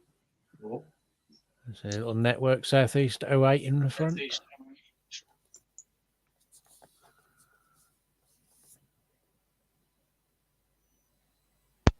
Let's try again.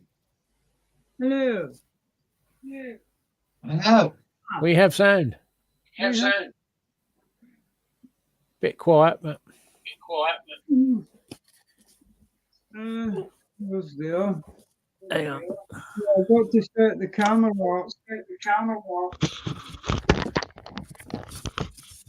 Just to There he is. Because it'll reset everything when you reboot or when you shut down and boot up again. It's going to it's going to reset the microphone on the camera. Yeah. Anyway, I have these problems all the time. Nice to see you, Adam. nice to see. It's good I'll to be see there in a you, minute. Alan. Nice to see you, Clive. And you, Adam. Well, you can see me now. I got my, ain't got me back to you. Oh, here's this. Lovely little. Oh, Wait, sorry. There's not a lot of space here, and there's not a lot of light. But this is the Jenny Kirk wagons. If you can just Two see Jenny Kirks. Yeah. Yeah, I bought a couple of them. I bought a couple of them. No favours here.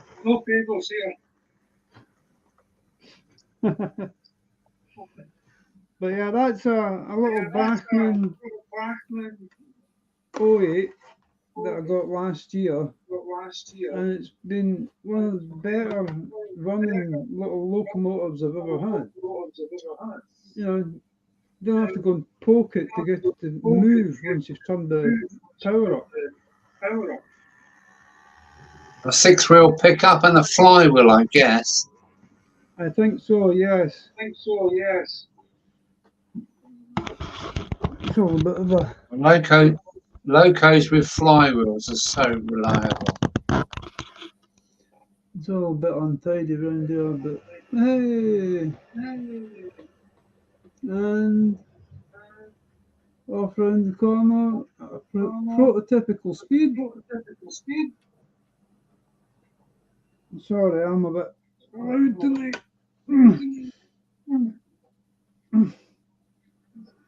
I can hear that coming back. Me grunting, pecking, because I'm so off.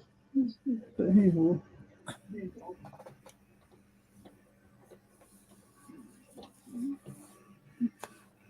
I'll probably stop. Here it comes. Here it comes. Oh, there you go. There it comes. Yeah. And then there's the power brick. Are they power bricks? Yeah, they're the power brick wagons, yep. Have you got loads in them, Adam? No, I've not put anything in them yet. Oh, I've got a gauge master, which you turn up and down. And I've got a clipper, which you turn one way or the other. And I forget sometimes which one's going. Or which one I'm using, you know. And there's Raymond Morgan there, I can see. Yeah, there's a bit of that light now. Sorry, it's so dark. Have a little shunting manoeuvre.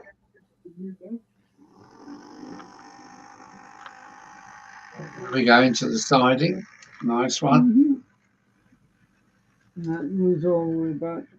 This will be, if I can get it right round me, I'm going to have to include the branch lines or a sub line inside the main lines on the baseboard, and then find space for 2 inclines. But I'll get there. I'm getting there. That's it. Yeah, one step at a time. No, it's all we can do, I dare say. And I'll flip that. And I've got I had when Kelly was showing her machines off, I've got a Royal Scot there. Oh, I can show you it. It's on here. It's an Airfix. Oh, here we go. Real smash for this one, like. Got this second hand at Perth show last year too. And it was I beg your pardon, I got this from PNC. Oh, very nice, very nice. Look at that. Sorry, the light's not the best, but it is in perfect condition. And that's, looking at the box, that's 1970s, 80s. I don't know. Amazing what you can find, isn't it? It's amazing what you can find. Oh, this one has its motor in the tender as well. I haven't opened it. I'm not going to open it unless I have to. Leave well alone, as they say. Hang on. Let's see if we can get her out. Here's me stuffing it away again. I should use sentences longer than 2 or 3 words, but that way I'll not keep falling over myself.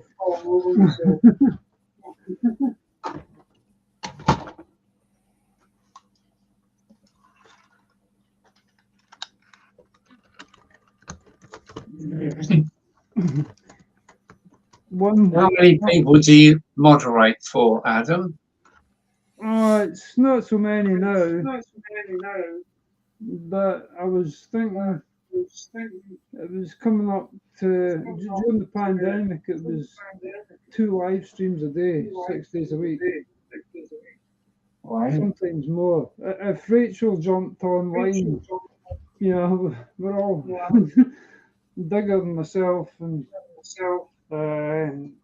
Nikki down on the south coast there. She jumped in with us, and every inappropriate name. You know how Rachel. Rachel, yeah, she reads everything out.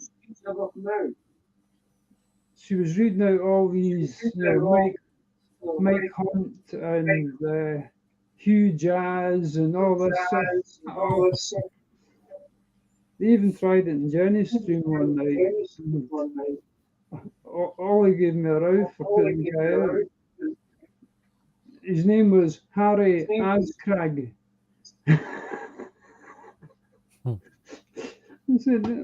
I think I should have just said inappropriate name. I typed on say it out loud, Ollie. I don't know how well that microphone's coming through, but let's see if we can get this girl going. We can hear you all right. Yeah, we can hear you all right, Adam. Come on then. Oh, she's off me.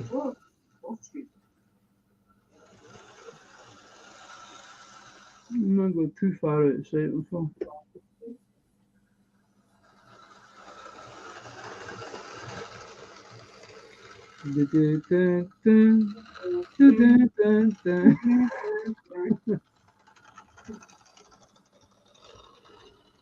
No, this is the fun part. Sorry. You got a complete loop there then, Adam? Not yet. I have the makings of it, but then I have to go to the toilet or something, you know, and then I've got to take it all down again. Every 2 hours, sort of. Gets a bit trying. You have to do a board and put some pulleys on the roof.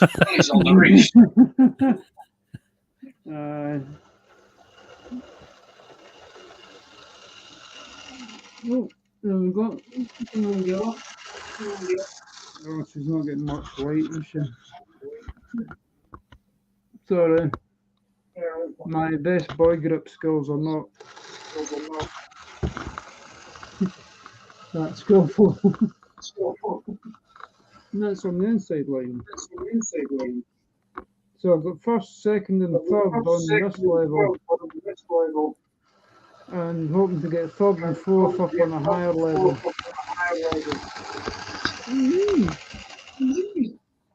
Push. Sorry, shouldn't be. It's a bit late. Go on, man. Bring me back onto the other track. Oh, someone come. Now I've got to use the other controller to bring her back over. There you go. 601, 6103 this is. Where's it? Highland Fusiliers? Royal Scots Guards. Royal Scots, yeah. Yeah, she was. Yeah. Beautiful looking loco.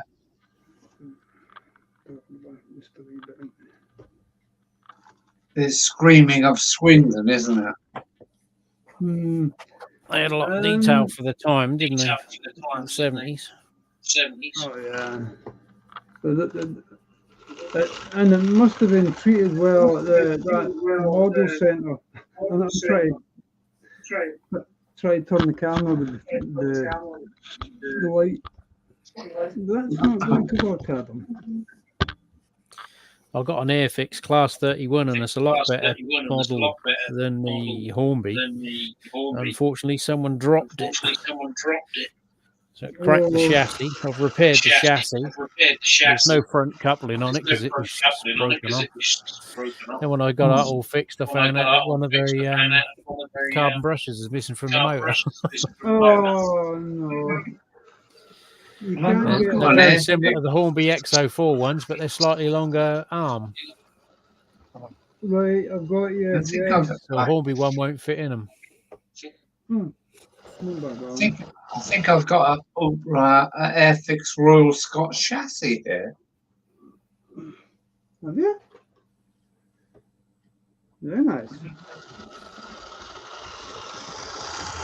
I can't use it. I've got a Royal Scots chassis and half the body work. Yeah, so that's the Royal Scots. I think we can leave the Class 66 in this box tonight. Okay. We've seen enough red sheds and one 6-wheel bogie on the little shunter there. Keeping this headphone wire out the Fail. Feel I might have to use the Mike Hebden special tool here. That's Mike Hebden. Sent it through the post. Caught me taking a bottle cap off with a screwdriver, and he sent me this. Never mind. Onwards and upwards. I've always got a bottle opener to hand out. I've got one in my wallet. I've got one of them survival tools. Have you? Is that a bottle opener and a can opener as well? Yeah. I don't know whether you can still see the cameras. You see that? Oh, well, wait a minute.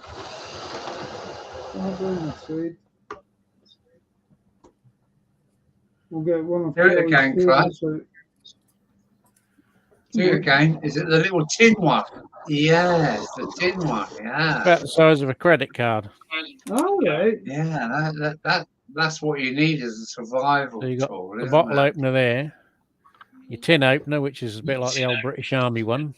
Yeah. Even a spanner. The proverbial wire bender that you'll never need. The flat end for a screwdriver. You never know. You never know, you see. Yeah. Wire stripper there. And it's quite And a saw. It's quite a vicious looking piece of metal, that actually. quite vicious looking indeed. Yeah. Oh, where's it gone?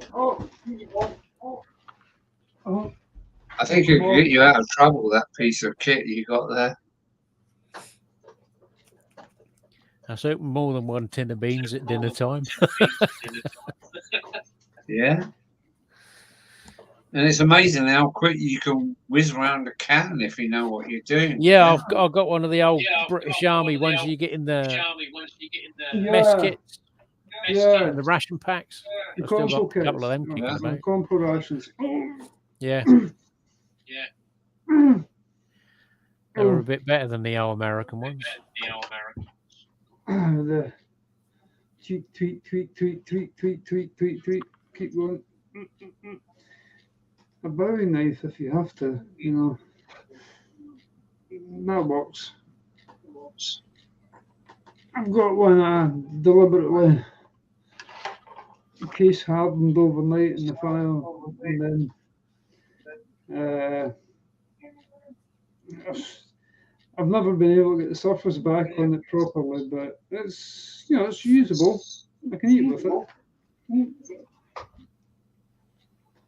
But some machine, it's some knife like I should say. Here it comes. Not the usual. See it this angle.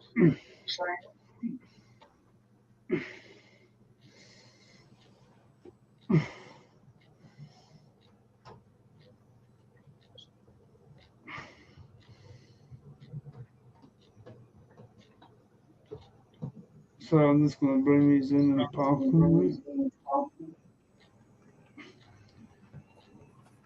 Right, my friend Mr. Dodge.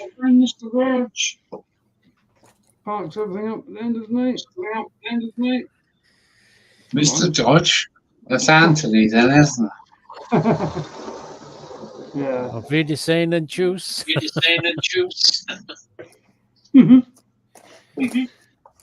Well, you've got me there with language, that's for sure. I'll be meeting him at Getz. Oh, right. Yeah, I was trying to get on. I was watching the live stream, and as soon as I put the messenger on Facebook, I got a face call straight away. So by the time that was finished, Anthony and Joyce were waving goodbye to everyone. So that was another Friday night went by. So when they go to bed, you think, oh, God, is that the time? Or when they close down on Friday night, Oh. Whatever I do on YouTube, Anthony Dodge is always there. Yeah. He's one of the first. Someday, Yeah, he does. He always comments on my videos. The Yeah. roof ones or the train one. he said he was going, was it last night? Last night? No, Friday night, sorry. This is Sunday. This is Monday next one. Monday, yeah. That was his birthday today. I was out in at Boxcar Jerry's for a while last night, and he mentioned it. That's where I heard it. He mentioned someone else, but I didn't catch the name. Unfortunately.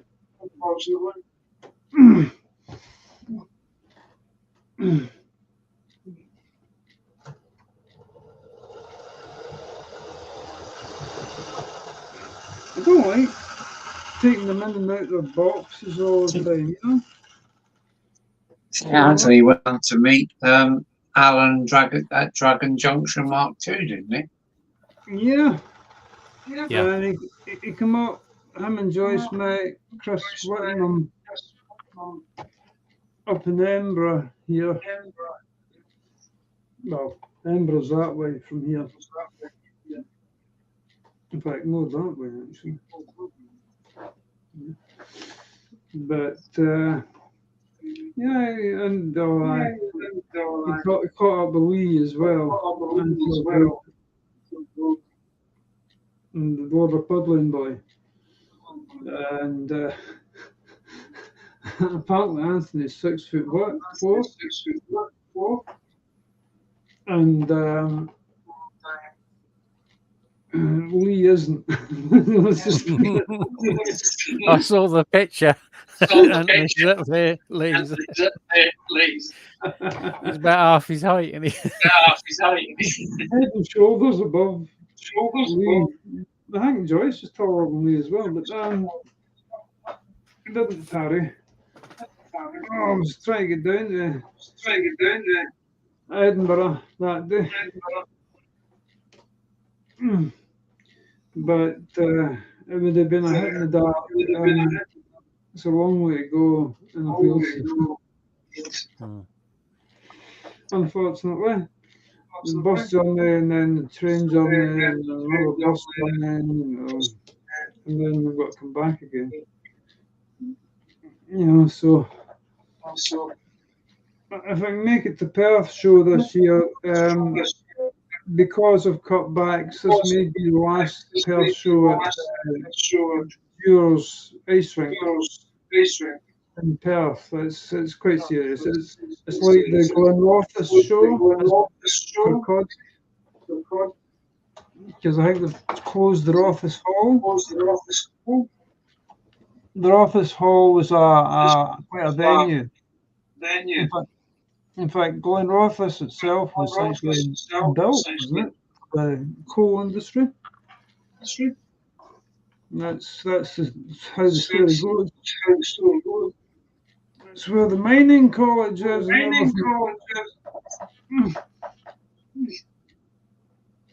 I am the son of a miner, don't forget. I am the son of a miner. Yeah, a Kent miner as well. Yeah, a Kent miner, yeah. Yeah, and crikey, there was a lot of trouble down at the oil rig on the south coast. There's an oil rig somewhere around. Sorry, Alan? I don't know of an oil rig. Sorry. I've certainly heard of an oil rig. I'm sure it's down in Somerset, kind of on the coast, or Cornwall, or if not, it's the other way. Well, they're moving it. Apparently, they are shiftable, and they want to take some of the rigs coming out and using them for wind turbine hosering in the North Sea. Why not, indeed? Go with a bent camera. It's like when if you're thinking, or if we're thinking about it, someone's doing it. I thought about that. Why not put smaller windy mills on the rigs? It's maybe not as easy as that. I think every house should have a wind turbine and a solar panel on it. Well, I've got my wind turbine, but that don't generate enough to do much use. No. That one you've seen on my roof videos, I think that does 64 volts. What sort of wattage in total? In a 24-hour period would you get? It's not connected up to anything because the last thing I put it on, that burnt it out. There you go, that's enough That had a power. relay in it, so you set like the minimum voltage and the maximum voltage that it would click in and pass current through, or a battery charging circuit or whatever. And I had it on that with no load. I think apparently you have to have a load on them. Because it's a Rutland wind turbine, mine. There's 2 voltage diode matrices in the top of it that do the conversion. But the control Once you panel, clip it onto a 12, Once you clip it onto a 12-volt battery, that will regulate everything. Yeah. Well, I've got a load of car batteries there to play about with. I just needed a voltage controller. But the first one fried. The only other one you can get is a solar one, which obviously the solar voltages don't have the current swing that a wind turbine does. Right. But I thought now I've got my roof done, I might get some panels and put on the garage roof. There's a chap. Yeah, well, there's a chap. I spotted this on Facebook. He's a plumber, a gas fitter on that. Corgi registered. He has photothermic panels on his roof. And he puts the output from that through his combi boiler. Yeah. And because it comes up to heat that much quicker, he uses like a quarter of the gas. Yeah, my neighbour had them put in. And she had a lot of problem with them. We had one panel each side of the house. Yeah, there's a village about 9 miles from here. They couldn't. There's no gas to it, so they had to put photothermics on the roofs. And my mate, I've got a mate stays there, and he says the water's never boiling. 50 degrees. No, they're not designed. They just sort of reduce your amount of effort your boiler's got to work. Yeah, heat your whole water tank. And well, these combi boilers don't have a tank. No. So what the chap I was reading the post. I mean, it was on the newsfeed. There wasn't a way nosy in or anything. But just two. I just heard myself. That's awful. Hang on, I've got my pencils up my nose. And a pair of underpants on my head and wants to wibble. No, you reckon the taps for taking water off the thing that you wash your washing machine taps. Yeah. Because it's 1.5, 2 bar max. You know, and yeah, well, it works. I know a guy that's been producing his own electric with a little windmill, and I think he's built up to about 48 volts and 4 12-volt batteries. Yeah. And a lot of people use the old forklift batteries. And the hand steering machinery. The street sweeper things and the floor scrubbers from supermarkets. I've used them as well. A wet rock or a Gansu. You've what? But the batteries in them are huge. Yeah, and so but these things, I don't know the voltage of them. I don't like 3 cells per battery. And there was 3 batteries. I don't know what the voltage was. So, but oh boy, it held the juice, that's for sure. Great big charger, you know, the sort of connectors for charging forklifts and that sort of thing.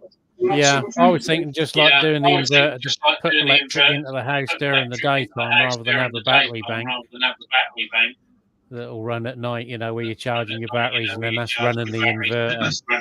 Because they do pull twice as many amps that you use.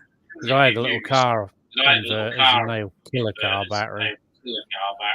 All right. That's so. My notion was maybe to cut down on costs with the layout was to actually run it on batteries Yeah. because it is DC. So and I've got plenty of rheostats and potentiometers, resistors, diodes, transistors. I should go on and do something there.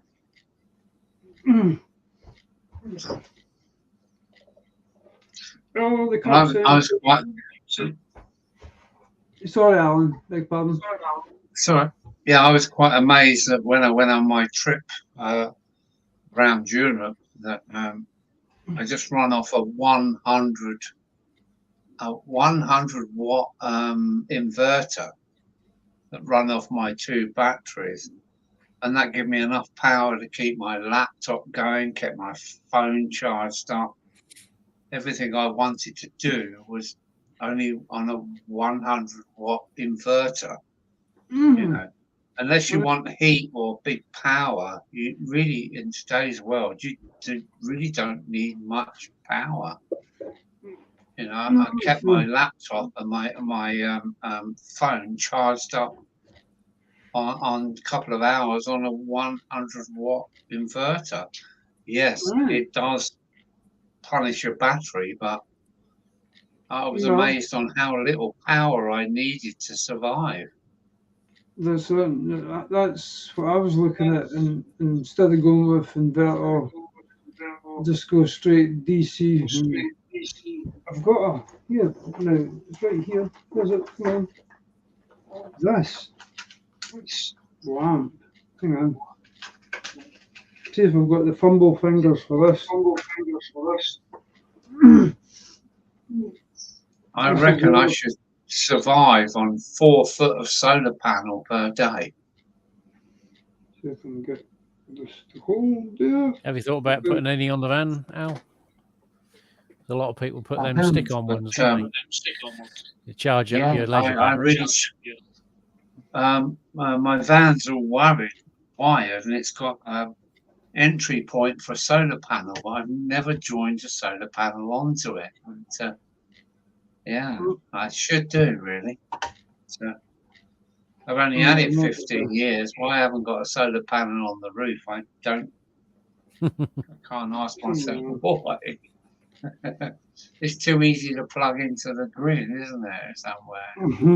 Yeah, but like you say, if you're just stopping for a day or two and then driving your split charge relays, doing your charging your leisure battery up. You can run this up to 12 volts, but look at that. Sorry, guys, I'm getting thrown about by my own damn body here.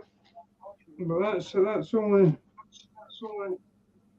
it, just up to 30 out of 100 on the controller. DC. I think you can switch it the other way. He says tentatively. Yeah, both ways.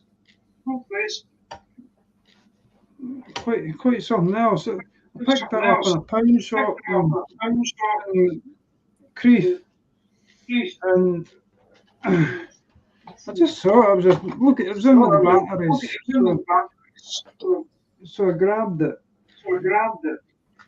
There was only one of them left, unfortunately. VTAC, probably dead. Very tacky. The amount of light you can get out of a 1.2 volt AA battery was probably enough light to last, 24 hours or so. Yeah, well, you can build a dual thief, can't you? So they'll operate an LED at a lower voltage. So you can get you can literally ring the battery down to nothing.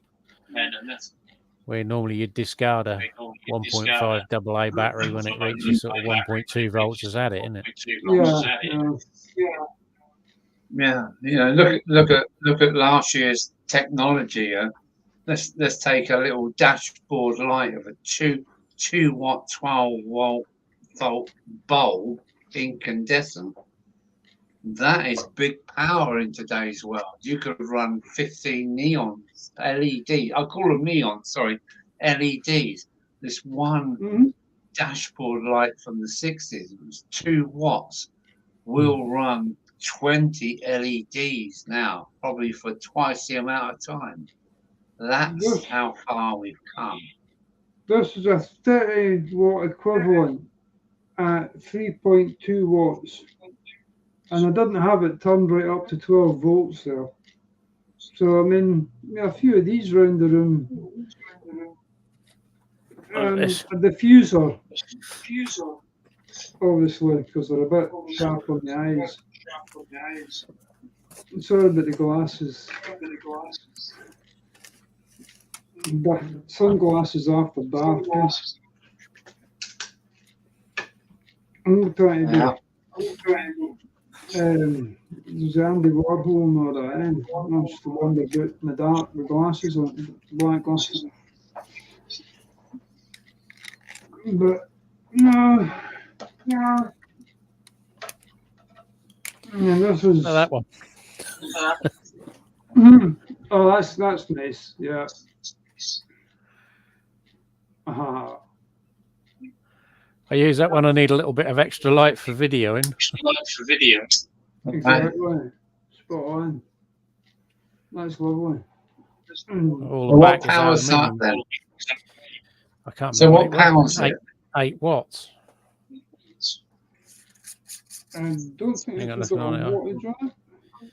28 watts, 6,500 Kelvin. That is. That's why it's a white, bright white light, because it's 6,500 color temperature. What's power? What is powering it? AA battery? No, it's 240. On the mains. Oh, it's 240. All right. That's an Edison one, but I got an adapter on it. So it's down to 12 volts. No, it's that cabin cap fitting. But this is, I got this for a £5. A few years ago now, the shop I bought it out of the shop. But it's 24 LEDs and 3 AA batteries. I can't remember when I changed them last. But it really is. It's a lot brighter when they put new batteries in. I got one of these as well. That's like So we got the, it's me trying to screw it into a bayonet fitting. I bought it for the ceiling light, but because that's a old fan one, that won't fit in there. Oh boy. Yeah, that's enough. I was going to have it up there on the light. Quickie. Yeah. But you can buy these up to sort of like a dinner plate size. Oh, God. Yeah, I see in the streets now around here they've got the LEDs. And I was coming home from the shop one night and I thought something was going wrong with my eyes again, sort of thing, you know. I'm starting to see things. Yeah. No, I wasn't a big acid head. Nothing like that. But it kind of did look like Well said. something fairly, flashbacky. And then I realised LEDs. And the street lights. Yeah, ours are all LED now. Better for stargazing. If you want to do a bit of astronomy, you don't get that orange glow in the sky. Much better. And Clean a light. the northern lights as well, the Nafir Krish, the Aurora Borealis. I've seen it so Can't many see that this times. past, Oh, well, I saw photos from, I think it was Holland. Or certainly, I saw one brilliant set of photos, I think on Mark McDade's site at Donegal Bank. Yeah. I think he got a handful of photos from the North of Ireland there. Behind me is the Highlands. We're right on the Highland boundary fault here, you see. So we're kind of like having to look way up over the hill, but it was just right across the sky this past wee while. You know, if it's a clear sky, kind of be guaranteed of getting some, if not green, searchlights, then you get all the different colours changing. And Never it seen it looks yet. like clouds, but it's not. And then oh God, lost the track of what I was about to say. But no, even here, even if you just shield the eyes and look up, then there's a thing now. Somebody was saying today about coughs and colds and all that sort of thing, and sore throats, bad chests. Maybe it wasn't yourself, Alan, and Chris, but no, it wasn't. It was elsewhere. I heard. If we can get that rubbish from Chernobyl, what else is up there now and coming our way? And why are people getting all these bad chests? They're nothing to do with COVID or anything. I think we were talking about it earlier.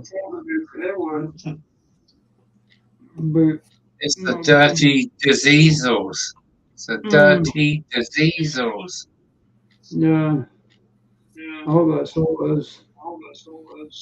We should have I've never got vehicles. that. There's supposed to be more people suffering from asthma and lung problems and breathing difficulties and pollution, but we've got less pollution now than we had in the 80s because all the cars were running around with leaded petrol. We had coal-fired power stations. We had less people with asthma and lung diseases than we do now. Coal-fired houses. Yeah, exactly. I mean, I've got the brittle asthma. You know, I've been on this for coming up for 50 years. And AstraZeneca really needs to give them a telling. I think they've made enough money out of the asthmatics. Yeah, I've got. Right. Well, I'm still running on my wife's old ones. I've got the same one as Al. All right. I get a bit chesty. All right. I'm still waiting for my lung analysis. I got a letter from the hospital saying it was a 50-week waiting list. They used to be able to do it at the doctor's surgery, but since COVID, it's all been referred back to the hospital. That's it, because that's where all the doctors are.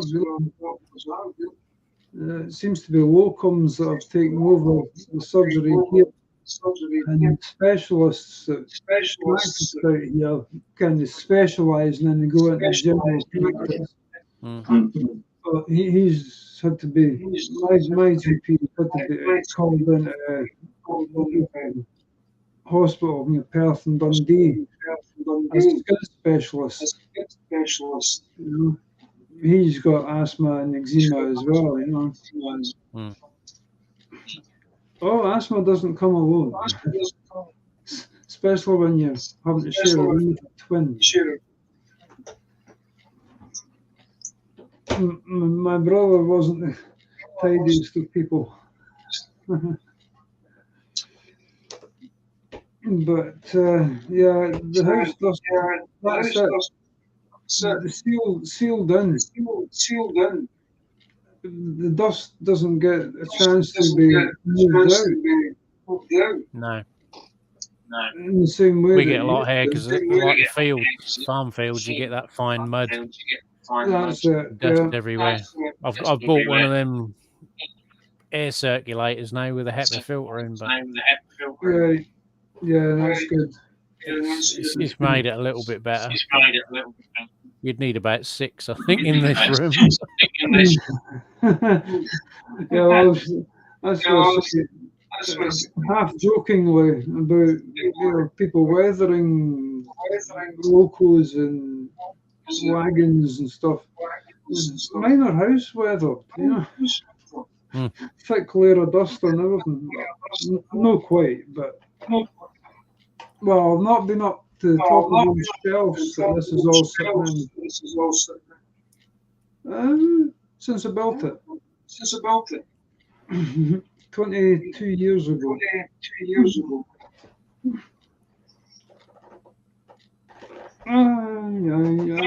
Oh, I did get a new wheelchair. My second wheelchair from the NHS in 22 years. Thanks, guys. Yeah. We don't even get our service now. They changed contractors, and we've never heard one, because I think they give you new care every 5 years for the wife. That's crazy. I know a lass in Croydon. She's got MS, but she's got a power there. They took out the bridge, the fire bridge at the fireplace. I'm not using the right word there. Breast, chimney breast. Chimney breast, that's it. They took the breast out and put in a lift for a wheelchair. Yeah. Up to the bedroom, up the stairs. Yeah. Oh, I start waving my arms up. Well, that's the option they gave me, was taking the chimney breast out. But it still wouldn't give me wide enough access around the bed. But they were going to do that, and they said, well, if we're going to do that, we'll take the one upstairs out as well, and all the way through the roof down to the chimney line. But they said there'll be so much muck and mess, you'll have to move house. But they weren't going to fund that at the disablement fee. I said, no, I can't leave the house because I've got a shotgun license with guns on site, so I can't take it. Right. Oh, no, you can't. No, they are fussy about that. We're not even allowed air rifles up here anymore. No. It's ridiculous. I think it. I mean, we could be facing. I don't want to go there. Damn it. No. I know what we could be facing. But I don't have a gun. Yeah. Not even somebody take their eye out with Get close enough. Ping. No, mate, I'm surprised that rule never moved across the border. I'm surprised they got away with it in Scotland to get that passed. But that's what you get for voting for the SNP. It's all these folk on committees and on the hunting, shooting, fishing estates and gamekeepers. There a whole involved in Gaelic, the estates, those above us. You went to school with me. Bleep, But I can't have a. I bought my own rifle. You didn't need a license. I don't have granddad's rights on that. No, I had to get one because I had one of the Brocock pistols when they made them illegal. All right. Because one London gangster rapper that wasn't really a rapper got caught with a 2-2 conversion that would fire 2-2 rounds. The press made a big thing of it for about 6 months, and then the Brococks all got the blame for it. But what they didn't say is it was only that one of theirs was the Wine Rat imported 38 pistol, converted to fire air cartridges, which was the only real gun. The rest of them were all made out of cast metal, which isn't designed to take the pressures of a bullet. I had this sort of discussion with our firearms inquiry officer. Because I said, well, look, anyone with a lathe can make a gun. That's it. Well, you don't even need a lathe, but Well, yeah. When the law changed, I thought, should I take the chance? Because I needed to repair the piston. Yeah. It was an original 26, a Diana air rifle. It's the Yeah. same company, the Diana company. And the Nobro, down in Ayrshire, that's all closed up now as well. As far as I know, it's the Canary Girls. That was part of that complex, I think, where they filled the shells for the First and Second World Wars. But yeah, it's just more and more. It's Tau Fledermaus, so I watched them. You know the nail gun gunfire. Yeah.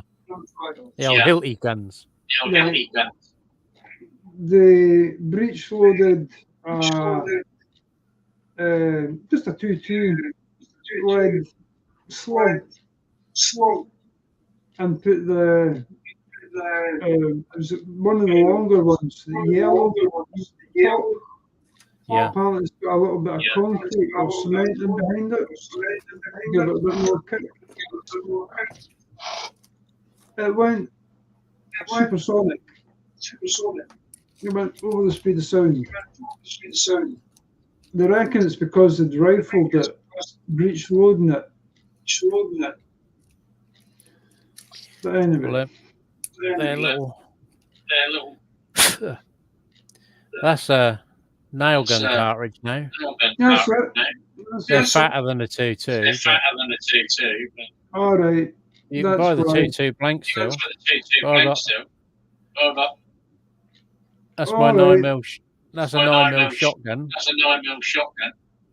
All right. Bolt action garden gun. Poor gardener.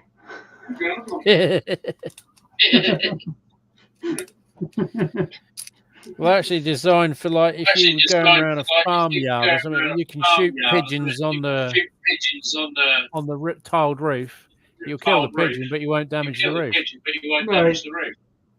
When I walked up the mink farm up the road, this is 30 plus years ago now. The boss had a 5-shot Winchester, 12 gauge. Yeah. 6 if you keep the safety on. You know, rack one in. One and in the then breech, yeah. Yeah. Only allowed 3 now. Actually 3. I thought it was only 2. Yeah, 1 in the breech and 2 in the magazine tube. Right, because after Hungerford, that kind That was it, carried yeah. past a lot of things. I mean, both of my shotguns, the magazine tube's got a crimp in it. You've got a reduction rod, which you could remove and make it 5-shot. But because the magazine tube's crimped, you can't even do it, even if you do remove the dowel. And like that, you probably end up ruining the machinery as well. Yeah.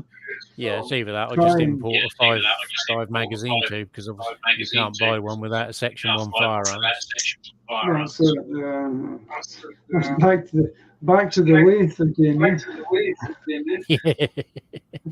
you can buy the tube extension and make a mate shot.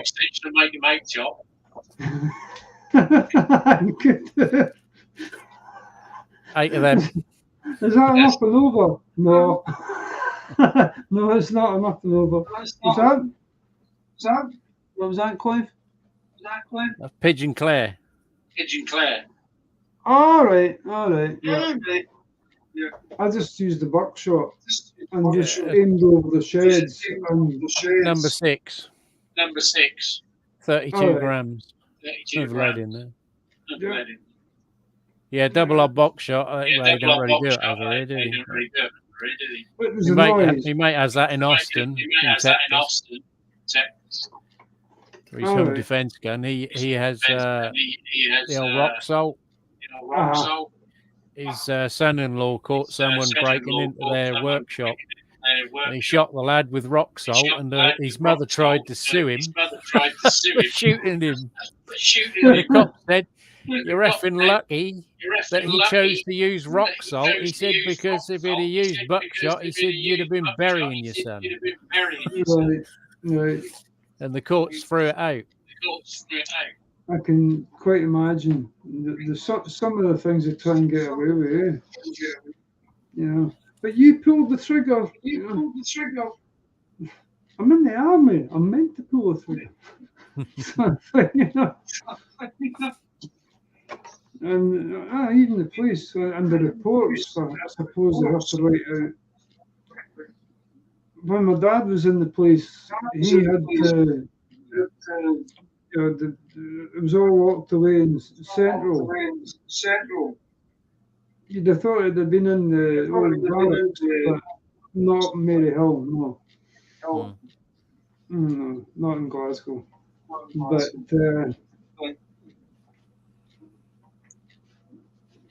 no, my dad had to sign, you know, and everyone went in and signed. They got handed a pistol and had to sign them back in again. Yeah. The point was not to use them. Only if you had to, you know. But it was royal visits and that sort of thing. And it was the red, you know, the beginning of the red Clydeside and the upper side situation and all that. Gentlemen, that's 2 o'clock. Yeah. So it is. I've got to be up early in the morning because the wife's got the bloke coming. I didn't get. I think I've had 4 hours sleep all weekend, so I really should try and get some. I'll wake up at dinner time. Almost. And yourself, Alan, you'll be. Well, Alan's just opened a beer. He'll have to pontificate for a half an hour while he downs his bottle. There's no stopping me, boy. So, shall we end the stream now? We've done 5 hours, so thanks to you. That's cool. So, onwards and upwards. Sorry I wasn't in Sharper, but I had to try and eat. That's all right, Flymo. It's all right, Flymo. No apologies. Always there when we need you. And, well, okay. Should I say Alan out? 10-10 then, till we do it again. Yeah. Yeah, let's do it again. Cheers. Between the ditches and the smoky out your britches. So, yeah. So, hopefully a running session next week. And why don't you see yourselves out when you're ready then? So, well, that's up to you. I don't want to shut the door on you. So, next week we won't talk about guns, honest. Well, I didn't get involved. That was you two. I've got my old 2.2 rifle. I got my 2.2 rifle from my teenage years. I still got it. It still is a formidable weapon. So, well, I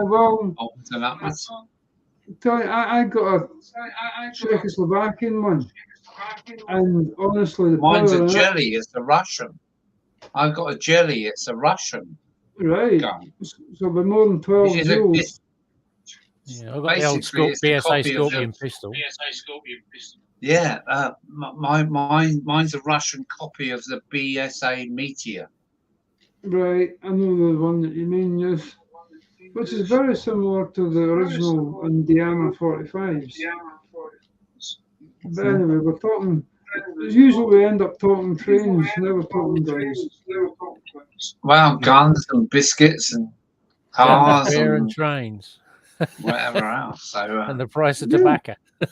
And everything in between. Cheers, guys. Anyway, cheers, Alan. Yeah. I'll catch up next week. And thank you, Clive, and all the best. No worries. Take it easy. Okay? Much obliged.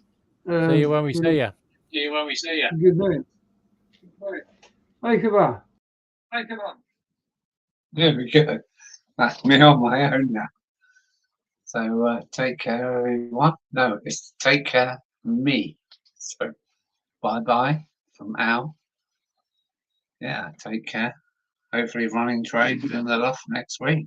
Or a nice way to end on my own. Alan out.